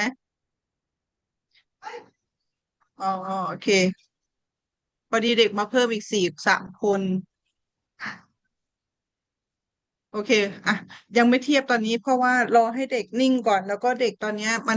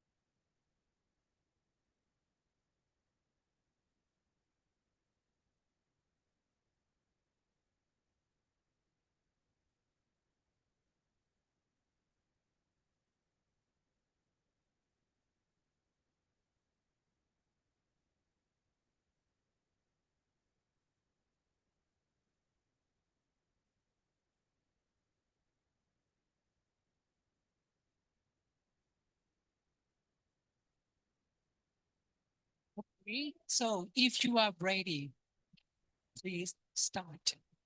Good afternoon, respected judges, distinguished guests, and fellow participants. My name is Ms. Charakan Kamingpon. We are Team Shushio. And today we are excited to introduce an AI-powered social enterprise that is transforming urban bird management. At Shushio, we believe technology should do more than solve problems. It should protect people, respect nature, and create sustainable opportunity for communities. So today, we will show you how Shushio creates value for society, the environment, and business.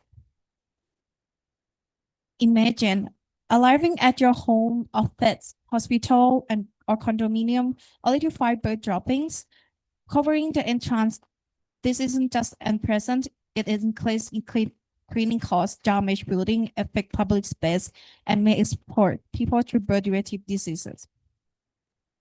As urbanization continues across Southeast Asia, this problem is becoming more common in residence area, tourism attraction, hospital, and food factory. The challenge becomes even more important when we consider public health. According to global health data, more than 1,000 human cases of avian influenza have already been reported worldwide. While not every bird carries the virus, the potential health risks highlight the need for a safer and smarter solution. Our target market. Shushio serves two major customer groups. For B2C, we target urban home owners who want cleaner and healthier. For B2B, we focus on condominium, hospital, and food manufacturing facilities, where hygiene, safety, and operational efficiency are essential. By serving broad market, we maximize both our commercial opportunity and our social impact. Unlike traditional bird control methods such as bird nets, chemical glue traps, and spike, Shushio offers a smarter and more sustainable alternative. Our AI-powered camera detect bird in real time using identifying their nano model. Once a bird is identified, the system activates a target water misting mechanism that safely encourages birds to live. Users can monitor every device through our mobile application, receiving real-time notification and system updates. Compared with traditional methods, Shushio is safer for people, more human for wildlife, easier to maintain, more environmentally friendly. Our system operates in 5 steps.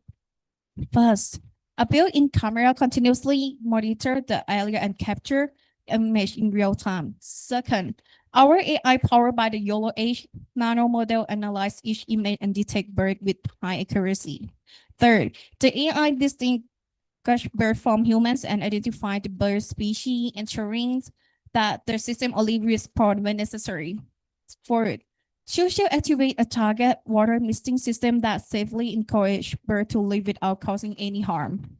Finally, user can monitor the system through our mobile applications, receive real-time notification, and message their device remotely. This fully auto process improve operational efficiency, reduce maintenance costs, and help create cleaner, healthier environment. Our impact extends far beyond the product itself. We collaborate with local communities to collect recycled plastic, transforming waste into valuable engineering material used in our device. This creates additional income while reducing plastic pollution. At the same time, users contribute bird image through our application. This image continuously expand our bird database, allowing our AI model to become more accurate over time while supporting biodiversity conservation. Installation is simple and flexible. Customer can choose between a standard electrical model or a solar-powered wireless version, making Shushio suitable for many different environments. Everything can then be monitored and managed through our mobile application, providing real-time information and a better customer experience. Our BCG economy model. BCG economy model as a special enterprise, our mission goes beyond selling product. Social is fully aligned with Thailand BCG economy model through three connected principles. First, bioeconomy. We replace harmful chemical with a safe water misting system that protect both people and wildlife, reducing health risk.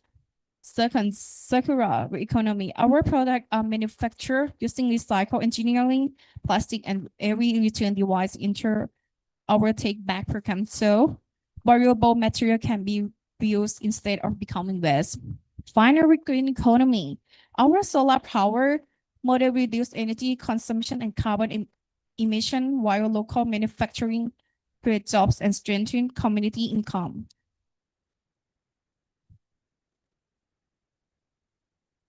To ensure long-term sustainability, Sushi combines both business performance and social impact. Our revenue comes from three source product sales, software subscriptions, and maintenance service. We offer two products models. The X1 Pro is designed, now I would like to show you our mock-up. The X1 Pro is designed for location with exciting electrical system, while the X1 Pro Max is a solar power wireless solution for outdoor environment. Both products are powered by AI technology and manufactured using recycled materials. We will begin by partnering with property developers, condominium management companies, hospital and food manufacturer organizations that experience significant birth-related challenge. From there, we will expand. Looking ahead, our version extends beyond Thailand. We aim to expand across Asia while continuing to improve our AI technology through a collaboration with university, government agency, and environmental organization. At Churchill, we believe that technology should create shared value, cleaner city, healthier communities, protect biodiversity. Next, I would like to show you a short video of our system.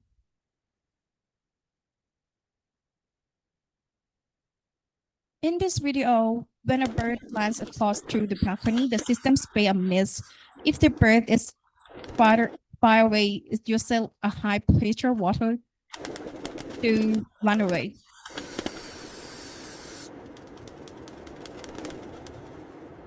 Thank you very much for your attention. We look forward to your questions, sir. Thank you.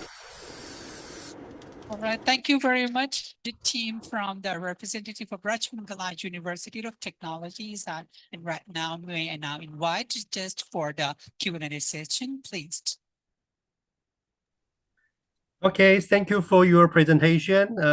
This is a great presentation, and I'm very glad to see that someone finally find the problem or issue of births, because this kind of issue just annoying me and my family for so long, and someone finally find a solution for that.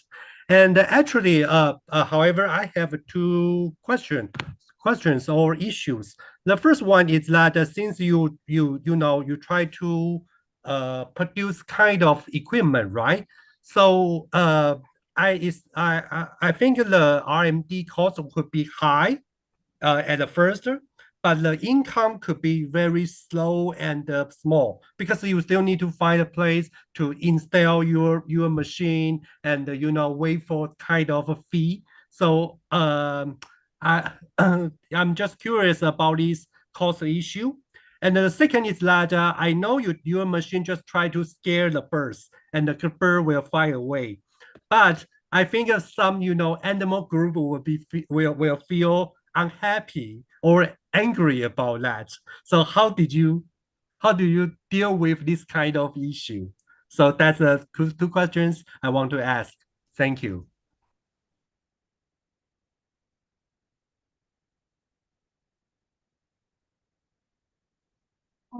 Firstly, I want to say like the spray, we just spray by the water. It's not no chemical. So it's not destroy the animal, or it's not kill animal, or not get a bad effect to animals. Yeah. And actually we have only 3 types of birds. So firstly is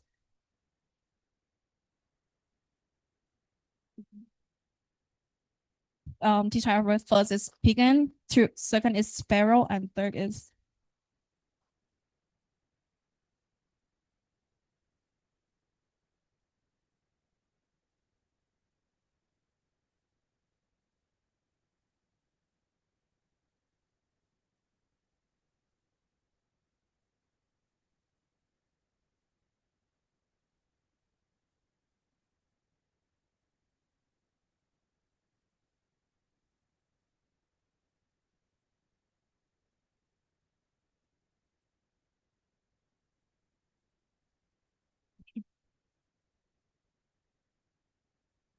yeah, we got it two types. Yeah.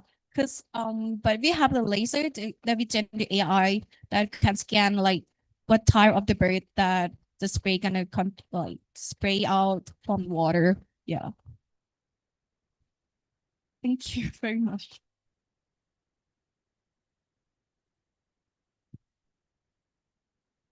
All right, thank you very much, Mr. Singh, for your questions, and also thank you very much, team from Rajmundala University of Technology, Isan, Nova Corp. Thank you very much. Thank you.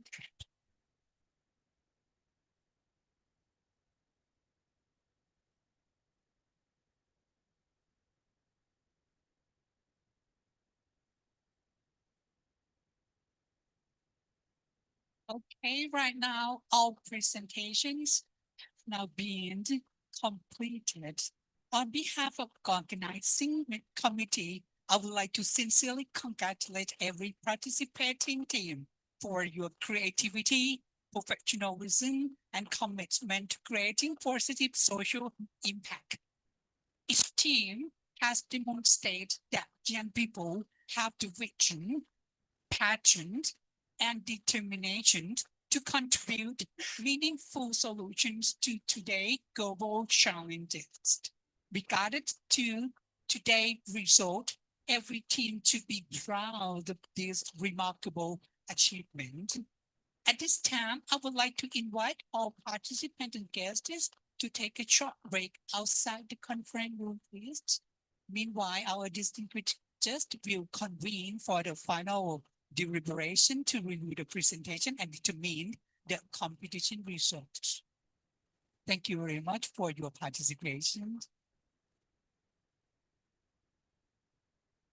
You can leave your luggage here. Thank you very much.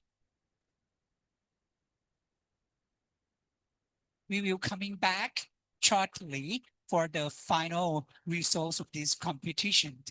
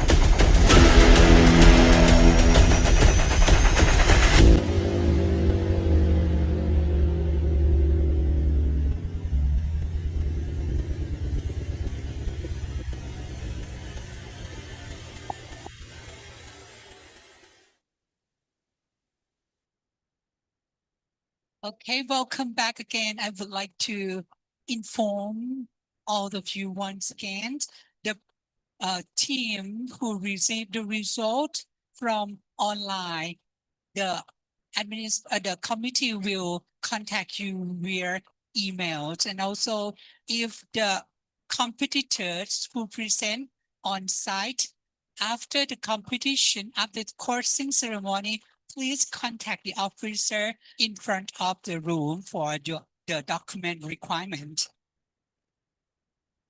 All right, ladies and gentlemen, before we conclude today's event, the award announcement, we would like to invite each of our distinguished guests to share a few comments and recommendations with all participating teams. Your professional insights and constructive feedback will be valuable in helping our students continue to grow as future social entrepreneurs. May I first invite Professor Dr. Huang to share his remark. Please welcome.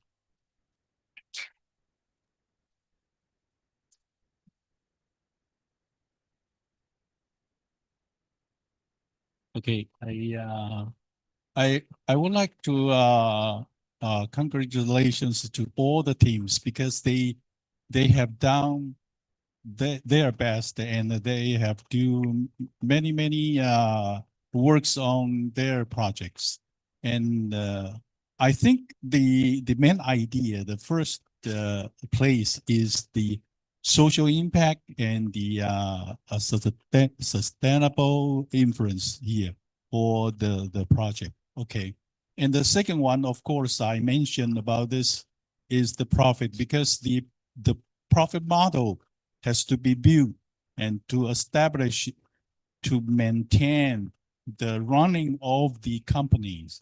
Otherwise, your objectives and your goals cannot achieve anyway. Okay, so my idea and the recommendation is that everyone, you have done your best, and however, you have to think about how to run a business.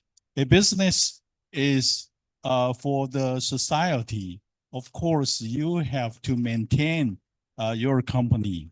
Okay, you want your company to develop gradually. So that is the main idea. Okay, thank you. Okay. Thank you very much, Professor Huang, for your valuable insight, feedback, and comment. And right now, may I invite Mr. Ching Hung Lin to share his comment, please. Okay, thank you very much for all the teams and the students. I really appreciate your effort, and I want to say congratulations. It's a really great opportunity to hear your presentations. Actually, I just want to say, no matter what ranking, what score you get, just take it as a great opportunity to practice your business model, practice your presentation skill. And please, if you after this project, please try to improve and try to do something practical project, and I think that will improve you much. So again, thank you very much, and I really appreciate every participant. Thank you. Thank you very much, Mr. Ching Hong Lin, and also I would like to invite Mr. Nattakon Asunina Ayutthaya to offer his reflections and suggestions, please.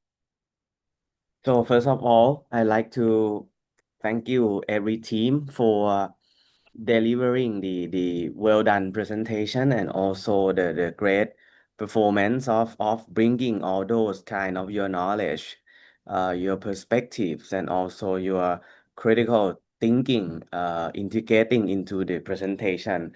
Well done, and congratulations to all. You have done such a great job to tell the stories, to tell what you think about the impact that you're gonna create. So I think like the previous judges, that no matter what is the ranks or the awards and all the thing, but I think you all have covered the essential of creating the social impact by starting to think, starting to try, starting to kind of like proof of your concept, go to the market, and also kind of like see how you can bridge the gap, right? So that's kind of like the key thing that the world needs, these kind of innovators, right? These kind of changes into every single country, every single society. So I like to say that good job, and also my recommendation would be more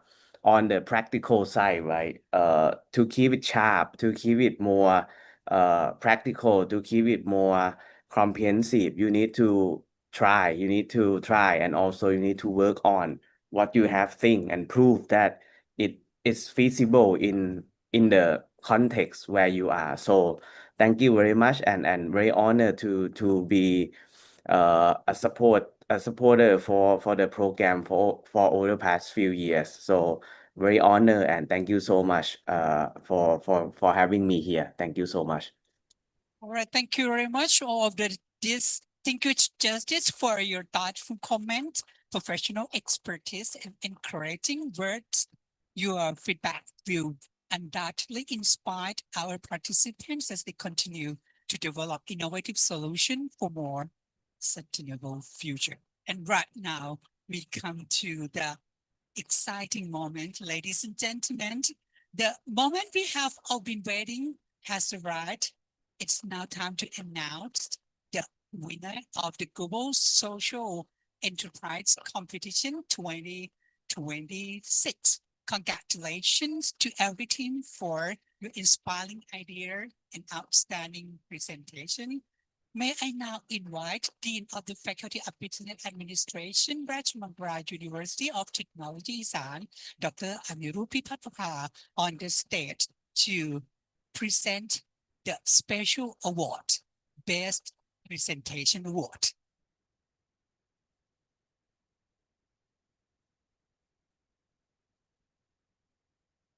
According to the results of the presentation,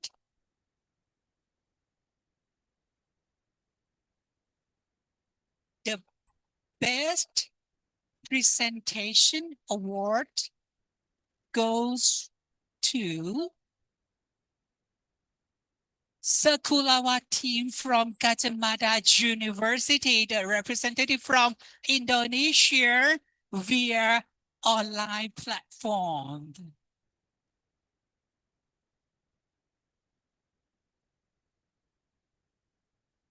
Congratulations.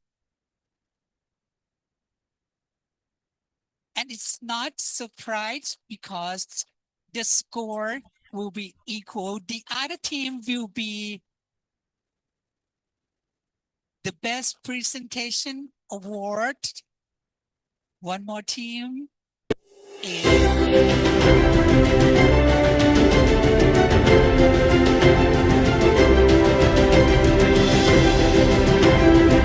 representative from University BioBrick team. Please go on the stage to receive the Best Presentation Award. Please welcome. Yeah, both of you. Congratulations once again for the BioBrick teams. The representative from Brawijaya University, Indonesia. Congratulations.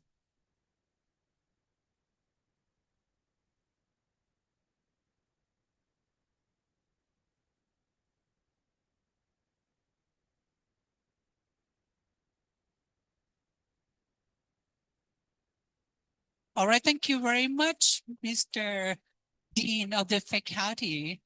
And right now, may I invite Ms. Jintana Kempersit on the stage to present the Honorable Mention Award. ขอเรียนเชิญนะครับWhite Dean for Academic Affairs and Research on the stage to present the Honorable Mention Award รางวัลชมเชย2 รางวัลนะครับ to teams will get the Honorable Mention Award. So the honorable mentions award goes to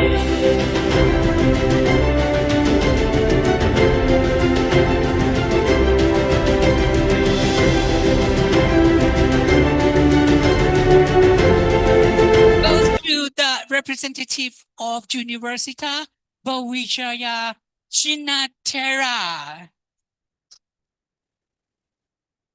Congratulations, please go through the steps to receive the honorable mention awards.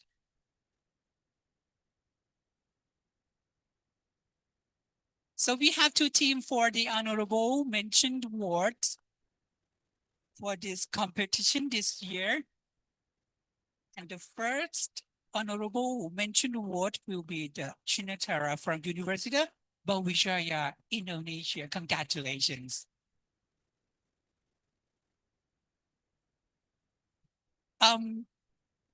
Please remain on the stage. Please, Ajahn Chintana, please remain on the stage for the other team who will get the honorable mention award.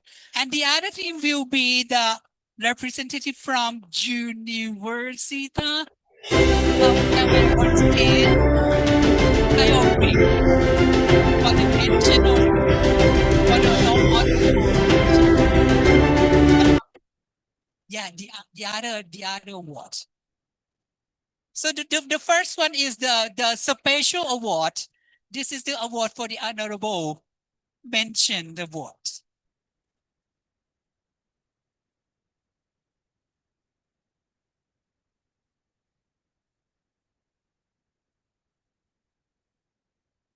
All right, thank you very much, Ms. Tintana Kempersit White Team for Academic Affairs and Research.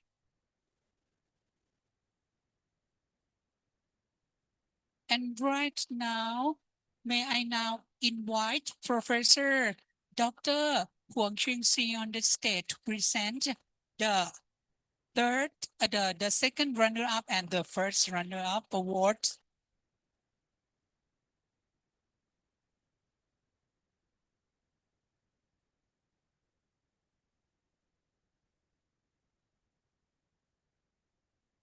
And the second runner-up award goes to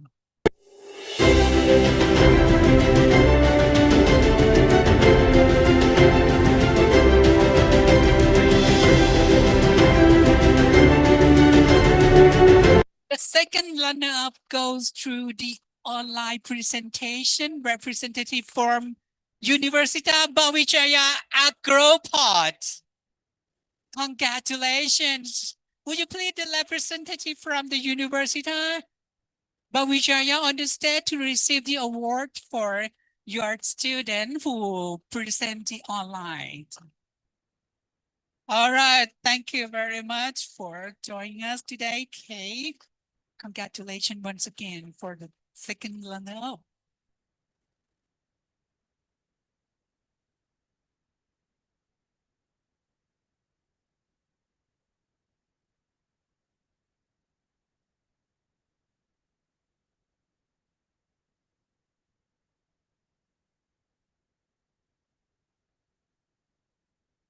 Congratulations once again. You have done the great job. And right now we come through the first runner-up award for this competition today. And the results go through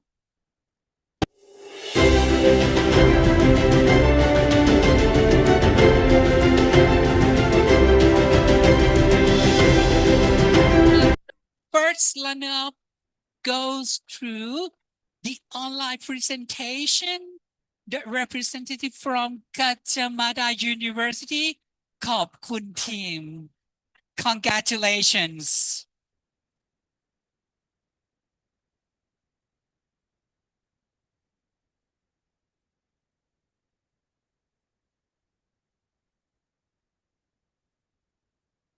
Thank you very much for participating. And congratulations once again. Thank you very much, Professor. Oh, sorry.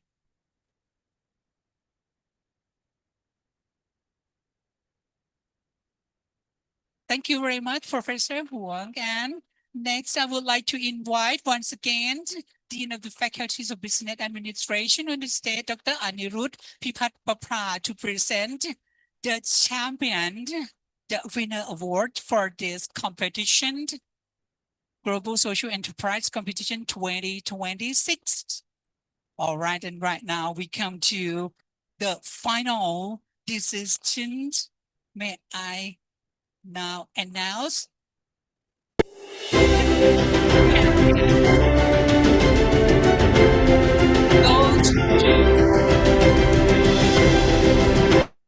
goes to the online presenter from Gajah Mada University, Sakurlava. Congratulations, congratulations. Would you please the representative on the stage to receive the award and trophy?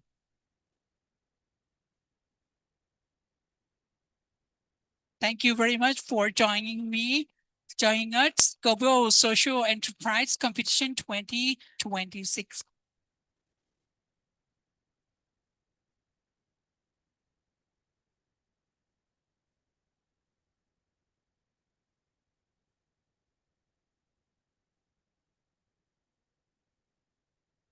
All right, congratulations all the teams who receive and also the list who will done the great job for your presentation today.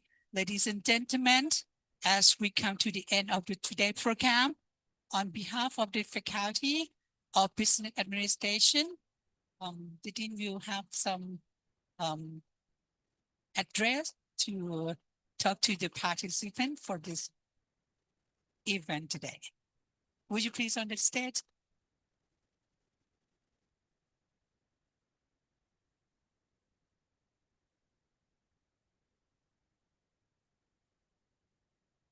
Okay, for the final, I would like to talk about today is your inspiration, and today is not the last day, but today is the first time for you to start to how can you develop our religion, and finally, how can you develop yourself.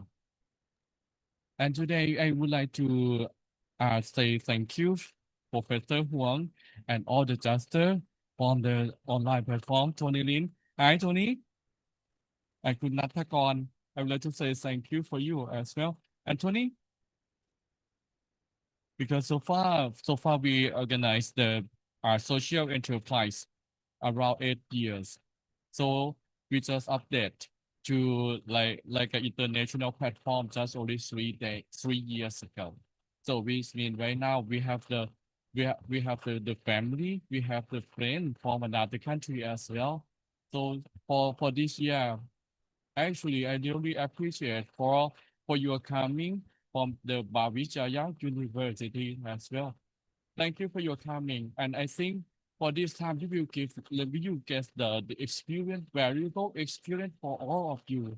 And when you back, please remember that your time, and please remember your friend in our country. So I think the experience for right now is not only develop yourself. I think you also help us to develop my student as well.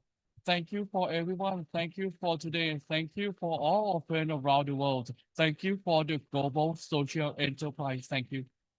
Thank you very much, Mr. Dean of the Business Administration. On behalf of the Business Administration, Rajamangala University of Technology, I would like to extend our sincere appreciation to our distinguished speakers, honorable justice, university partners, participants, sponsors, organizing committee, and everyone who contribute to the success to the international competition. Your passion and innovative ideas demonstrate that young people truly have the power to create meaningful global change. I would like to invite our honored guests, all of you here, to remain on the stage for the commemorative photograph or the photo session. Please join us to the commemorative on the stage. ขอเชิญทุกท่านบนเวทีนะครับเพื่อถ่ายภาพร่วมกันนะครับ so please join us for the photo session on the stage. Also the the lecturer, our university partner on the statue to take the photo together.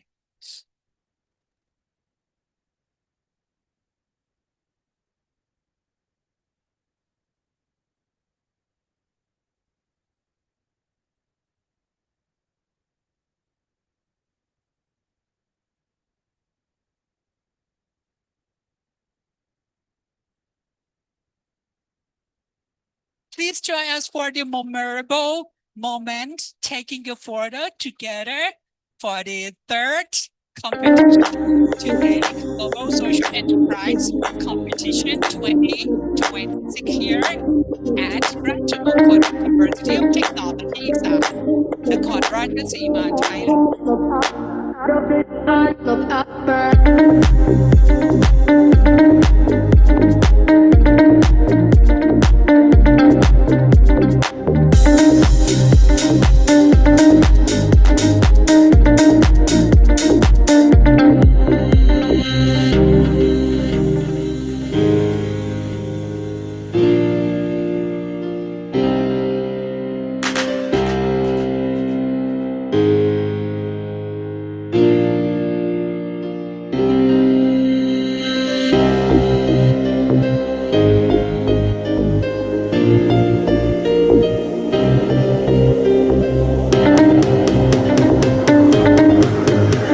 Thank you very much. Thank you very much for the commentators and participants joining us today.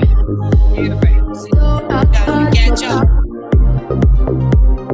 And also thank you very much for the presenters from online and also the judges and lecturers who participated here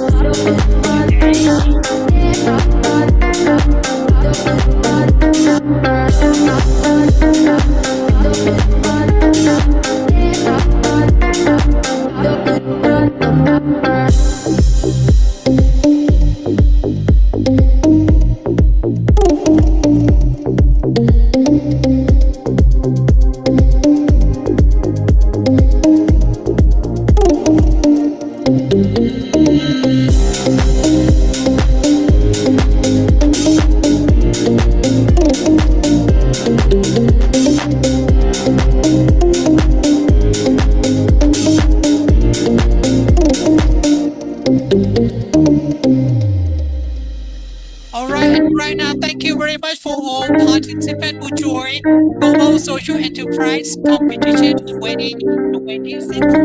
It's now come to the end of the event. Dr. Thirawat, thank you very much once again for joining us. We wish everyone a safe journey home and hope to welcome you again next year. Have a wonderful day. Thank you very much.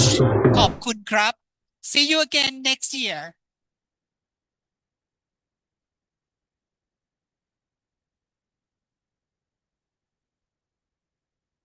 May I invite Professor Huang, the Dean, would like to present the token of appreciation. Thank you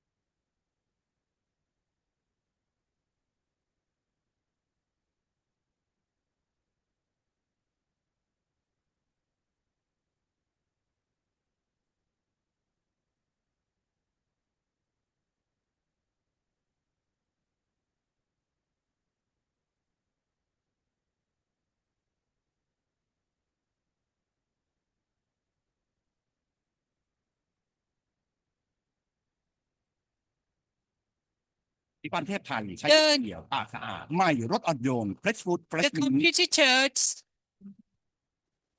the competitors who receive the award, the center of your online business.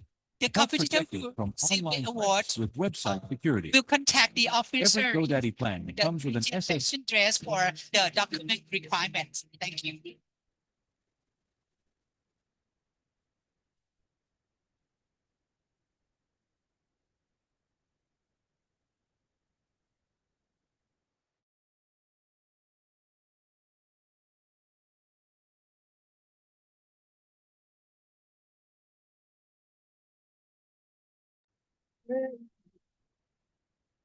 I'm going through a drought. You don't even have to do too much. You can let me on just a day, baby. I look around and since it is cold and empty, no one's around to judge me. I can see clearly when you're on. I said, ooh, I'm trying to find tonight. No, I can sleep until I stay up. I said, ooh, I'm drowning in the night. ปึ๊บไปเยี่ยมก่อนไปเหรอนี่ก็กลับเลย